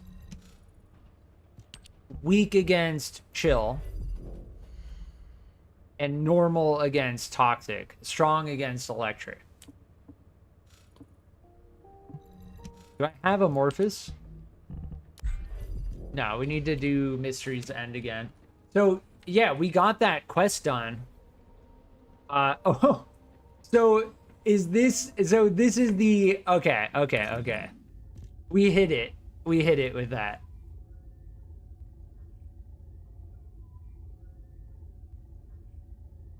The ultimate Descendant quest is the end game quest.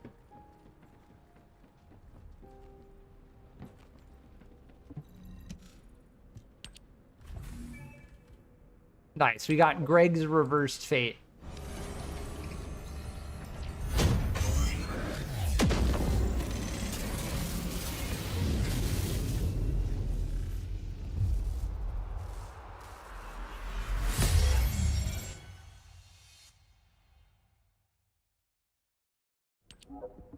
Yeah, we hit it.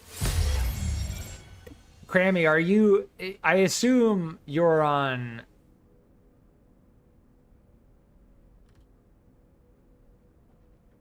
the last quest. Is it the last quest? Oh, we can do 4 precision phase exchangers now. The high precision exchange components are what we get from dismantling level 100 stuff. And we can do 16 regular phase exchangers. That's also 200,000 gold, though. Oh my.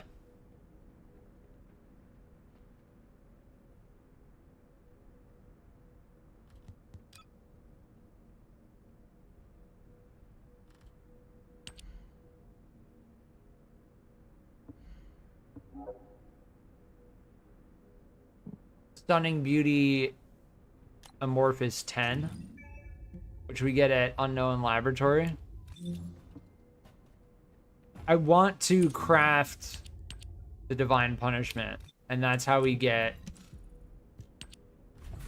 that Stunning Beauty and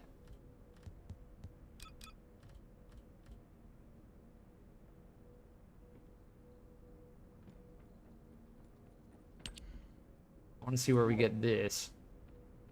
Swamp Walker 46. That's a neutralized void. Yeah, that's rough. And I really wish it wouldn't take me back to this screen every time. Like, when I press escape, don't take me back to that. Take me back to what I was looking at before I... Yeah. They need a back button for that.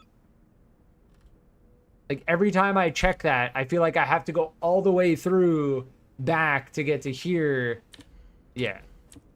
Like, if I go here and I'm like, oh, well, let me check this Void Fusion Reactor. And it shows me the map. Cool, great. Now let me go back. No. Yeah, that's fine. I'll do that. I'll do that mission.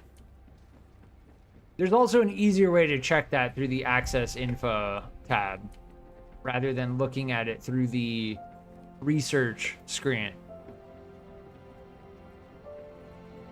Let me see if we have it for Stunning Beauty first. Stunning Beauty is going to be like instant. Yeah, the Divine Punishment Polymer.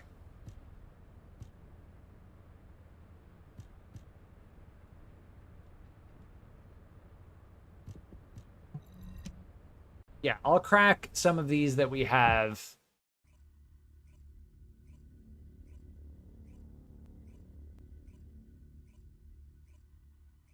The quest we just got handed is like, yeah, you hit the end game. Like, our quest is to unlock an ultimate descendant, to research an ultimate descendant.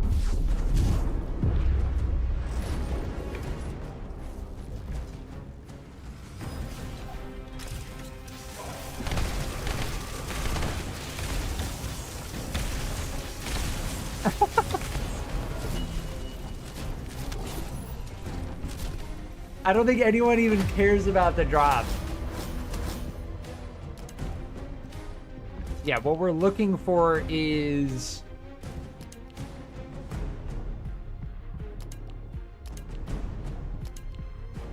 that.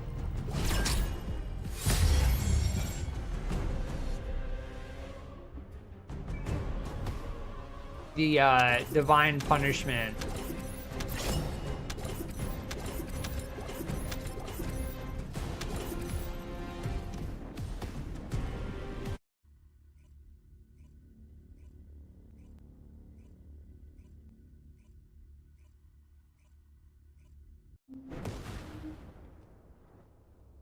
But yeah, once you do one of the hard infiltration missions, infiltration operations, the next quest you get is basically like, yeah, unlock an ultimate descendant. Okay.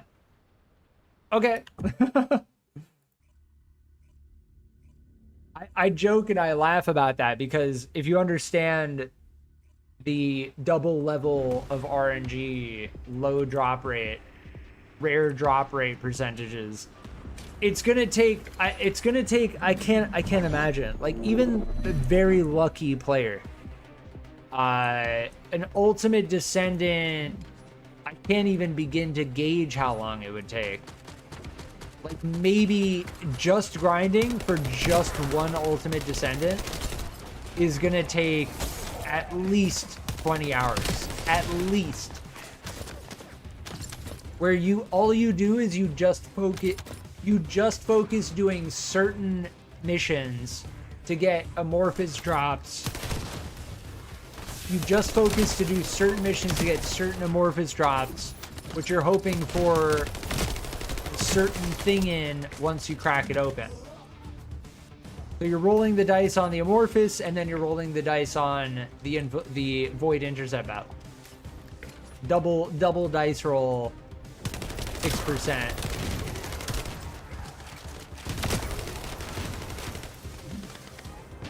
Yeah, I'm not in a rush to start grinding for an ultimate descendant. We're gonna get Valby. We're gonna level Blair after I finish leveling Sharen. I'm leveling Sharen while I'm working on unlocking Valby. That's kind of where we're at, you know? Pretty sure that's what I have in my stream title too.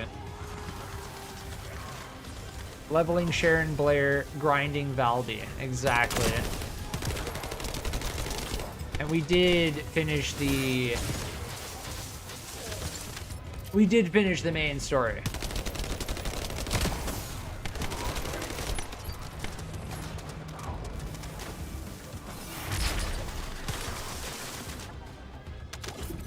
Which no doubt was it worked. It worked.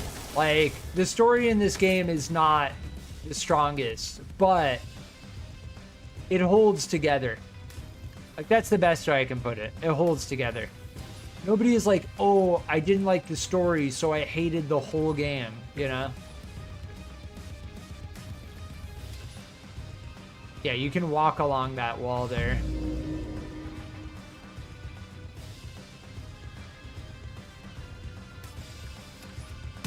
Once you get here, though, it starts the timer on that. So getting here quickly, it does shave off a little bit of time. That area we just went through, jumping, getting through that left side, all of that, is definitely speed runnable. Just like the asylum. Speed Vault had a pretty decent speedrun setup as well.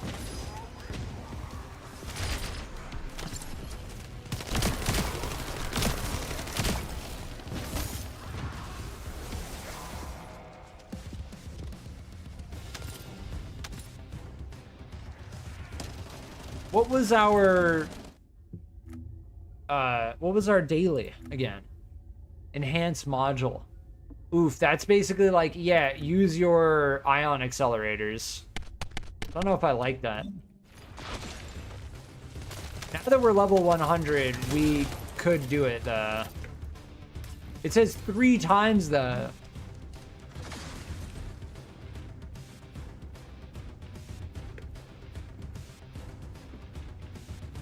I don't know. I'll do it if maybe I'll do it to the reactor we're currently using.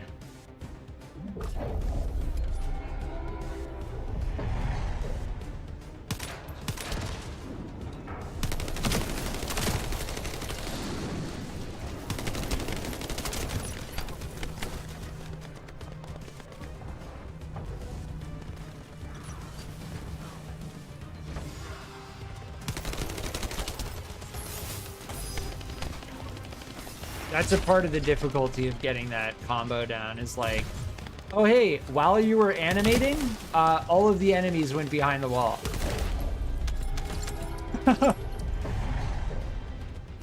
I knew it. I could see it coming.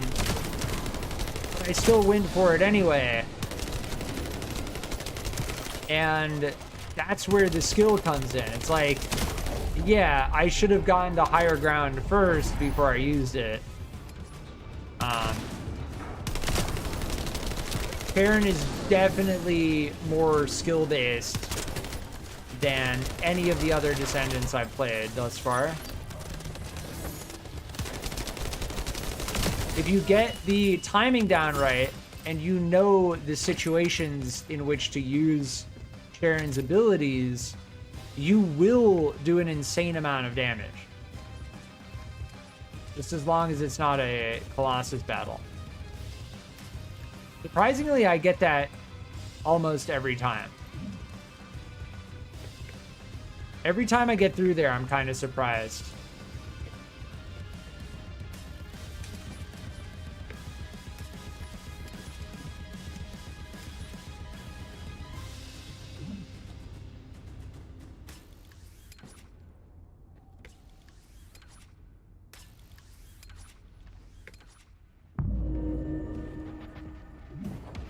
Yeah, as long as one person gets that thing and another person runs to the boss room, that's the speed run right there.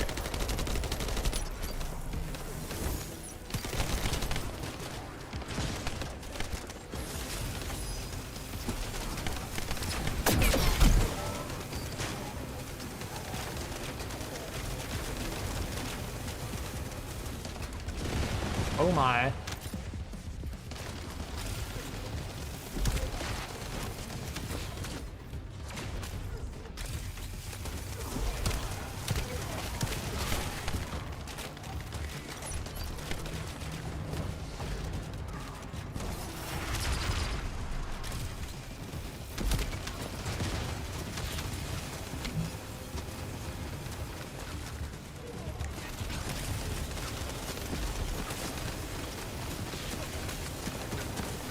Yeah, this beam weapon is so clean. Just get zapped. Get zapped.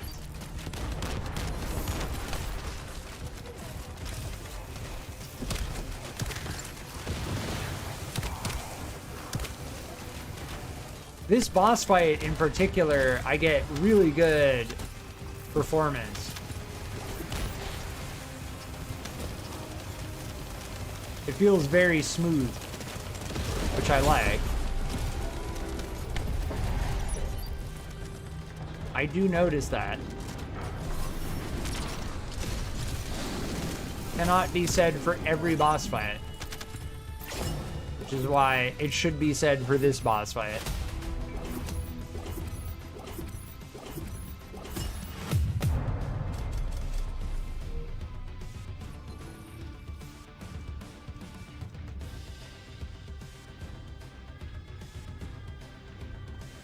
Yeah, all of this is level, yeah. We're at the point where I don't need to look at anything that isn't level 100, because if I get tempted by something that's, say, level 50, whatever, I'm gonna need to readjust anyway, because the attributes aren't gonna scale. So any drops that are below 100 just get insta-zapped. Oh, here's the Greg's Reversed Fate. On hitting an enemy with max shield, proc bombardment on the enemy's location with a set chance. Weird. This skin on this thing is crazy.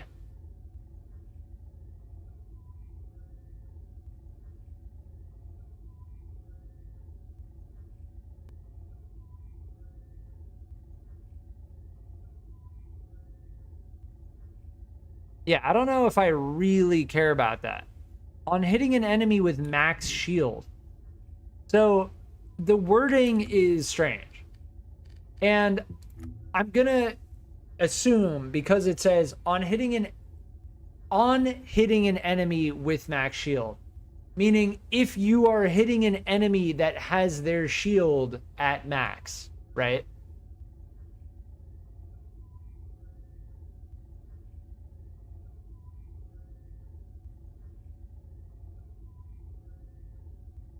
Does that mean that the enemy you are hitting has to have max shield? Or do you need to have max shield?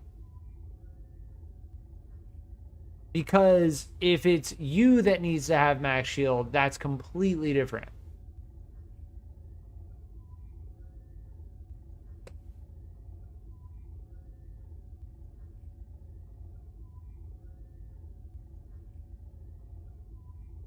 I think the wording would be different if it was... So there's on hitting an enemy with max shield. There's on hitting an enemy while you have max shield, right? So yeah, you would need to hit an enemy with this. An enemy that has their shield at max in order for bombardment to proc. Yeah, that's very weird. And honestly, wouldn't work in a Colossus fight at all. Maybe against the Kingfishers. But we're going to be storing that. And maybe I'll think about using it later.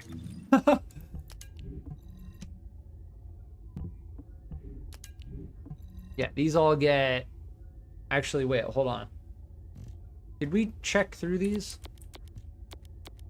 I think we did.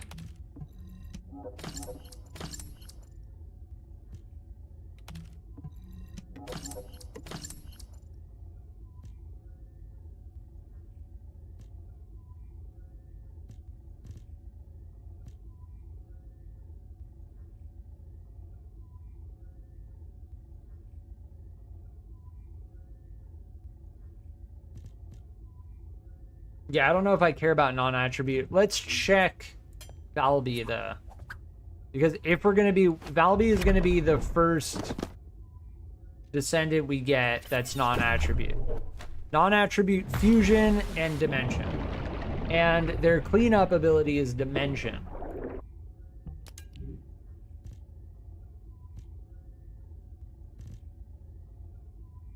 Fusion and Dimension.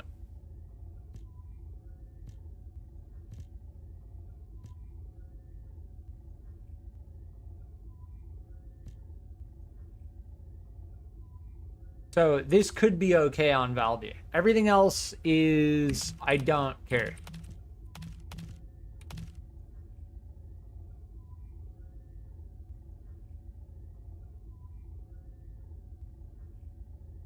I think... So, if I recall with Bunny... Fusion, Singular... This is... Fusion. But what we really want is Singular because the C and the V... Yeah, we're looking for an electric Singular. With Sharen, though... The one we have, the reactor we have on Sharen right now is actually very good. So yeah, we're good on that. This might be good on Valby.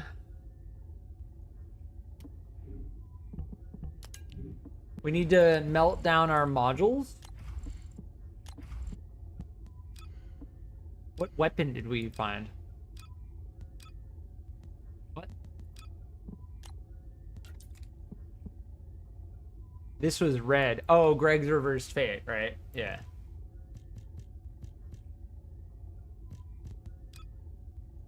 Yeah, this.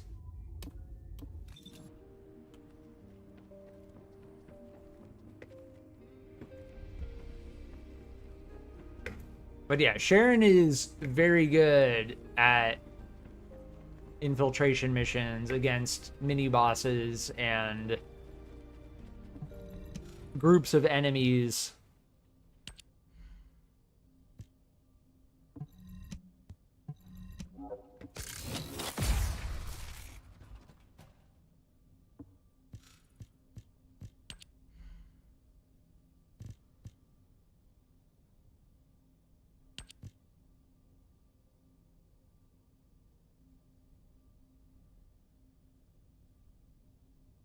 Yeah, I'll put another point into this. We do need to find, I don't think you can go wrong with iron defense. Between the survivability and the raw survivability and the skill power modifier, like both of those are just good.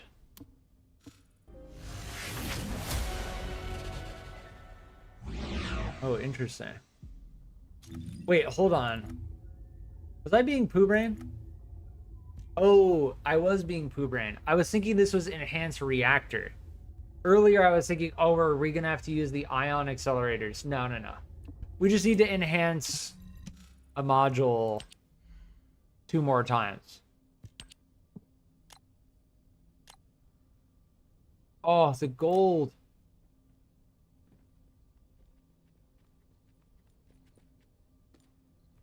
We have more Kuiper shards than we do gold at this point. This cost us...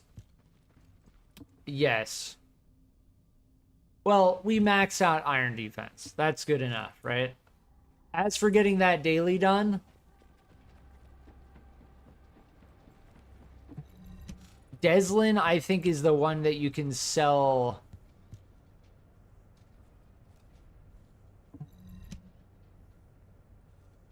Sell junk.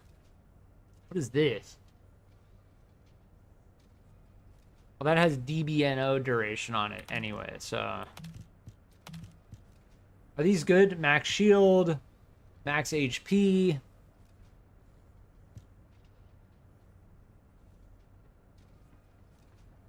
I think this is actually okay. I might check that. As for selling for gold, though, like, how much are we really getting? 732? It doesn't feel worth it at all. Like, gold you get from, like, missions and other things. Yeah.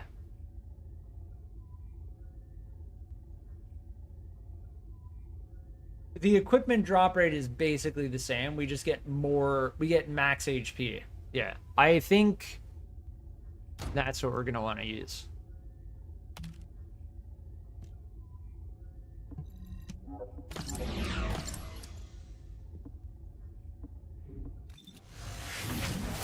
We just get another season level up? What do we...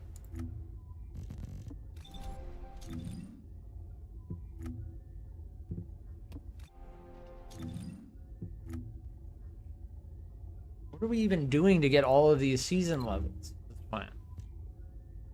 Yes, we get the free Sigvor's proof. So we can scale that up. Bonus coin... Gold gain for 1 day, but at this point I'm not going to use that.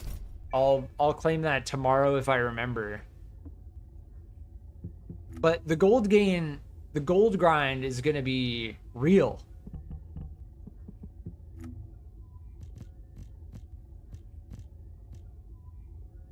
They really did.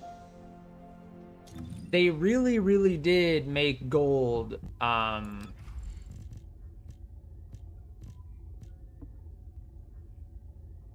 a limiter. Like everything you do takes gold. It's a very like real currency in the game. In the beginning, gold doesn't feel like it's like, oh, I don't know, gold is like that thing you kind of think of, like you always have it, whatever. But once you start hitting the end game, gold becomes a limiter, like for real.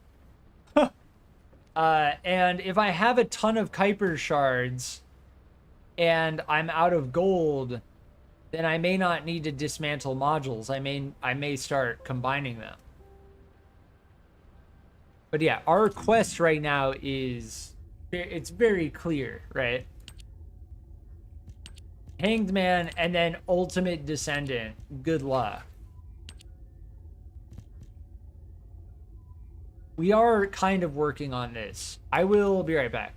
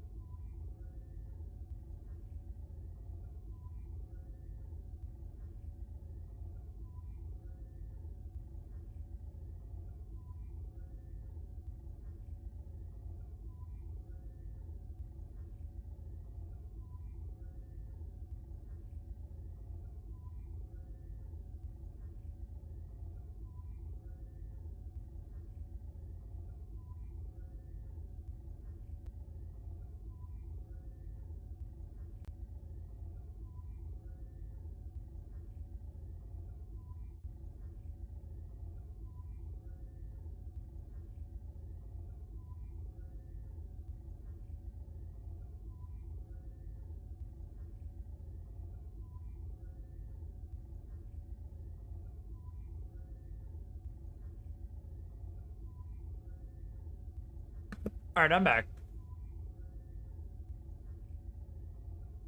A little bit of a longer BRB. Do we have Morphers?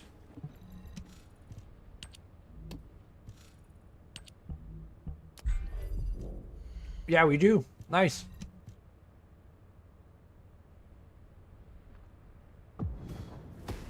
That's like a part of the grind is like, oh, did I do Mystery's End yet?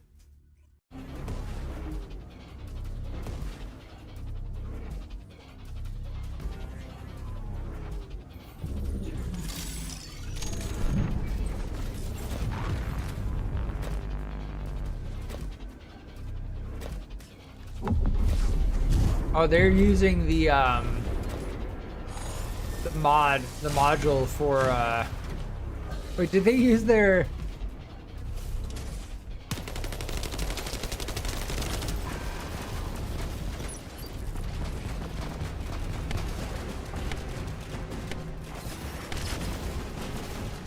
oh, they're getting slammed.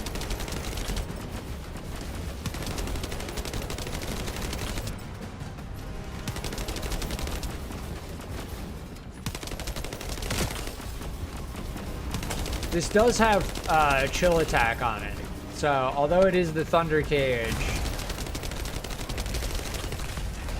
we are doing chill attack with it.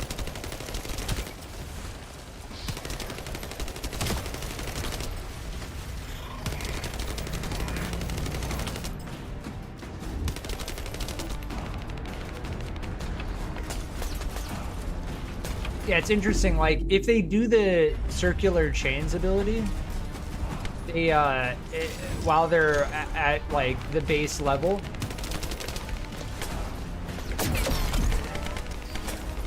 dude, what am I getting hit by? All the Kingfishers. Enzo's support ability, so nice. It just gives you this, like, little, drone.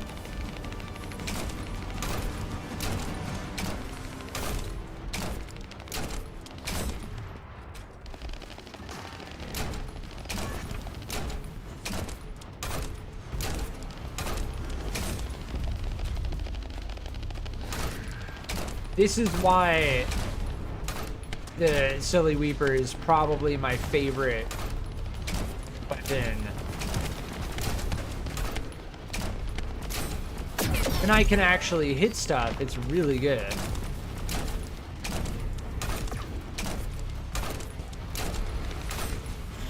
Wow, they went immune again?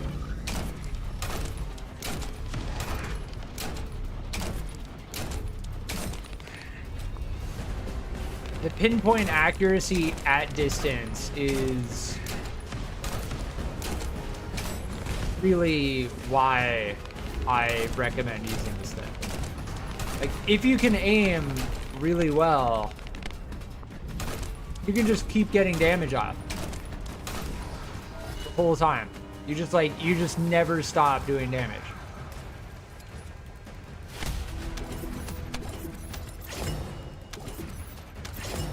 And because it does so much damage per shot,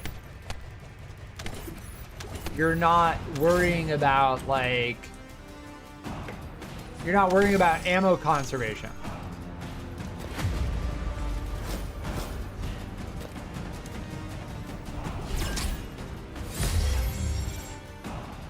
Nice, we got something different from it. Something different. That's kind of funny that Enzo can use their drone ability at the end.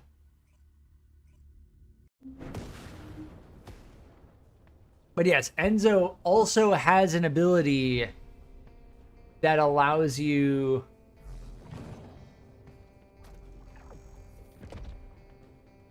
to regenerate ammo.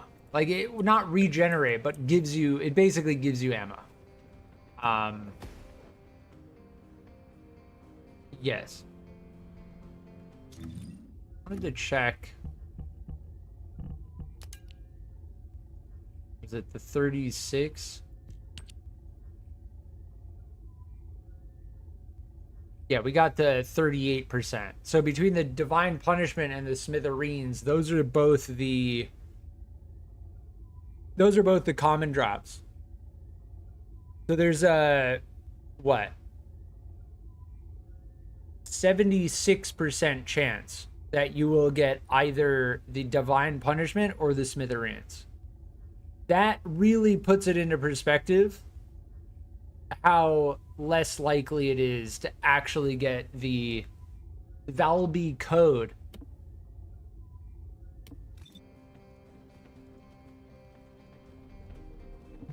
It is possible. Like a 15% drop is possible. But there's a 76% chance that... Did we even get the Transcendent here? I don't think so. I don't think we have the Transcendent mod here.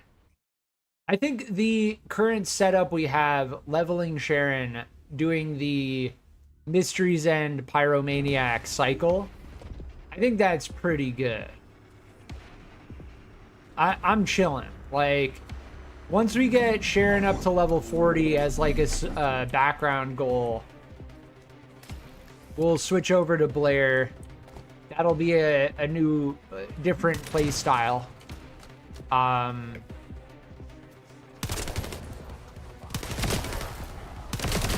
As for using the Thunder Cage, though, the Thunder Cage is like a convenience item. I have to be just point A to point Z with it. They give you the Thunder Cage pretty early on. The Thunder Cage is like a farming convenience item. And although, yes, it does get a little bit stale, it's still very comfortable to use. The Thunder Cage goes from being comfortable to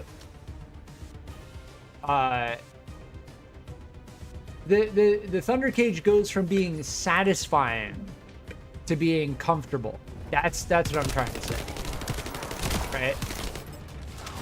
Where like when you first start using it, you're like, oh, this is so awesome, that sound, that visual effect, to the point where you've been using it for so long that you're just like, it's comfortable. It just feels good to use.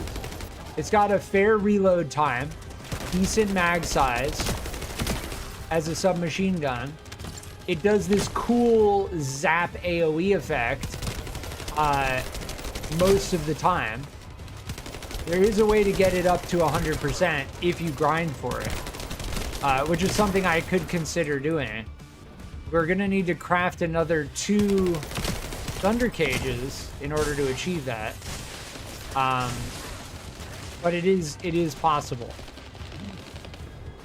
Yeah, see, you need to stand in that doorway. There are a little bit like... This one's a little bit touchier than...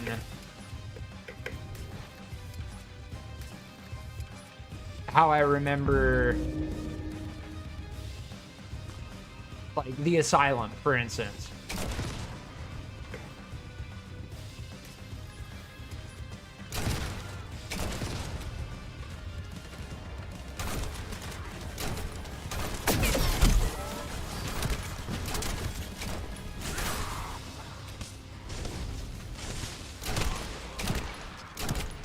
Isn't there a ammo resupply thing? I think it's over here, right? Maybe not. Where are our teammates? Oh, they're still jumping through the... Yeah, that's the... That's kind of what I mean by this being a little bit more touchy. Like, it's kind of a weird way to put it. There's no way for, like, one person to bring everyone along for the first, like, 3/4 of the infiltration operation.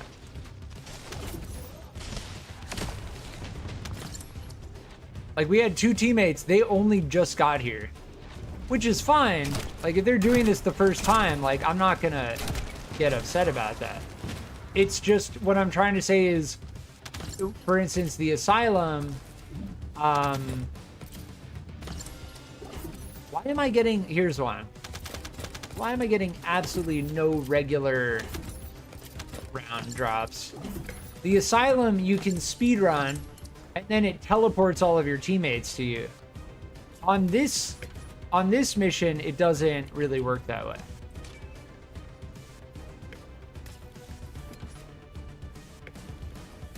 Yeah, the notification, you cannot replenish this item anymore. I'm pretty sure it means that someone else used it and it's on cooldown.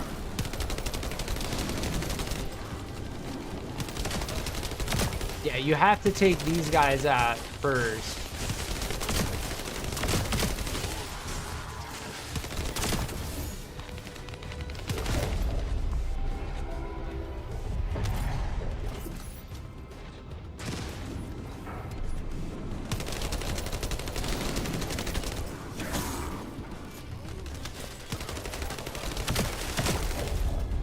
Seed Vault and the Asylum for around 6-7 minutes once we started to get it locked down.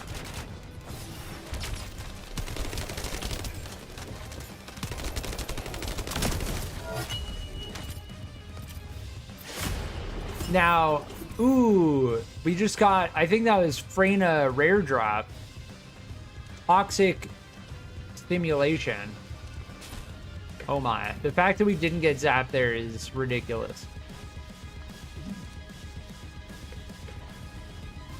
As far as I can tell, this is one of the important speedrun spots. Getting to this quickly. And then as long as we have one person who goes ahead, I don't think we will, but I'll be able to do it. It's fine. I know how to do this part now. Pretty clean. But this is a speedrun spot on this mission. Like, what I'm doing right now is impacting how quickly we'll be able to get the whole mission done. Because... right here. Boom. All of my teammates teleported. See? So while they were still jumping around trying to get through there, I just brought them all up with me. And that's great. I like that. We like that.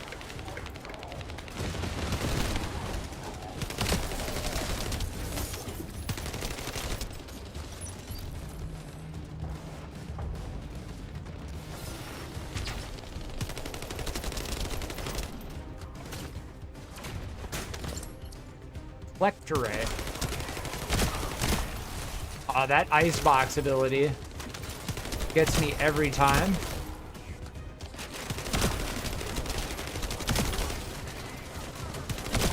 The effect on that icebox ability too is crazy, just visually. It's like iced glass.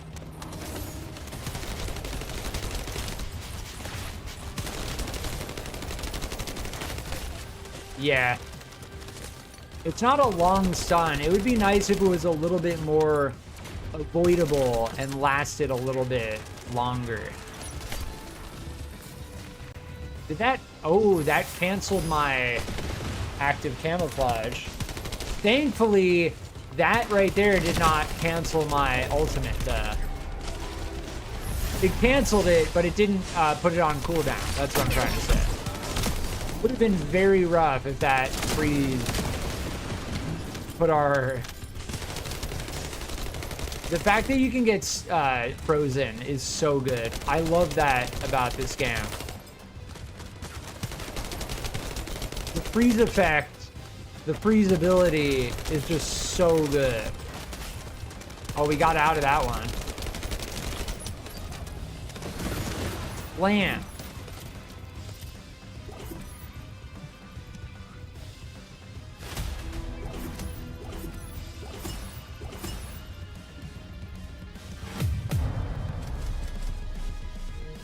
Yeah, we just got this. Defense mechanism skill conversion grants plague body armor to nearby allies. Okay. That's cool. That's like, that turns Freyna into like a support character.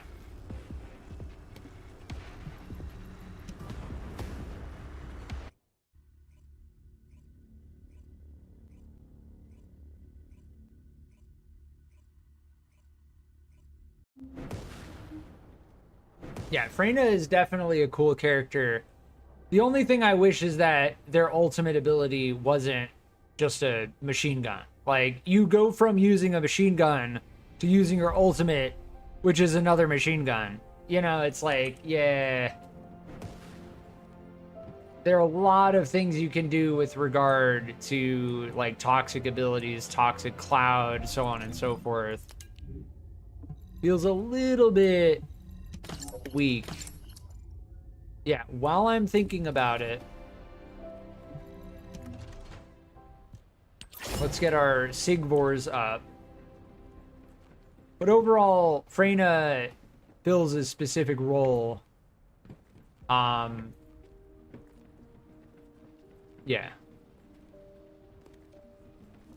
I'm holding off on using my energy activator on VSA. Doing the Pyromaniac, every time I do the Pyromaniac, it makes me want to use VSA more and more.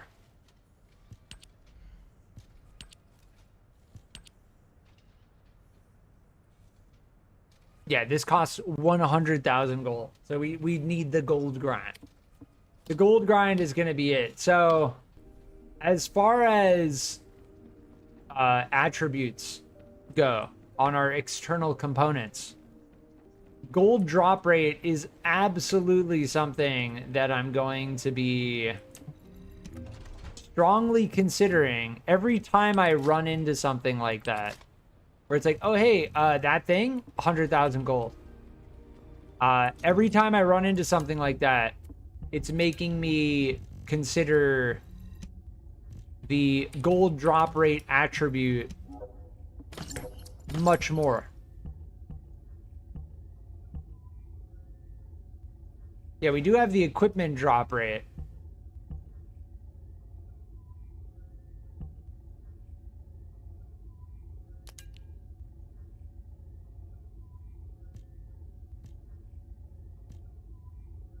Here's module drop rate. Those are all low level though.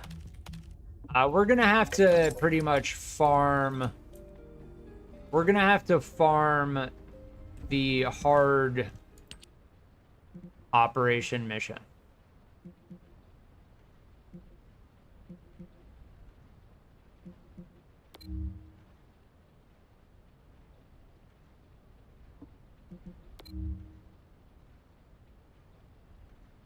Oh, this is how you farm ultimate VSA.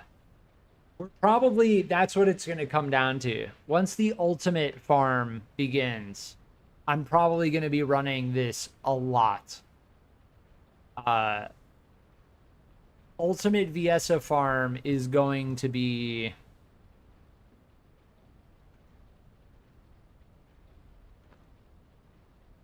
interesting.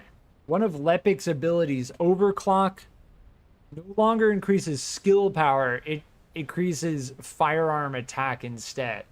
Now, the thing with a lot of the text on the Transcendent modules is that they do not give enough information. Like, by what percent does it increase firearm attack, you know?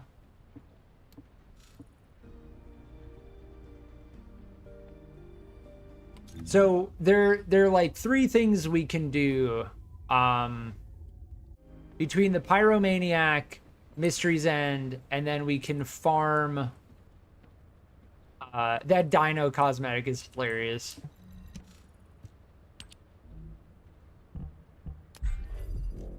There are several of these that we can start cracking.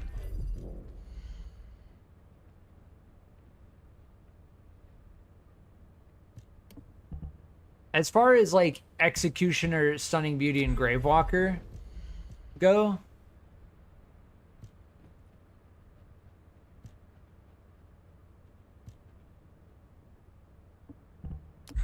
these you can do almost immediately. Given the fact that this drops Lepic and Glay, I'm actually going to do this. Because either Lepic or Glay, I'm happy to start farming. I don't want to just get stuck going for Valby code. We found the way to get the Valby code. As far as Valby code is concerned, is that a Sharen? They have like blue hair. Interesting. That must be one of the Sharen like premium hair cosmetics.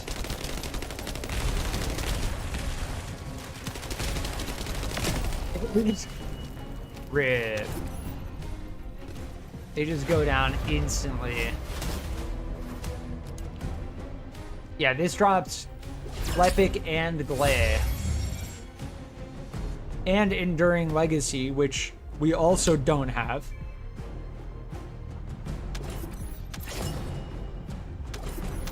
Much more interested in getting Descendant drops.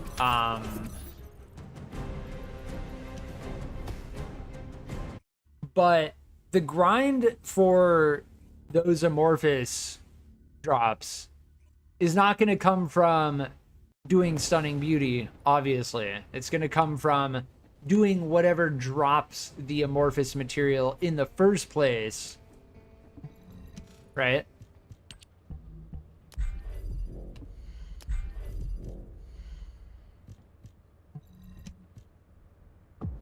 I'm just going to crack open all of the amorphous materials we have for these other missions.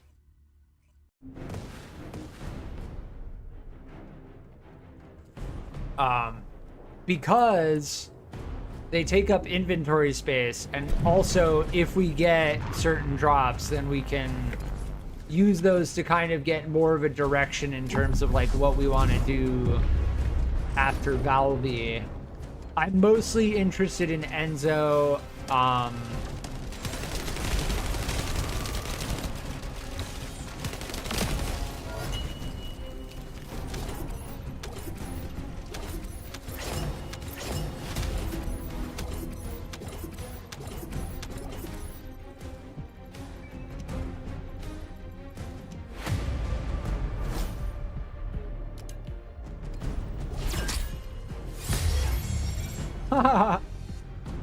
Yes, we got the, well, that in that amorphous, that's a 38% drop.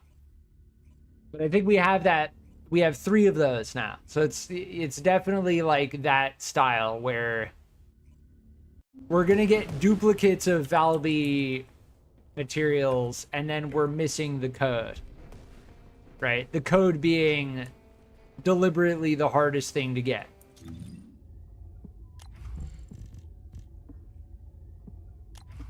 I still kind of laugh though, because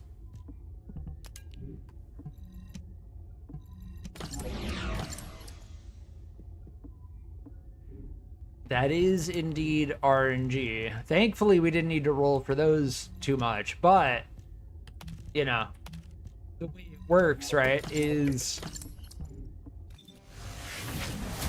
Oh, we got another season level.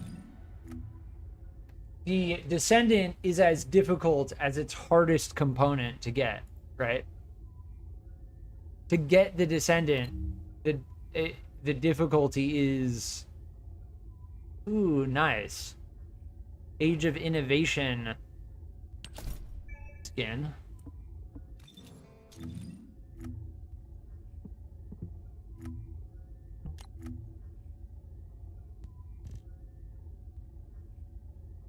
Is that a special rounds? No, it's a scout rifle. Pretty cool.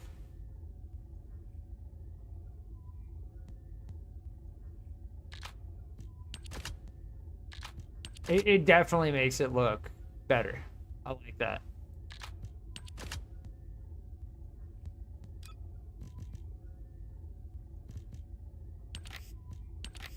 We wanted to make it all pink. We could do that.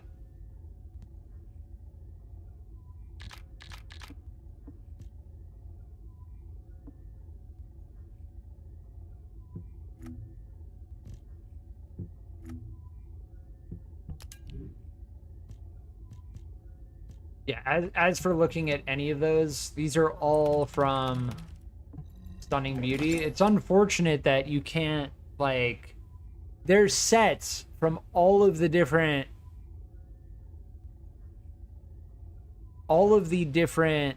Colossi have sets that are associated with them, gear sets that drop specifically from them. And I'm saying it's unfortunate because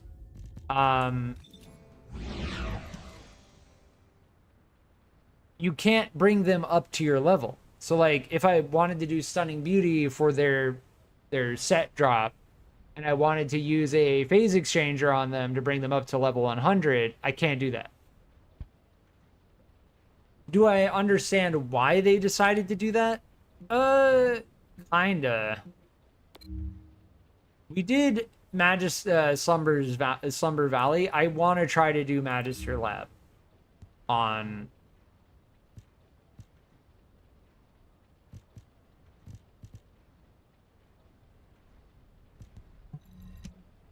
hard mode.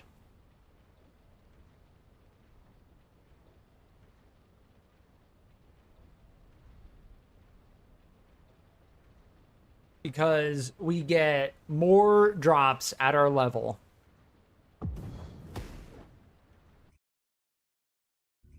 The gold doesn't... The thing is, like, the gold doesn't scale, right?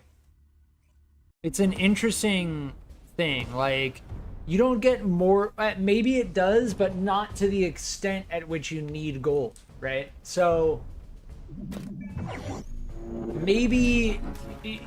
Maybe you get some more gold than you do at like lower levels, but you need a lot more gold to get your modules maxed out and stuff. It's the end game grind. The gold grind is a part of the end game grind, no doubt.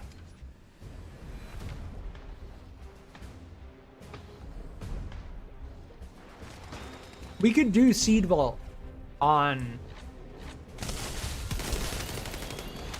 hard mode. We do Seed Vault on hard mode.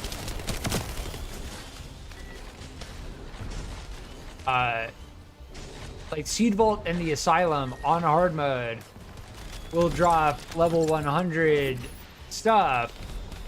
And we know those missions very well now.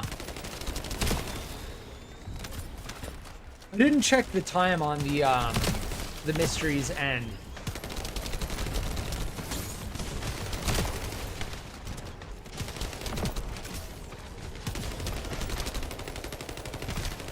Double frame drop. Luckily, I haven't had a disconnect. Oh, we stopped them from jumping down. That was so weird. Luckily, I haven't had a disconnect. Level 36. Nice. Ooh, mastery rank. I haven't increased my mastery rank in some time. Mastery rank 14.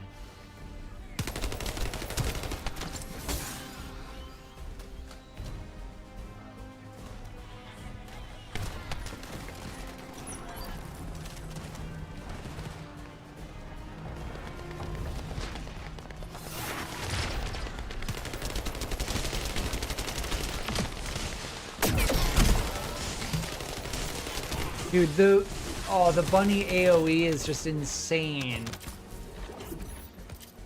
I don't know how you even beat that.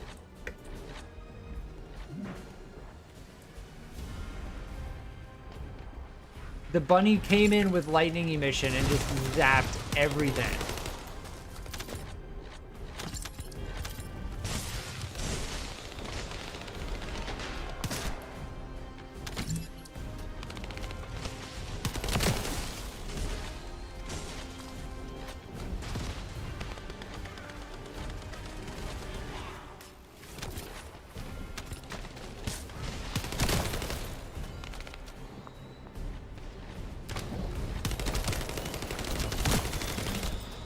Yeah, I don't know if I like the challenge to upgrade a module 3 times.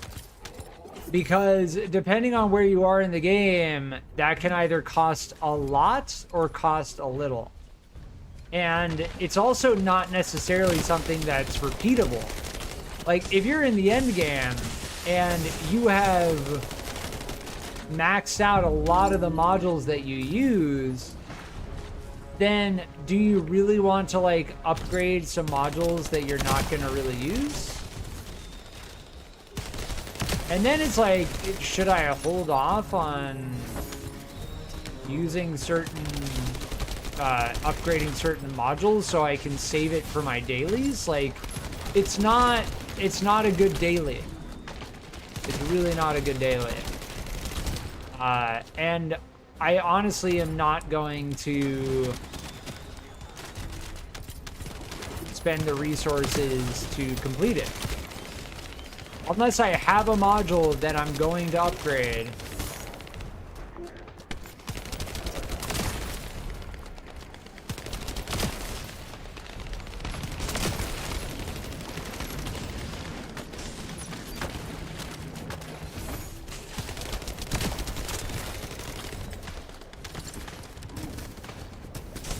Oh my, they're all like right around them.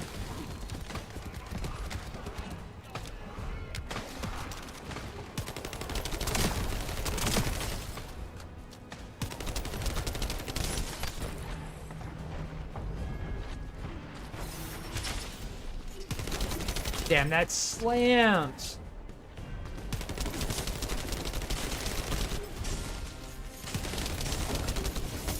The performance in this boss arena is very good.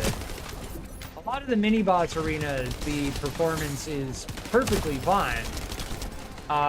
Which, again, I've said it before, is hopeful from a programmatic standpoint. All right, let's get ready to set this up. From a programmatic standpoint, it's a good sign because... Oh, please don't go away. Okay, there we go.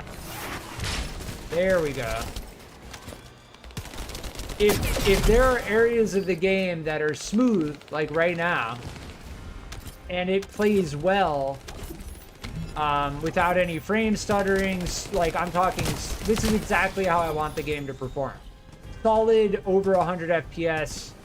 Like, if we can get that, that's a good sign, because that means that the game at the core is not the thing that's causing the problem.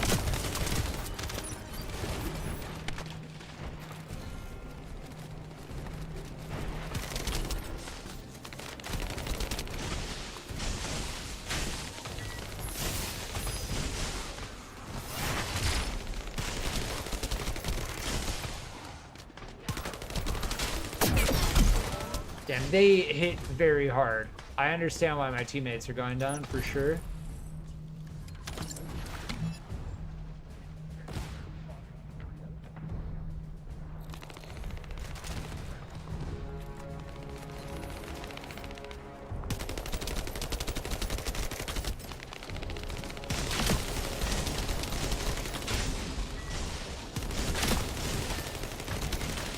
Yeah, look at Bunny's lightning emission, just slamming them over and over again. It's just crazy.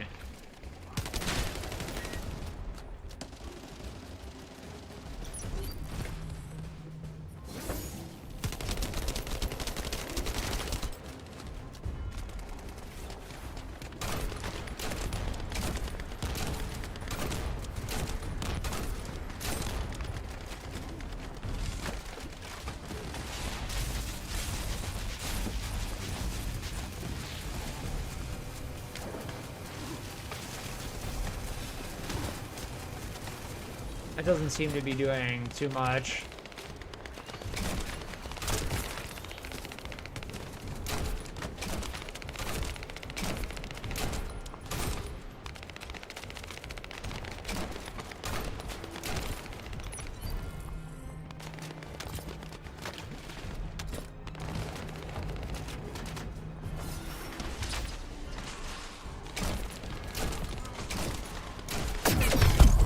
Oh my. Yeah, that animation is tough.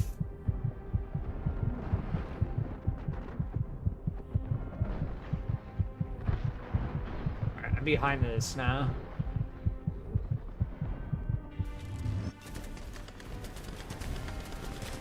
They like bring up their shotgun and there's almost no warning.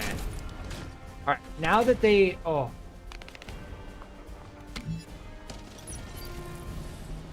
Let's see, can I hold on to this?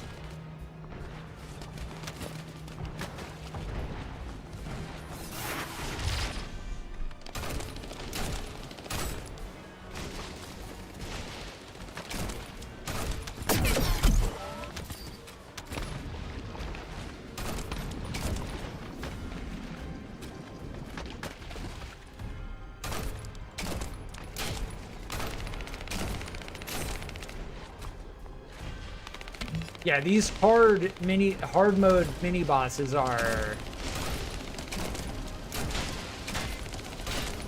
what I remember from early game. It's basically bringing back the early game.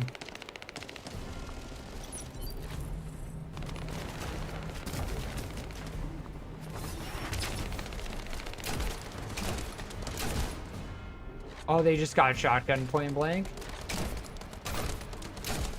That ability right there, if you get hit by that close range, you just get wrecked.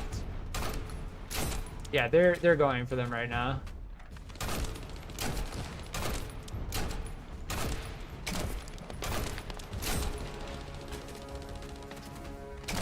They're at 50% last phase.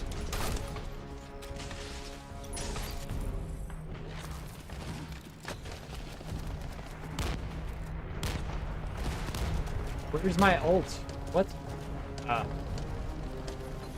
Yeah, the way it cools down in the UI, there's like this downtime where it's like it finishes going up, like the light gray disappears and then it turns dark gray, but then there's like this period where you can't use it. They need, that's a very bad thing in the UI that they need to fix. Ooh, Transcendent. Ooh, well, no, we already had a glacial cloud. It's okay.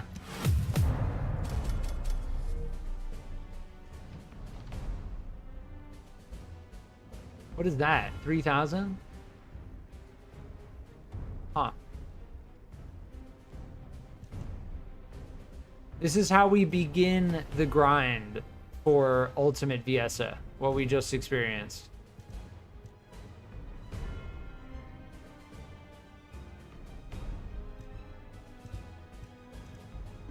Cool.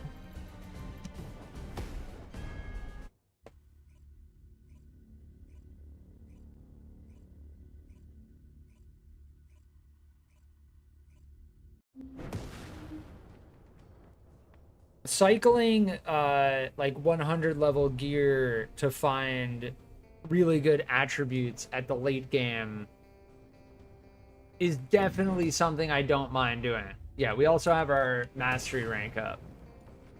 So let's go and do that ASAP. We get to mastery rank 14.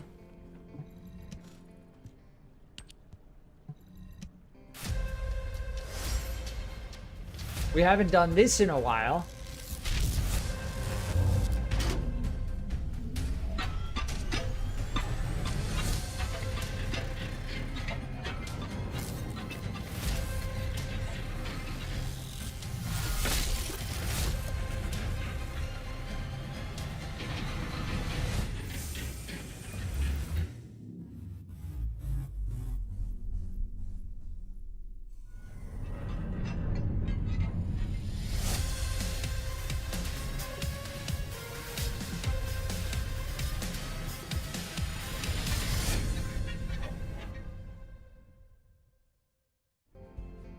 And if I really want to get my mastery rank up faster, well, it doesn't seem like there's a way to just target your mastery rank, but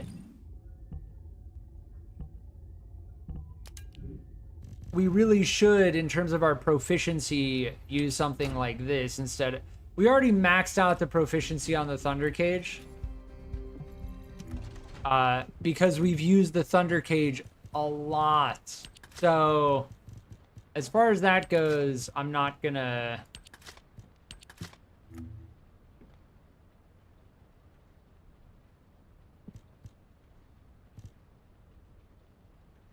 I'm not gonna worry much more about that. Do we have 100,000 gold now? We do. We can get Sigvor's up now. I'll get Sigvor's up. What's my proficiency on Sigvor's? 15? We can try using Sigvor's a little bit more. Given the fact that the last thing on the battle pass is Sigvor's premium skin.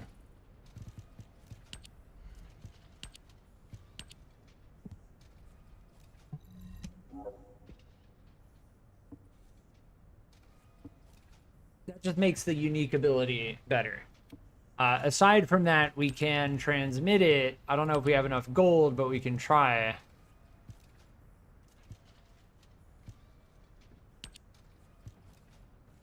Yeah, this actually doesn't cost gold. Interestingly enough. Making the phase exchangers cost gold, though.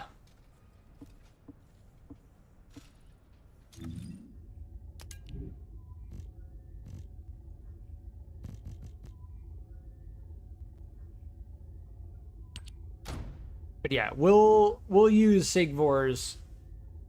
I want to get Sigvor's proficiency maxed out.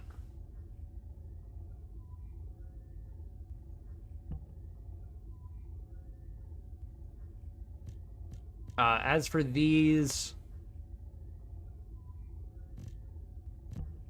we need to, while I'm thinking about it, while I'm here, readjust, do that, consume a control axis.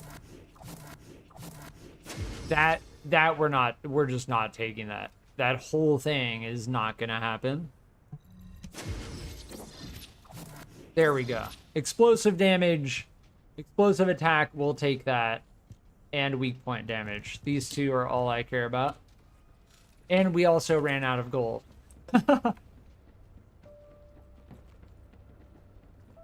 There is no way that I am going to rush into re-rolling attributes or anything like that. And honestly, I kind of like the feeling.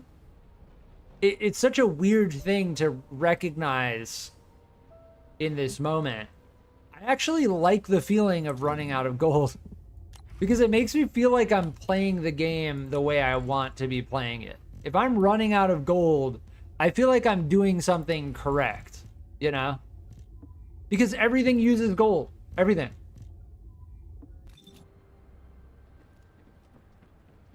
And as far as the Colossus battles go, I don't think you actually get gold for doing these.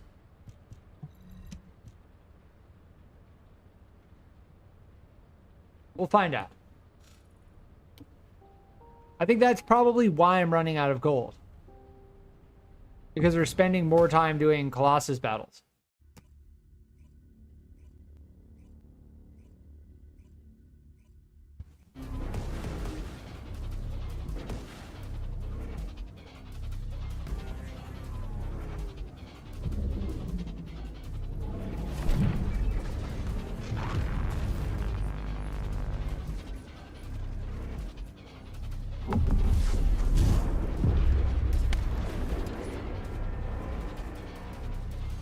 Does this have, nah.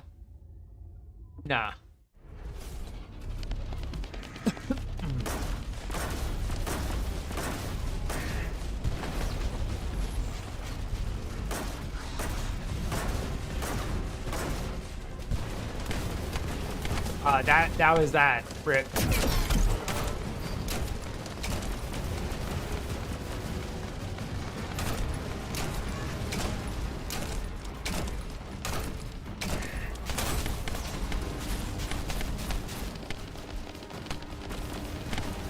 Bro, get me out of here. Why am I the one getting aggroed right now?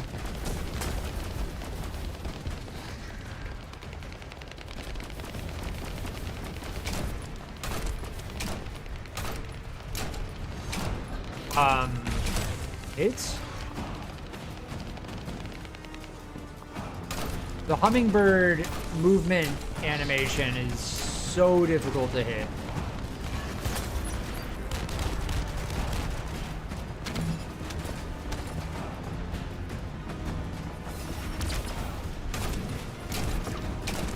Getting, like, being close to the pyromaniac is, like, it's just not the most effective way that I found to do that.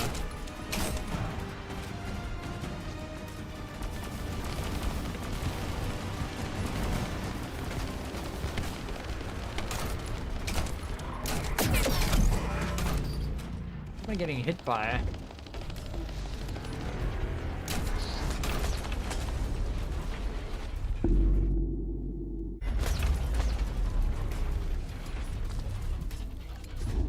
Oh, you can't aim up past a certain point.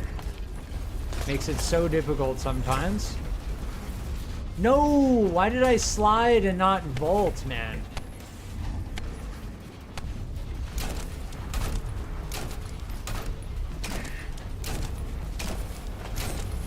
The way that they animate makes it near impossible to get those hits off.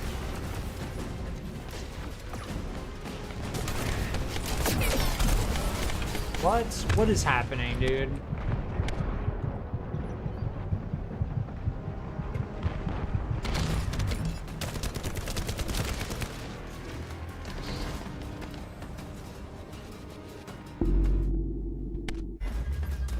Dude, how am I taking fire damage while the screen is white right now? Like, what is going on?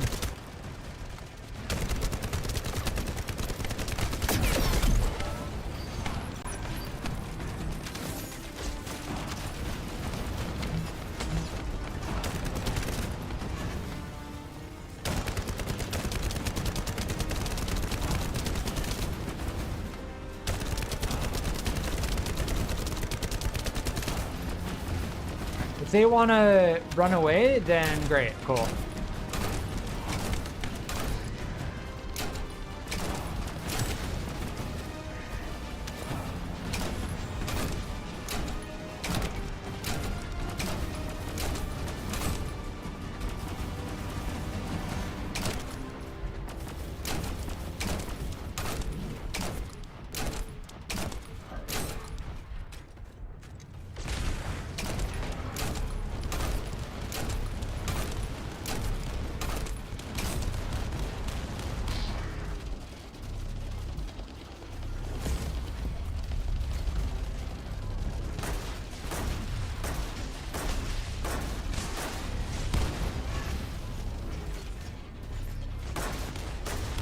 Is that even doing, like, any damage? I think it is.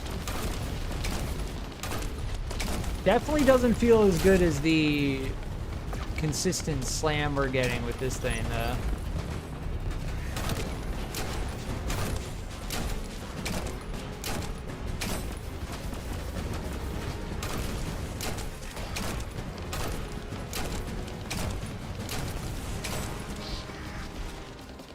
Yeah, they're wrecked. We'll just get the consistent damage off of this thing.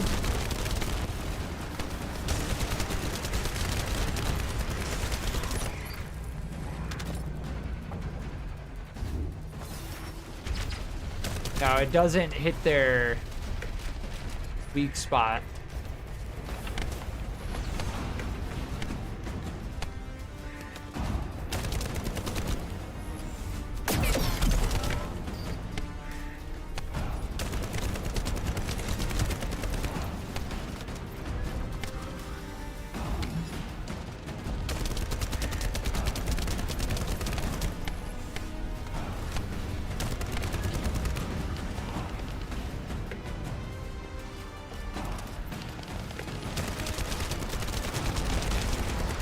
They died.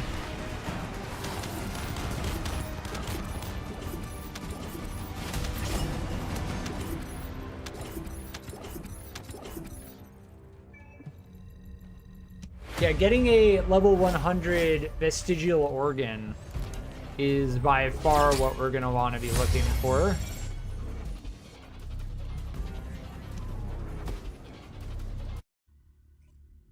I think we get vestigial organ from Biolab.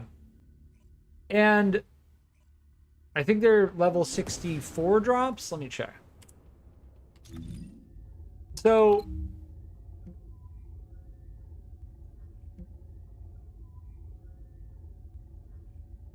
I don't know. I remember picking up a whole bunch here.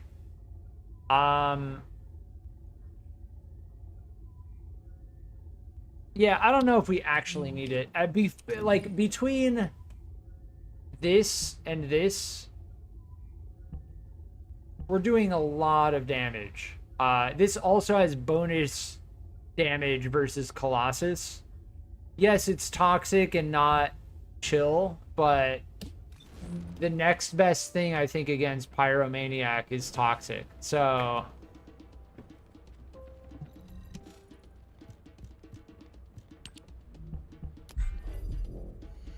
yeah, it's normal against toxic.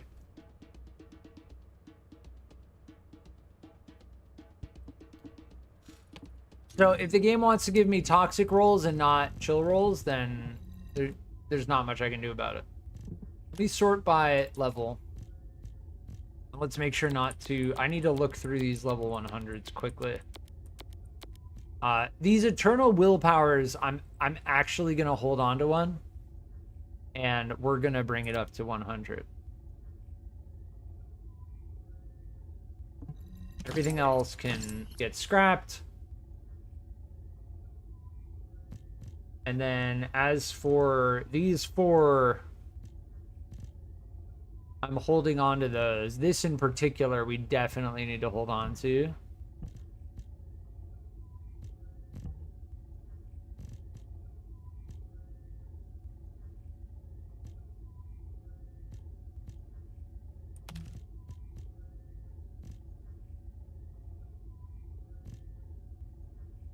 Why does this have less?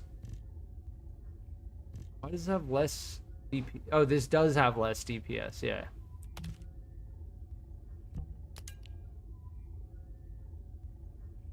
Yeah, as for the one we're using, well, this Silly Weeper has chill attack, though. Unfortunately, it doesn't have firearm attack and not bonus firearm attack versus Colossus. Again, the firearm attack, 10.6%. And the bonus firearm attack versus Colossus is very good. Like, we don't want to mess with that. Yes, it's not a... I get it. It's not a ultimate roll for the firearm attack or whatever, but that is a very good set of attributes. It's going to be very difficult.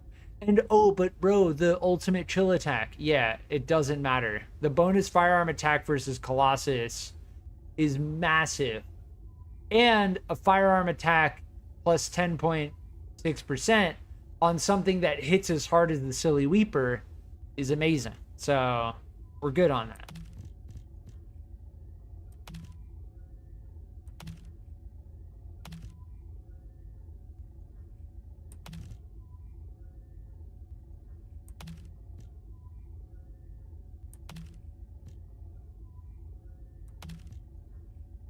I'm going to hold on to this to get the Eternal Willpower up to...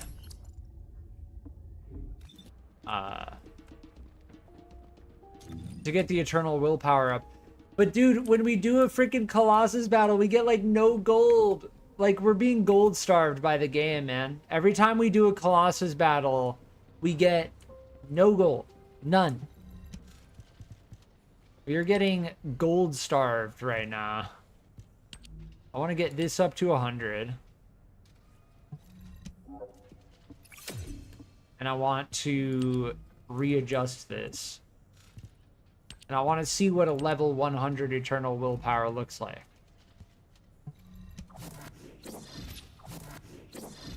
Bam! For the Pyro, this is great.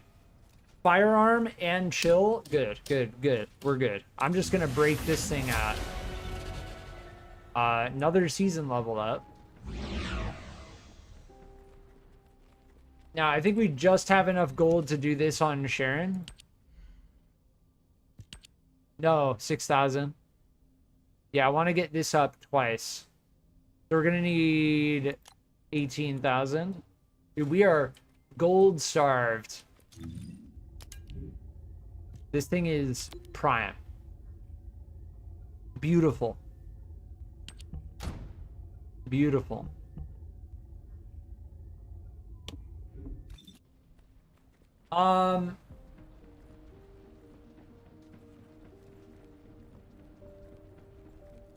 So yes, we have Mystery's End and Pyro in our rotation.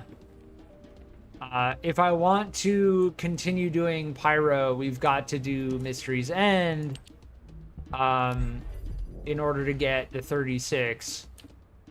So we'll run Mystery's End again. Now, as for level 100 drops, we're good. We've got our level 100 drops. It would be a severe mistake to be using anything other than level 100 equipment. We need to keep doing hard missions to get all of our external components up to level 100. Once we find level 100 external components, then we're really cruising into the end game. As far as I can tell,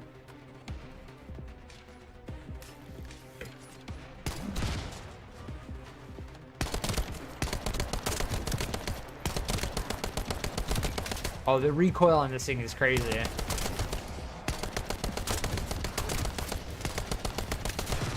If you can manage the recoil on it, though, it slants.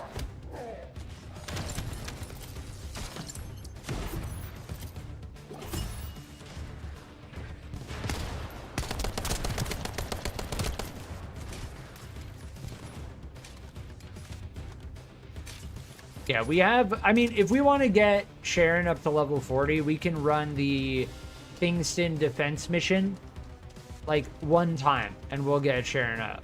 I've been enjoying leveling Sharen as we've been grinding for the Valby code. It hasn't felt too bad. I mean, to rephrase that, what did we miss? It's not that it hasn't felt too bad. It's felt okay. We missed something. Yeah, they're just running ahead. This mission does not like it when you skip.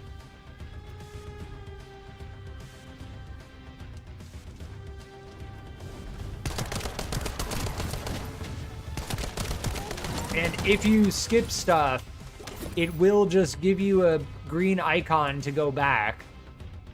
At which point you're going to be spending time going back.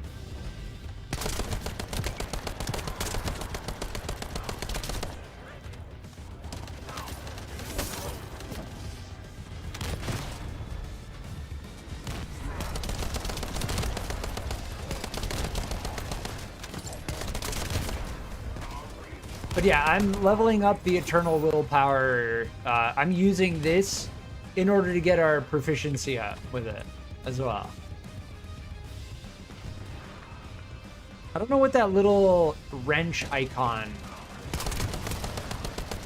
What does that little wrench icon next to one of our teammates' names mean?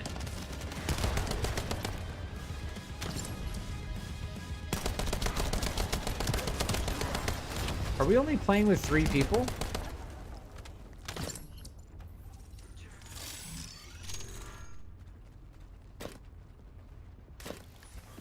I don't know what that means.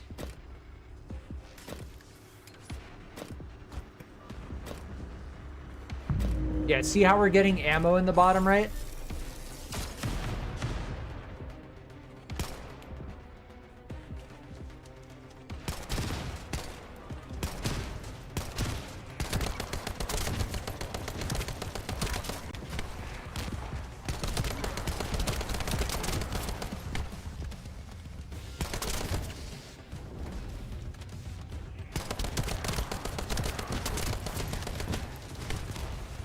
Yeah, now they don't have a wrench icon next to their name anymore.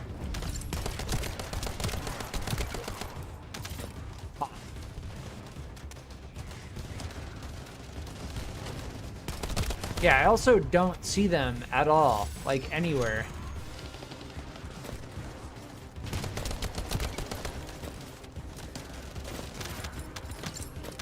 Is it possible that they're AFK farming?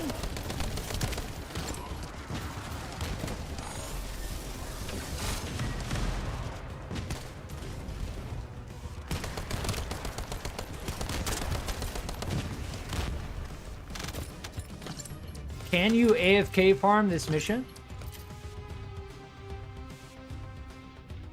That is the question. Because if you can AFK farm it and there's no penalty for going AFK while your teammates run through it,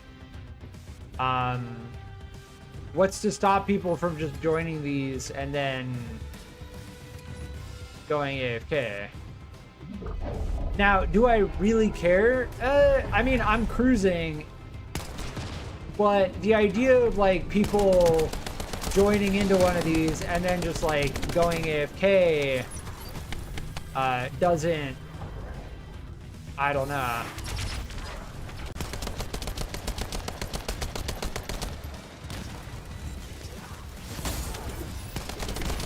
Dude, where?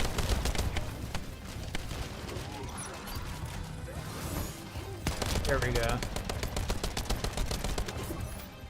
Those enemies are treacherous because, yeah, you need to hit them right in a specific spot. I'm gonna flat out say it. Not having a bunny actually makes it take longer. I just like I'm gonna flat out say it. Because if there was lightning emission running during that stage, yeah, we also have a Sharen that's not actually playing on our team.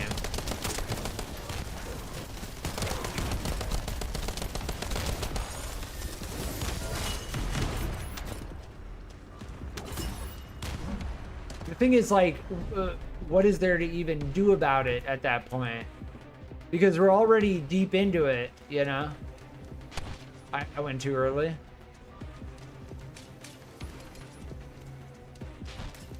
There's a way to get over that, I think.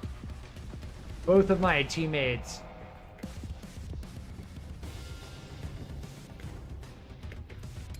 Oh, I just missed it. This jump area is, yeah, if they get it over there, then we're good. What just happened? Yeah, they got it. If they get it over there, then we can speed run through here. And then after we reach this next point, all of my teammates spawn. So that area that I just ran through is the most important area. But this whole mission does not have a speedrun spot.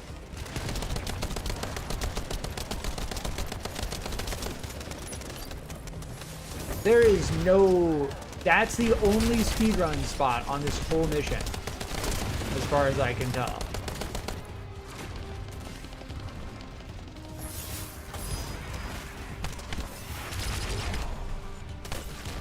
Oh, interesting. As far as that cube goes, it only activates when you hit the edges of it. So what you should do when you get that cube around you is just not move. Interesting. I was thinking you had to roll out of it, and I was thinking, oh, if I get the cube around me like that, to roll out of it. But if you hit the edge of it, that's when you actually get frozen by it.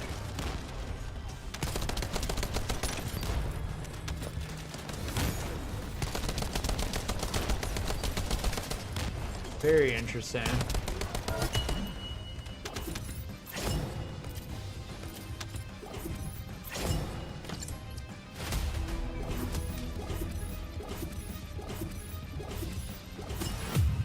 But yes, this is the Valby grind that we are currently experiencing. We're grinding for the Amorphous 36. The Amorphous 36 gives us a 15% chance at the Valby code, which we have to fight the pyromaniac in order to crack open. Which is it's a pretty okay cycle. I haven't been minding it. As far as going back and doing like certain well, I say going back, right? Going to do the hard mode missions, like if we speedrun Seed Vault or the Asylum, that could be a decent speedrun. I missed how long that mission took. Let me check. I did check the rewards, didn't I? Yeah, 8 minutes. So Mystery's End is about 8 minutes. As far as like Seed Vault goes, I think we got Seed Vault down to 6, and then the Asylum was like down to 6 or 7. So Mystery's End is about another like minute and a half, depending. That whole mission though, we were basically doing with 3 people without a bunny. A little bit difficult. Now, another question I have, is there a hard mode for these? I don't think there is.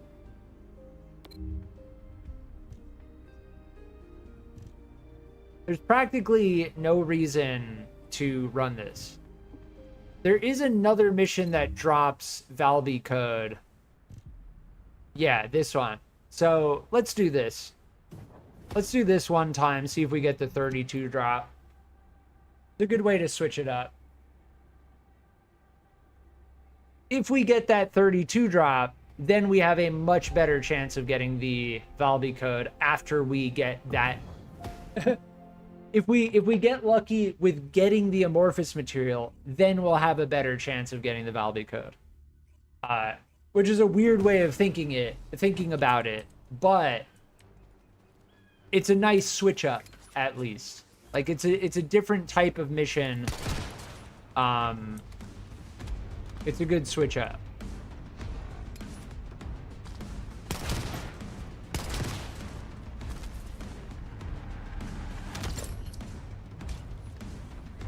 What are we meant to do? Oh, it starts in 5.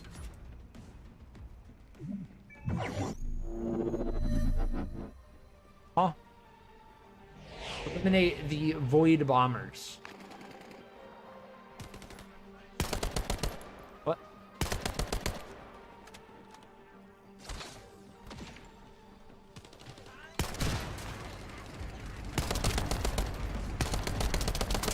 Yeah, these enemies are very easy compared to anything in hard mode. I think this is only like a level like 30 mission or something. We're not going to be getting any drops that are worthwhile.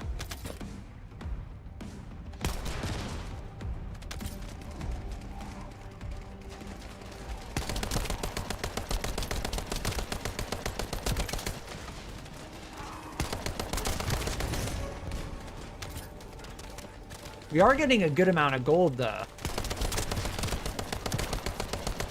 You know, this might be the gold grind. When I was thinking, like, you know, we're not getting much gold from the pyromaniac, this may be the way to actually, well, part of the way to grind for...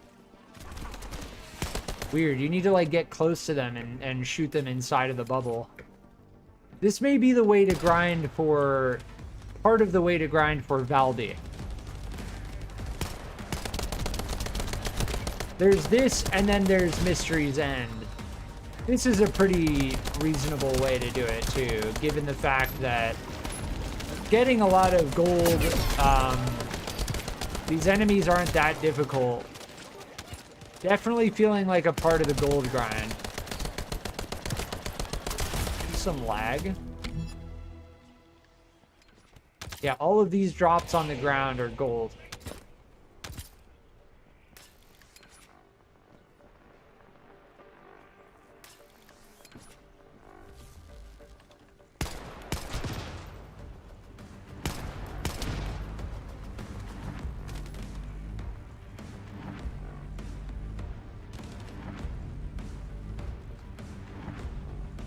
Where is it?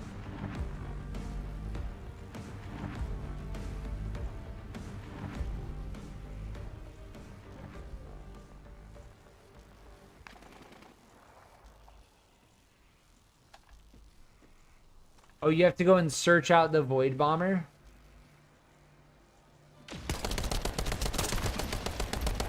Interesting.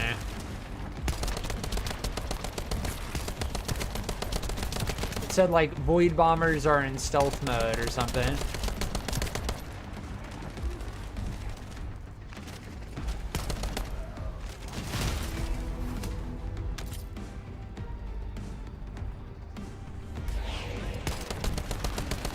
There is one.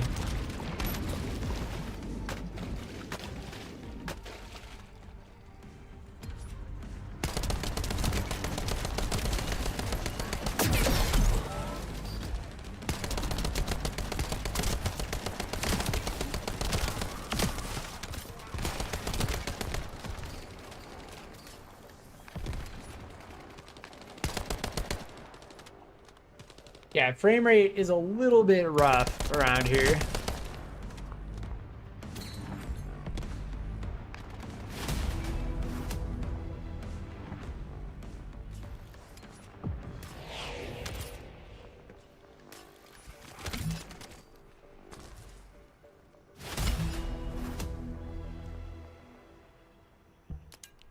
I think most people are going to be going for the 12th wave.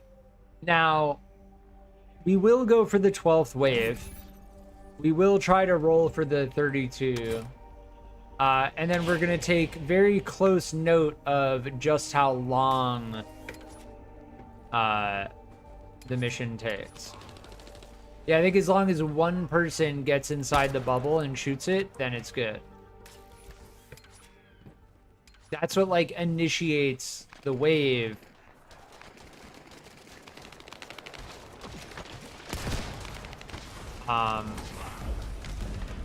And then there's like a certain amount of Vulgus you need to eliminate, and the faster you eliminate them, the faster the wave ends.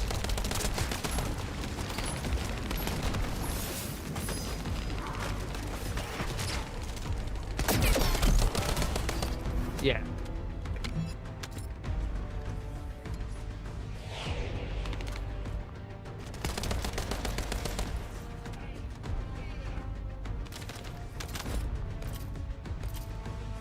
But yes, this is seeming like a good gold grind. Like, we're picking up the 1700, roughly like 1500 to 2000 gold stacks. And it doesn't feel bad.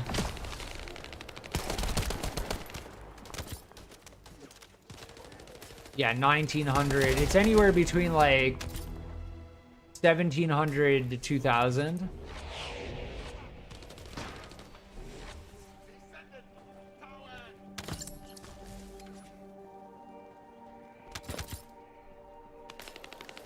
Forgot that I turned the dialogue off. Let's turn that back on, the voice volume. And I immediately went down. Already sorting out, Sharen? You did very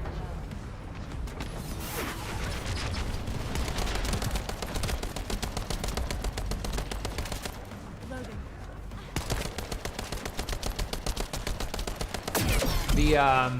The Scorchers are a problem for sure.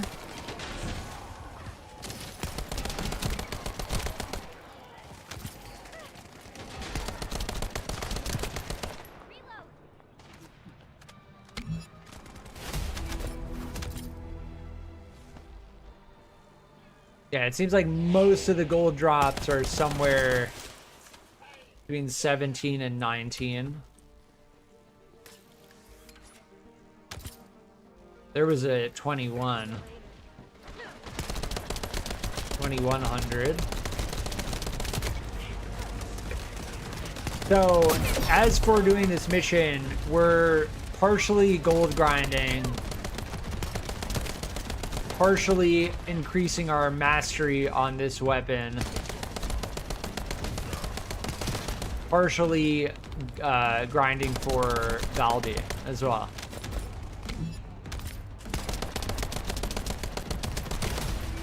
This mission is doing like 3 things for us. It's a bogus ambush. Deal with them quickly. Feel the pain.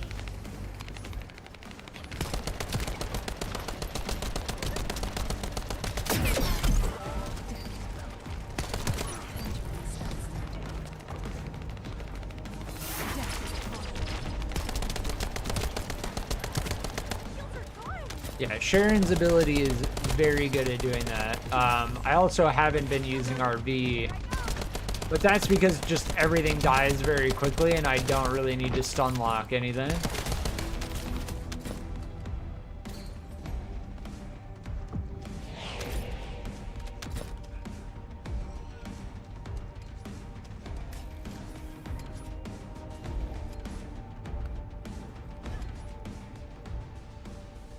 Yeah, so they run and then they kind of stop. Then you need to run to them, get inside the bubble, and then shoot them. So as far as that gold drop goes, it was a chance between, yeah, we didn't get the amorphous. That was 9 minutes exactly. So 9 minutes, we got a lot of gold. We did end up getting the 31. That was it. We got 120,000 gold. That was the main thing. And we got another 57,000, I think.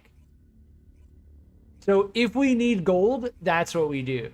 We roll the dice on the Valby amorphous, and then we gold grind.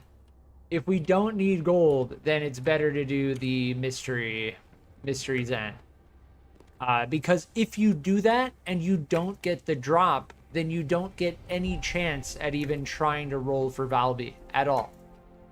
That is why I'm saying it's not as worth it. Welcome to the That is why.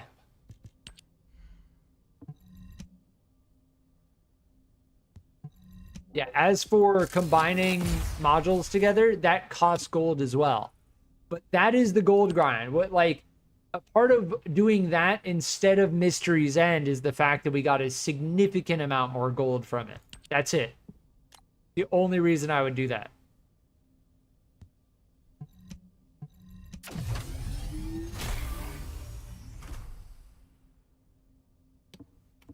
Yeah, that should have completed that. Let's check. That daily. Oh, you need to do it 3 individual times. Hi there. What can I help you with?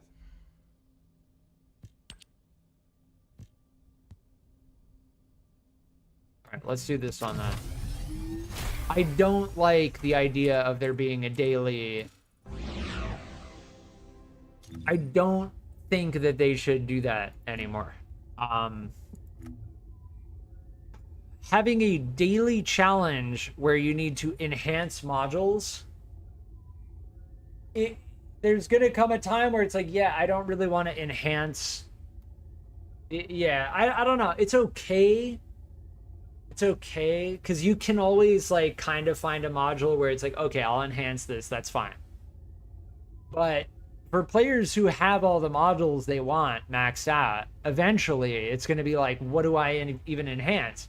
I'm just going to enhance something I don't really use for the sake of getting the daily done, you know?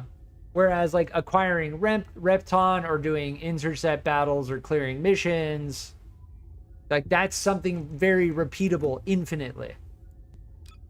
Yeah, we've almost already gotten all of the weeklies done, and we still have 5 days.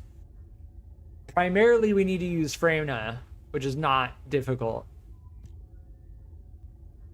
And then we need to do hard mode Kingston, excluding outposts, void fragments, and fusion reactors. That's not difficult either. So we can go and do that with Freyna, and then get We have 5 days to do that. I'm not concerned about it. I'm honestly not concerned about it. I will be right back.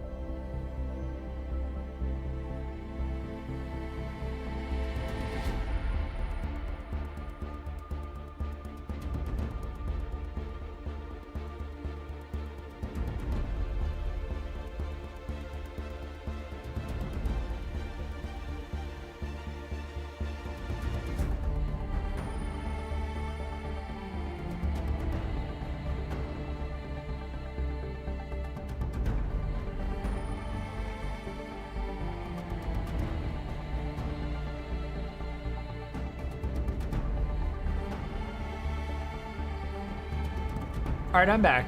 And it seems like we got disconnected while I was gone.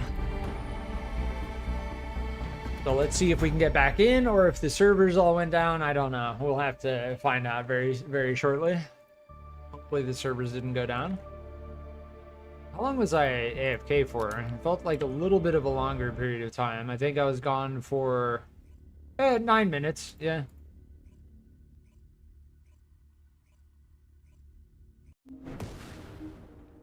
Been streaming for almost 6.5 hours. 9-minute BRB doesn't seem too bad. But yes, as far as that goes, as far as the battle pass goes, which I brought up before I left, our weekly challenges, hard mode with Freyna Venom Trauma. Defeating 500 enemies is going to take a little bit of time. So what I'm going to do is I'm going to get ahead of it, and I'm going to switch over to Freyna right now. Can't see me. You know what? Let's finish one thing at a time. That mission, that gold grind mission seemed pretty good. But, I mean, there are a couple things we can do. I think we're going to continue trucking on the Valby grind, which is the core grind that we're doing. But aside from that, we are increasing our mastery rank. We are finishing leveling Sharen. We are doing the gold grind, which is the true endgame grind. Because I didn't think we would run out of gold, but if we want to research Valby, it's going to cost, it's going to be 400,000. So, oh, that's so rough. We bounced off the top of our friendly's head, and then we landed and then did the landing animation on the ground. That's hard. That's very, very hard. Yeah, I'm going to see what it feels like to play without music. I suspect playing without music is gonna give us an even more like chill, zen-like grind. I'm looking for that chill, zen-like, no dialogue, no music, just sound effects. Give me that zen-like grind. We're chilling right now.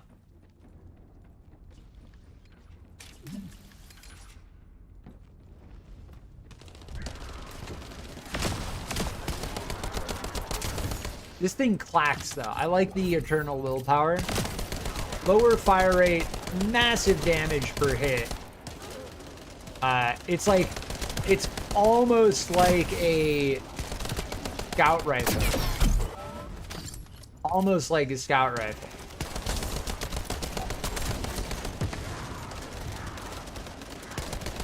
I wish there was a separation. Like you can see, they're still talking. In the infiltration missions, the first time you do them, they play a pretty core role in like progressing the lore and the plot.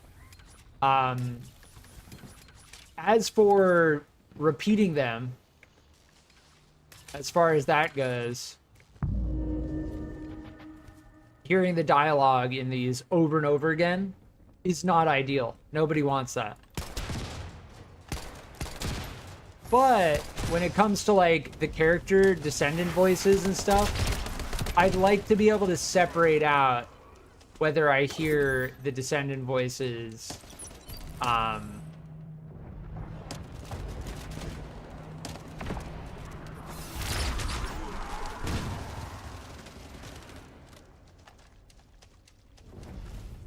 but yeah, I think turning off the music is actually it's pretty zen-like.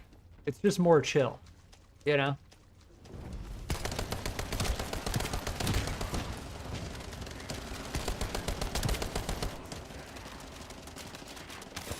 We're enjoying the chill vibes more than the stressful, hardcore speedrun grind vibes. Because at the end of the day, my enjoyment from this game has definitely come from the core gameplay. It hasn't come from stressful speedrun grind, stressful dialogue. The environmental sounds in this game are also pretty good. They're just quiet. Compared to like the dialogue and the music, the atmospheric sounds are pretty good.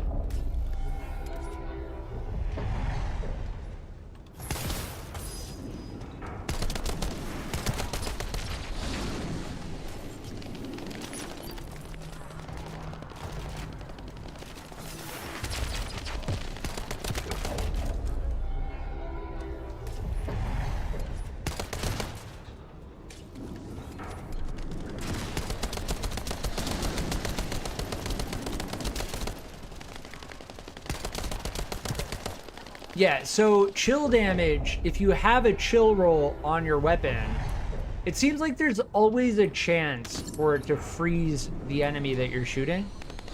And honestly, that is very strong. I don't think that that should be underestimated. Given the fact that if you freeze an enemy, they're completely immobilized.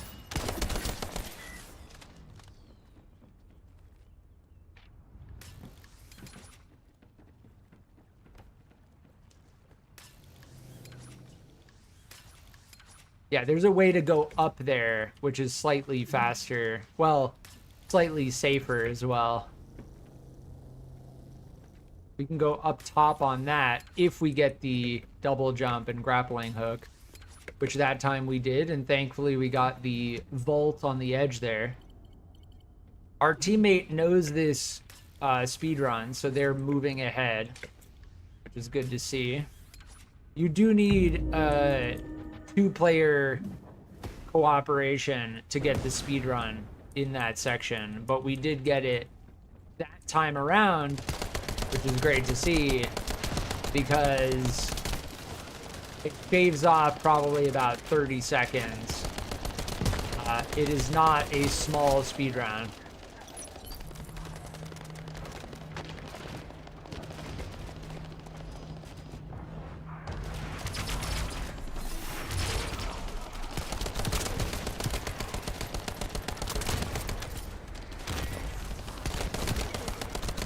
But alas, once we get Sharen up to 40,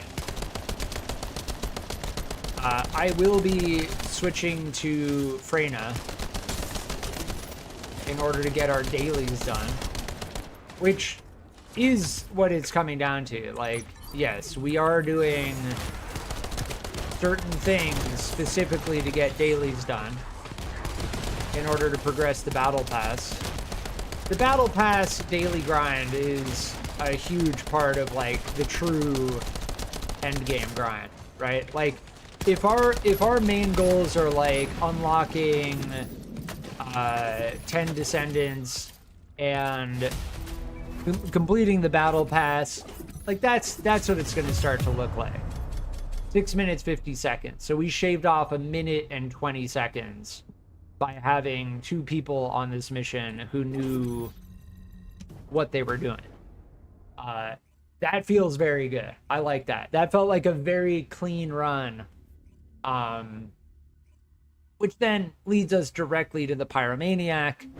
The Pyromaniac is definitely an enjoyable Void Intercept battle, for sure. Given our current setup, we are set up for the Pyromaniac primarily. Given the fact that we have Chill Attack on this, Toxic on this versus Colossus. I'm not going to reroll the Sigvors. It's good enough. The Sigvors is good enough.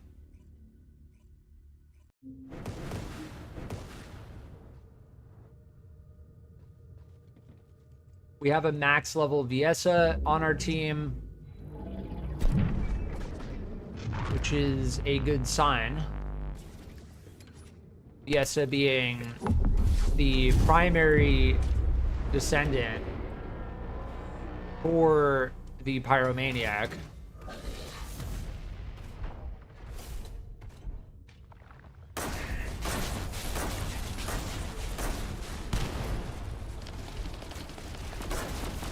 We're gonna use all of our Sigvor until we run out of ammo, and then we're gonna switch over.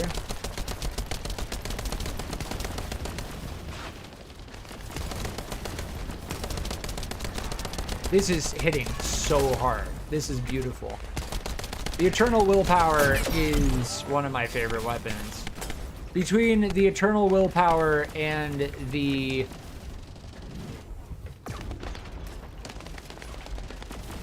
Silly Weeper, I can't actually aim down that low.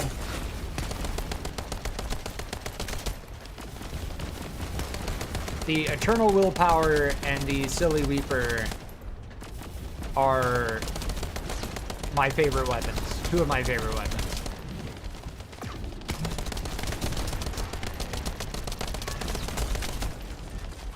As long as we just keep this rolling until we run out of ammo, we can then switch over to... We can switch over to our Silly Weeper. But this is doing very good, consistent damage right now. We're doing very, very good, consistent damage. Bigger numbers are better. Take out the Kingfishers. And we do have chill attack roll on this Eternal Willpower as well. So you can see, because I have it set to show the icons, the recoil is quite difficult to control on this sometimes.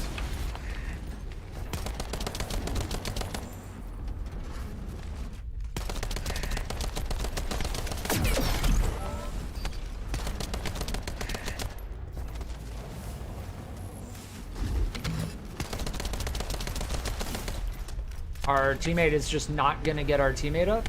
Oh! Dude, you were right next to them, man. Like, I'm looking at my teammate on that side thinking like, oh yeah, they'll get them. Like, nope. That's the worst time to go down. So if we lose this, it's gonna be because of two people who... are going down consistently. And don't get me wrong, like, the Pyromaniac is difficult. It's difficult. If they're using level 65 stuff, I'm through it. It's like, it's all good. But I am now the person who is pretty much carrying, like...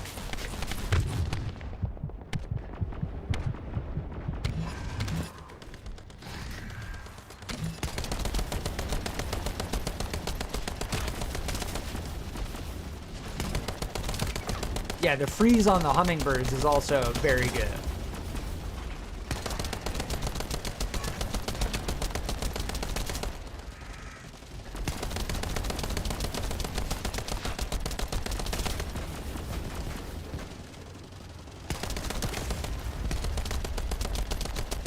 Alright, I'm gonna switch up to this.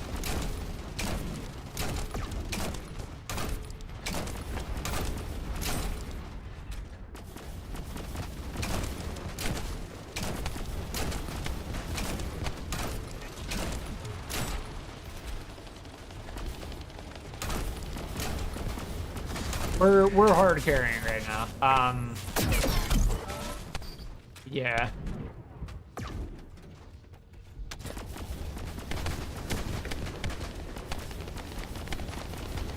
I am taking full aggro now. Alright, we're okay. We do have a Lepic, who is doing pretty well. I don't want to say we're hard carrying.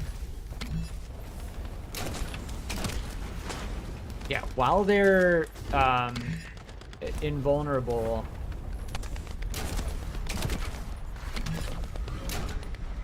You mostly want to target the Kingfishers. Target all the Kingfishers, and then you can start trying to hit the back of it. There we go. Silly Weeper is my favorite, like, standard weapon. Non-ultimate weapon.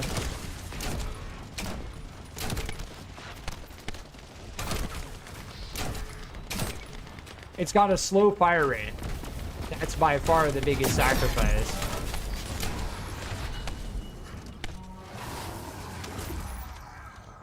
Slow fire rate, but when you get it rolling consistently, that consistent damage is just so massive. The DPS, all of the other things you could lose DPS to, like damage fall off, missing shots, so on and so forth.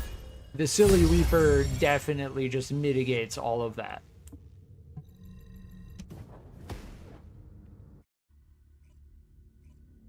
It feels good to use. It just clacks. Like bang, bang, bang. It's got a really good default fire rate. Alongside the Eternal Willpower, the Silly Weeper, these are two of my favorite weapons to use in the game.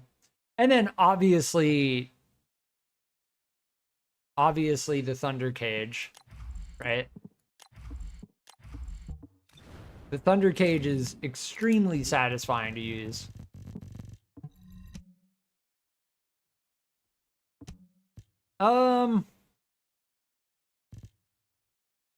Should I try and bring one of these up?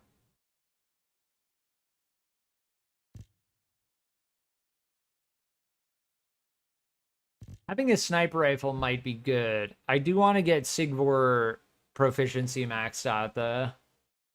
It's kind of one of those things, like, I want to get its proficiency maxed out. That way I can say I have Sigvor's proof maxed out proficiency, and that way I don't need to use it anymore. We're on the way between these two. Definitely on the way. That's how we're going to get our mastery rank up.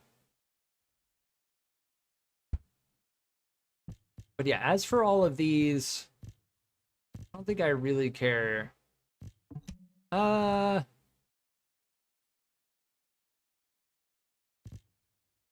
we're good. We're good. That's going to be a hard end game grind where we're like specifically targeting and trying to find certain weapons that we use phase exchangers on to bring up in order to get the mastery the proficiency maxed out on them.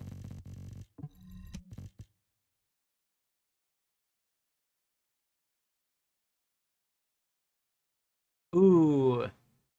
If this had singular instead of tech, it would be extremely good on Bunny.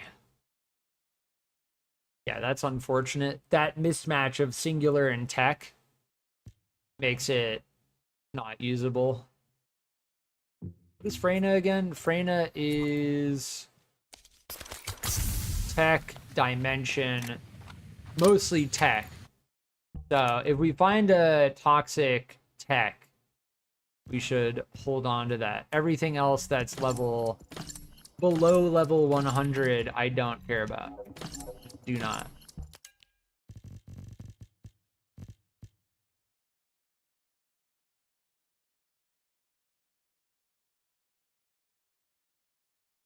It's still not as good. Max shield is just not gonna be it. We're looking for defense and max HP.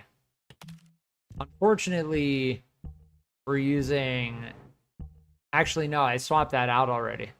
This gives max shield, sure, but it gives max HP first. That's what matters.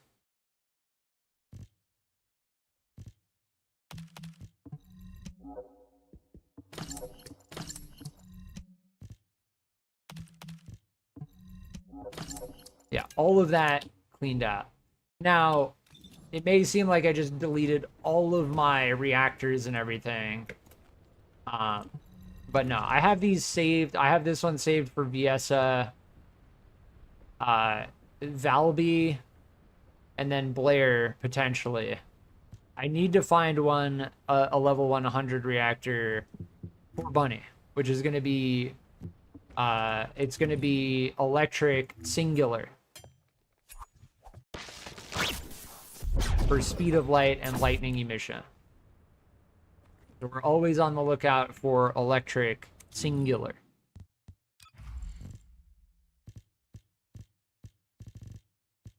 But yeah, at this point we got all our dailies done. I'm gonna do one run on the Kingston defense because between gold grind and wanting to get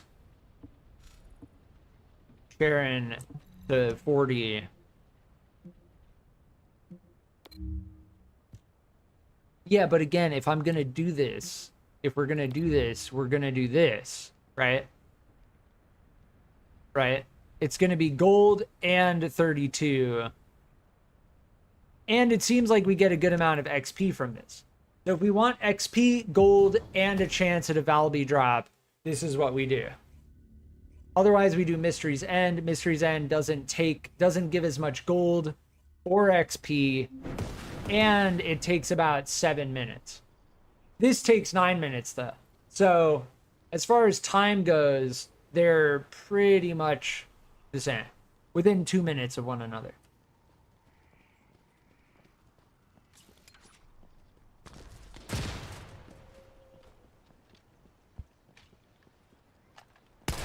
But once we start getting into the daily and weekly grind, we're gonna need to do things like that. Like, oh, use Freyna's ability to kill 500 enemies. Like, you know, oh, why are you using Freyna? I'm using Freyna to get my daily done. Like, that's pretty much it.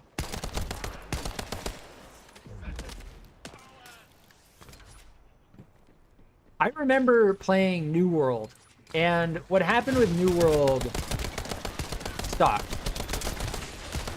I enjoyed a lot of my time in New World, but unfortunately, they messed it up by adding a DLC that added mounts, paywalled a certain area of the map, paywalled a weapon in the game, which none of the other weapons were paywalled. What is this spawn point up here? There's no proximity spawn. So the enemies just spawn in set locations. And as seen by the fact that they spawn right next to me, which is a little bit concerning because that's a very core part of the game. And it's not something that I see changing. Like, oh, this enemy just spawned right next to me. Like, yeah, that's going to be very, very difficult to change if they ever do proximity spawn, which I don't think they will due to the nature of the game, right? Because if there's proximity spawn, then there's so much room for abusing it where, like, you position your character in a certain place, it makes enemies spawn in a certain place. Managing that from a developmental standpoint is just so difficult. I don't think they'll ever do that. Although it would stop enemies from spawning right next to you. The simpler thing to do would just be don't have enemies spawn on top of this thing. Because this is where most players are going to stand when they're doing this mission.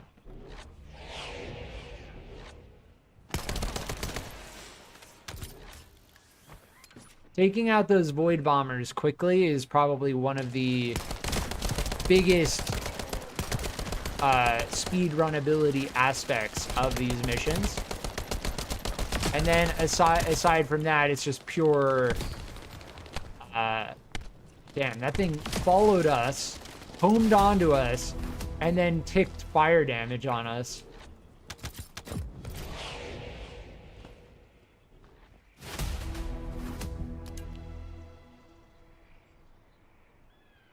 So the next drop chance is 30% on the amorphous 32. But there's a chance to get a whole ton of gold as well, which is fine by me.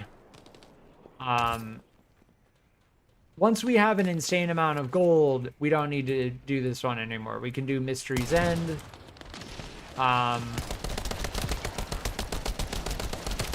We're also getting more XP from this mission. Because they're just more enemies. Like, you're just slaying enemies all the time. Slaying enemies, getting gold drops, having a chance to drop an amorphous. It's good. It's a nice switch up from the Mystery's End infiltration missions.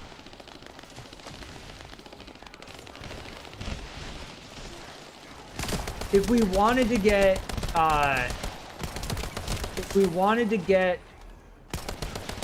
Sharen maxed out ASAP, we could bring them, we could go to the Kingston defense mission. But in that case, like, you don't get much gold, you don't get many drops, it's low level.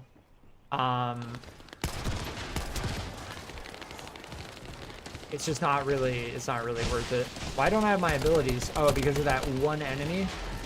Oh, it sapped all of my skill energy? No way, dude. Get me out of there. Out, dude.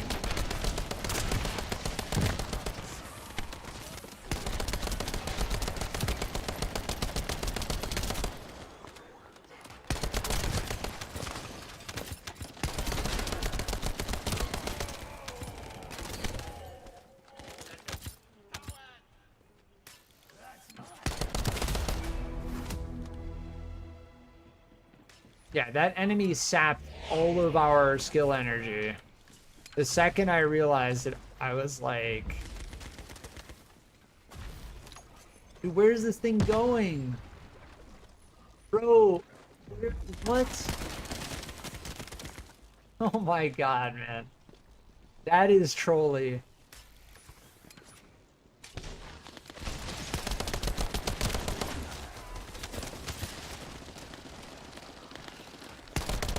The way this mission is structured is, it's a little trolly. That's a friendly, that's an enemy.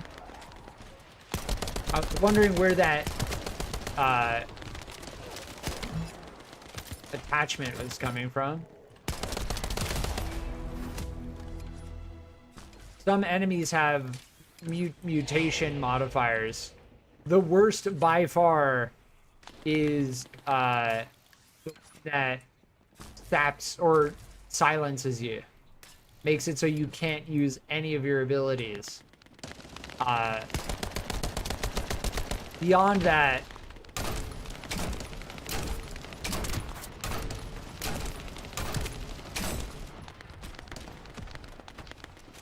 the next worst is the immunity.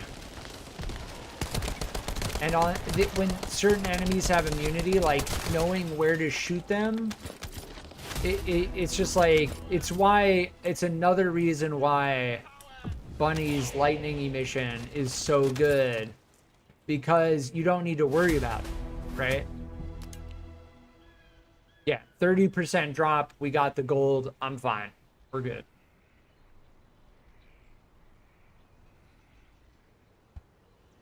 I don't think anybody's gonna want to go to level 20 because it just restarts the rewards.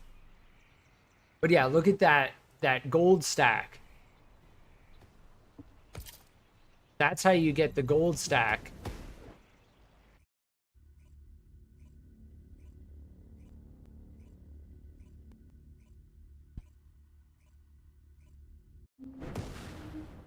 It's a good switch up. I personally prefer the infiltration operations though.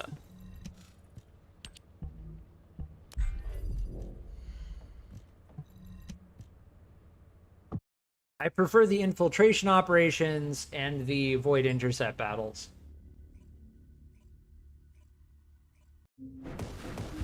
Because then I'm just rolling the amorphous, right?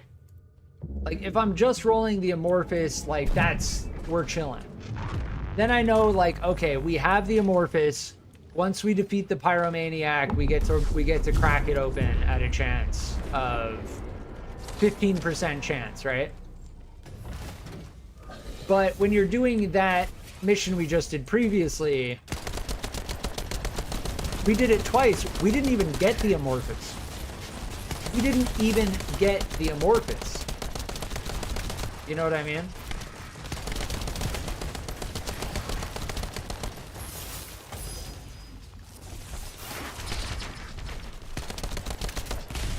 This one's gonna be easy. No doubt. Let's use Sigbors.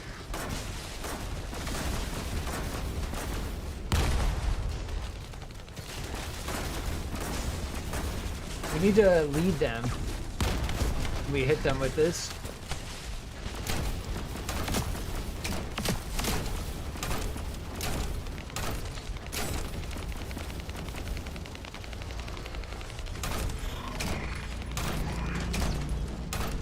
Good luck hitting them on the back while they're doing that animation.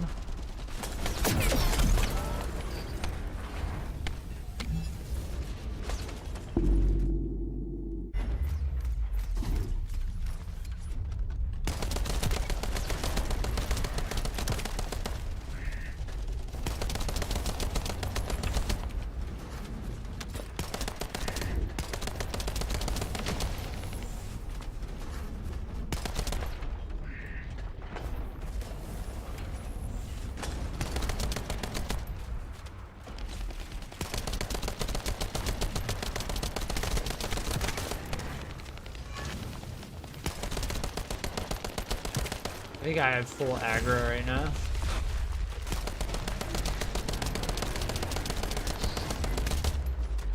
Oh, what? It made them skip that phase? That's crazy. That's amazing.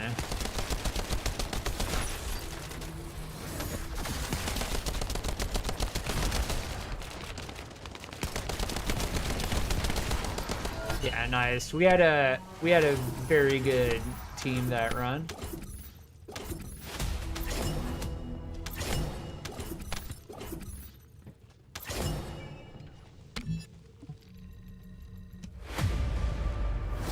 I don't like being like hard when clearly someone's getting carried. It's just like I was there too, you know?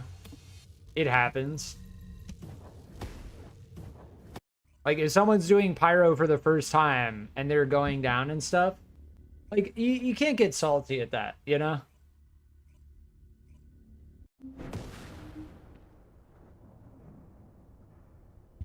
It's like everyone at some point did pyro for the first time, didn't know what they were doing, or they were doing it for the second or third time and brought something in that was not what they should have. Yeah, we already have the enhanced cells.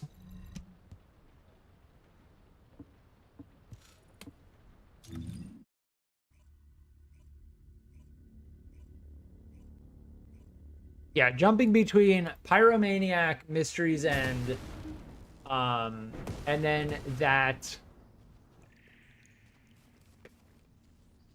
defense mission, pretty decent.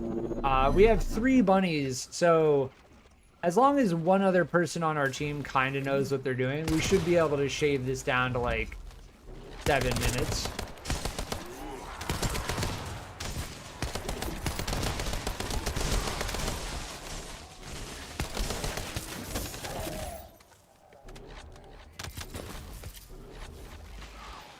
Bunny's lightning emission sound is the freaking meme, dude.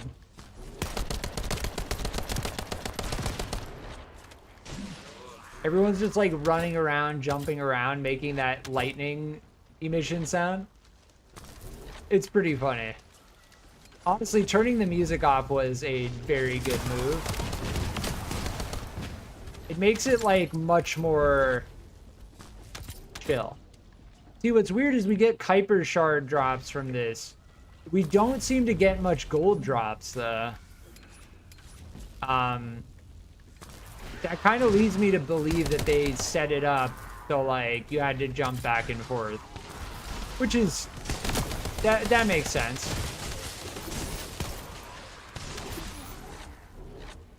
It's reasonable.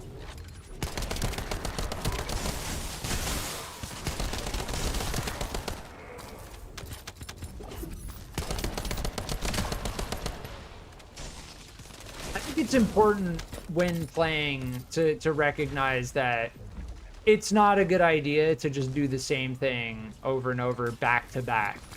Like, yeah, we've done Mystery's End a couple times now, but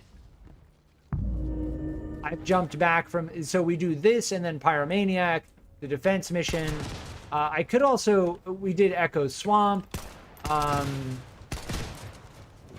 There are other things we can do as well. Like, I can get the, I know where to go to get the,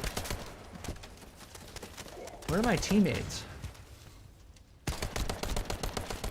I know where to get the Thunder Cage blueprints in the Sterile Land. I know what mission to do to drop those. There's a drop chance.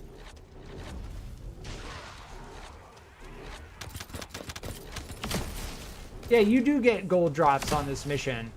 It's just not as much.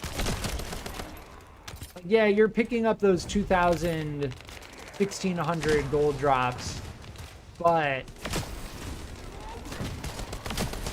the fact that that other mission just gives a stack of 57,000,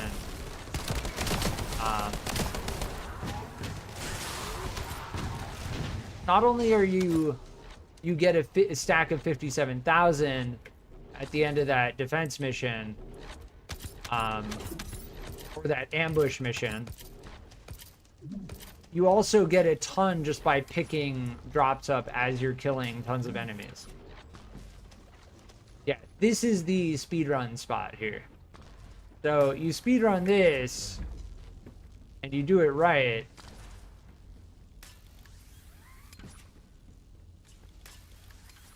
You can shave off like 30 seconds, upwards of a minute. No, that's a shorter speedrun.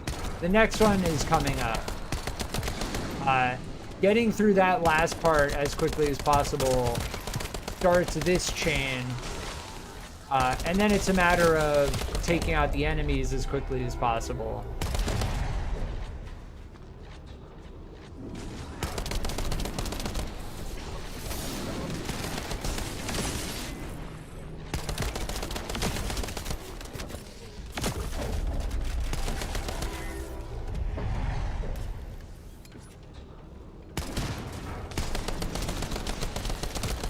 But after this boss here,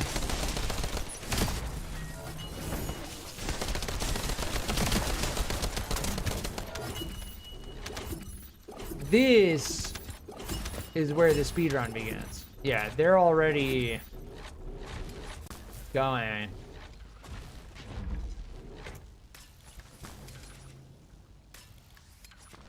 Yeah, if you just go really high, as long as one person gets this over here, we're good. And then the other person just needs to do that over there, and then we should teleport. I don't even need to go over there.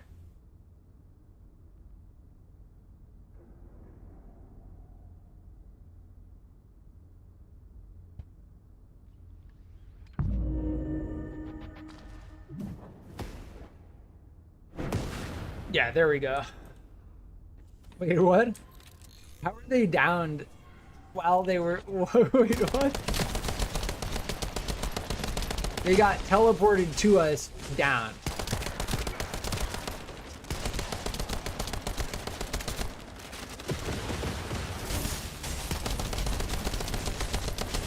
I'm gonna switch to Sig boards for this stage. For the AoE. Yeah, if you just stay in the cold box, you don't get frozen by it. It's pretty funny. And then it eventually goes away.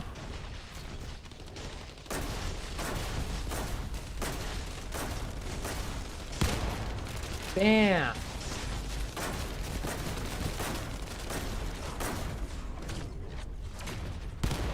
Oh, I let it go too soon. Okay. Yeah, Sigbor's is pretty fun to use. It reminds me of like Demo Man from Team Fortress 2, kind of.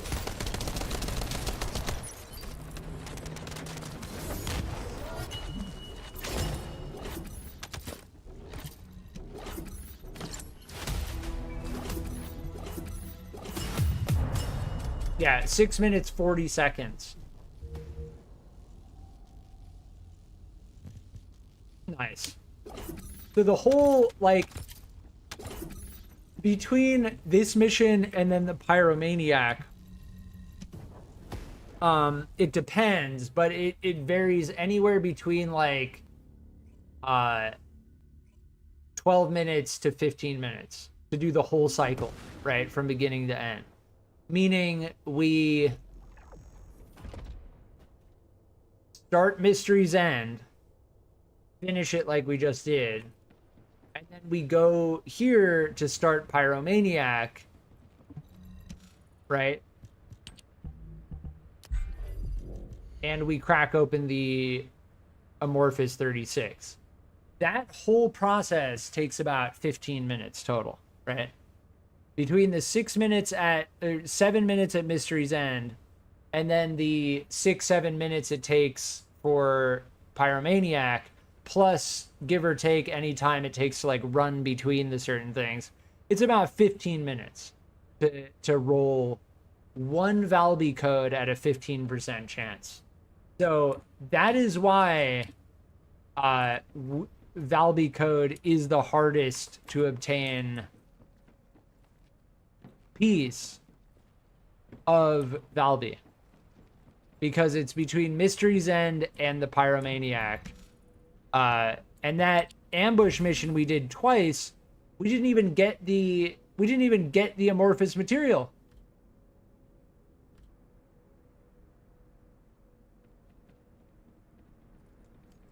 Yeah, I think I'm good on these for now. The phase exchangers I'm good on for now. We'll see. If I start to run low on them, because I have like, what, 30 of them? Yeah, 34. If I start to run low on these, then I'll consider doing that. But otherwise, I'm not going to waste my gold continuously making more when I already have a stack, right? Because there's other stuff I need to use my gold on. And I only really came to realize that after the fact. But it's also the case that we're researching Valby, which costs a lot of gold. Each one of those pieces costs 200,000. So it's all a part of getting the Descendants.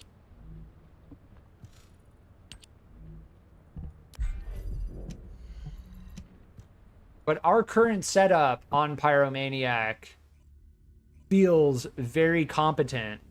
And if we have a group of 4 people who are level 100, the Pyromaniac just gets slammed. Goes from like being a slightly difficult boss to being like easy.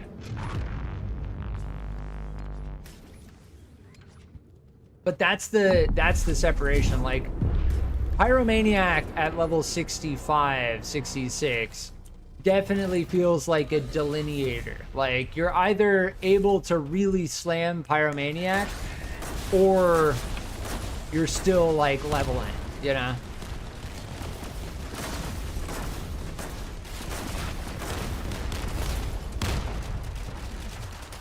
Yeah, we're already out of ammo.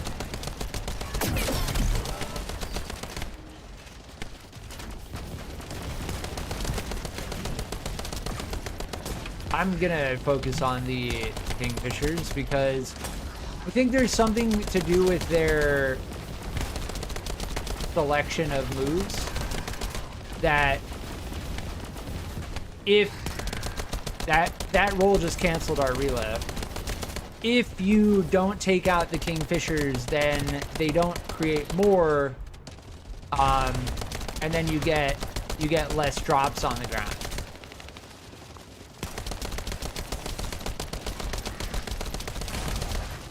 Yeah, right.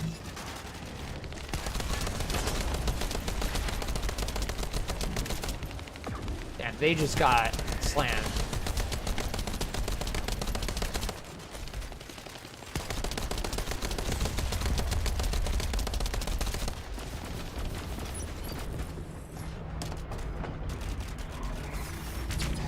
Oh, they just decided to go immune right before I did that.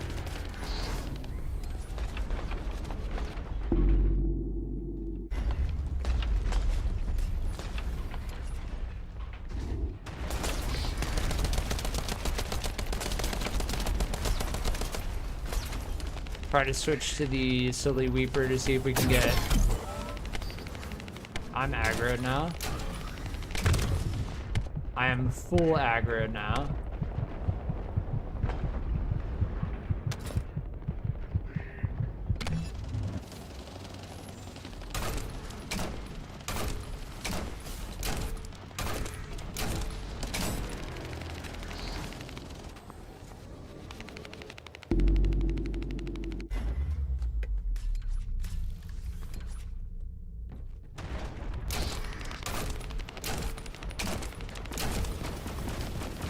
Yeah, keeping distance is very valid.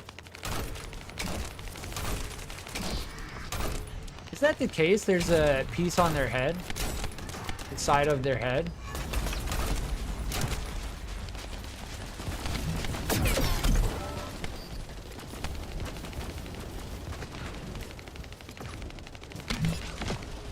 Yeah, the health drops on the ground are just absolutely...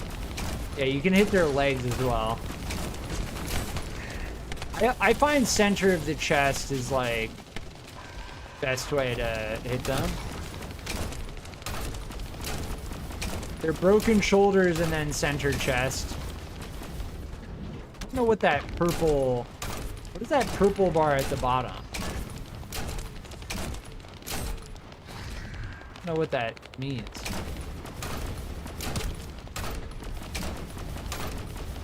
Oh, slammed.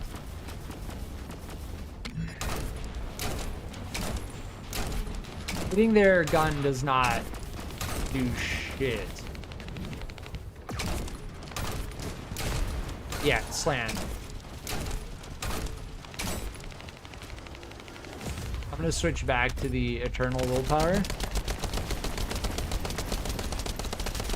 This just seems to do so clean, consistent damage.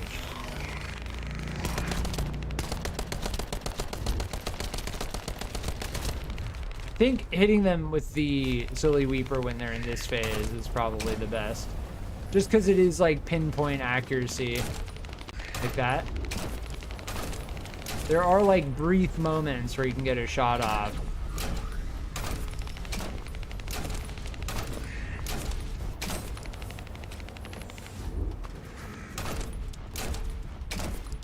If you break it, there you go.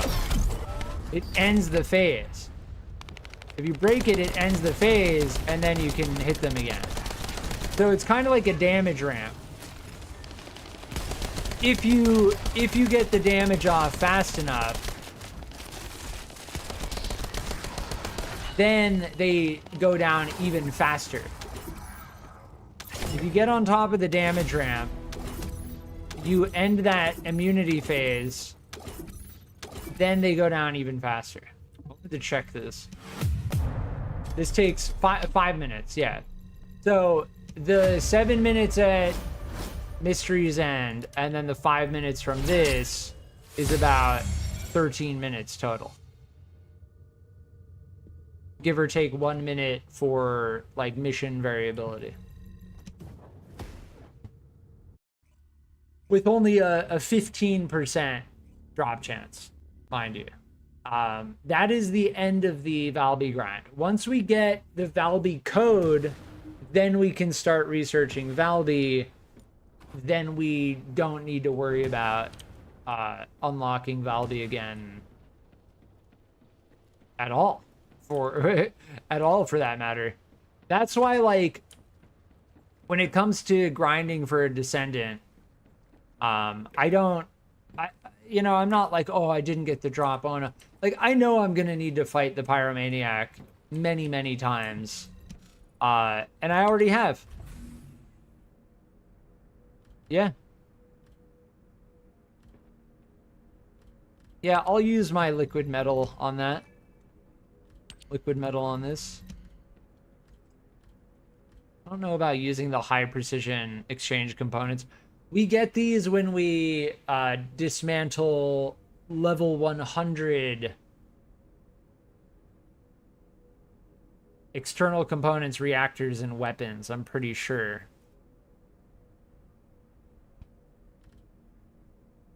Maybe. No, I think we get multi-composite receivers from dismantling 100 weapons, level 100 weapons.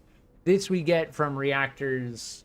Maybe. It's one or the other. Regardless, both of these, the fact that we can make 16 phase exchangers at the same time now, that's coming from the fact that we can do hard mode missions. Hard mode infiltration missions. We are currently using level 100 everything. And that, I mean, as far as that goes, like,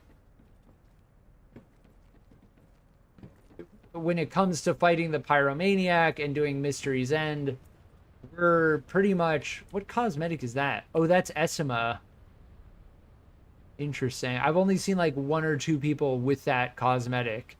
To get that, you need to buy Esimo, and then you need to buy that premium cosmetic. It's pretty sick though. It is actually pretty sick.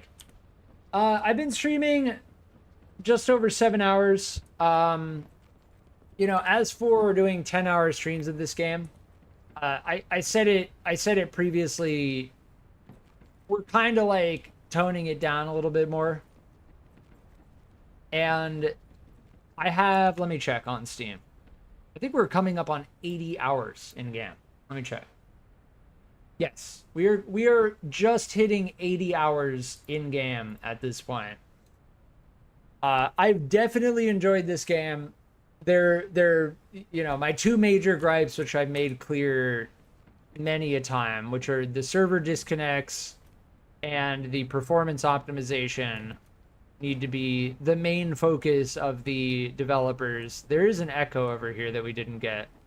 I don't know if I really want to listen to an echo right now.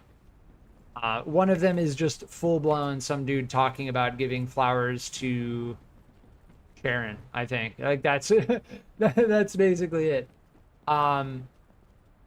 Yeah, overall I've enjoyed this game.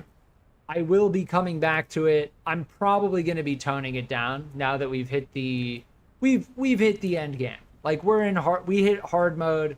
We're getting level 100 drops. As far as I can tell, I'm going to start entering maintenance mode for this game. And by maintenance mode, I mean, as far as like hard grinding, like 10-hour streams, even 7-hour streams, I'm going to be toning it down. I'm going to be toning it down. We're going to be aiming for like 3 to 4 hour streams. We're going to be focusing on maintaining our Battle Pass daily grind. We're going to be aiming to get these done. As far as like hard rolling Valby over and over and over for like 7+ hours a day, that's not where I'm headed, right? We're chilling. I've been enjoying this game. I'm happy to take like a slower pace, cool down on it a little bit, enter maintenance mode. I will be coming back to the first Descendant. I will be going back to Screwdrivers, and we'll see what other releases are coming out in the future. I have research that I need to do in terms of what else I'm going to be playing as far as new releases. But if you've been enjoying my live streams, please consider liking and subscribing, and I will be on in the future. Thank you.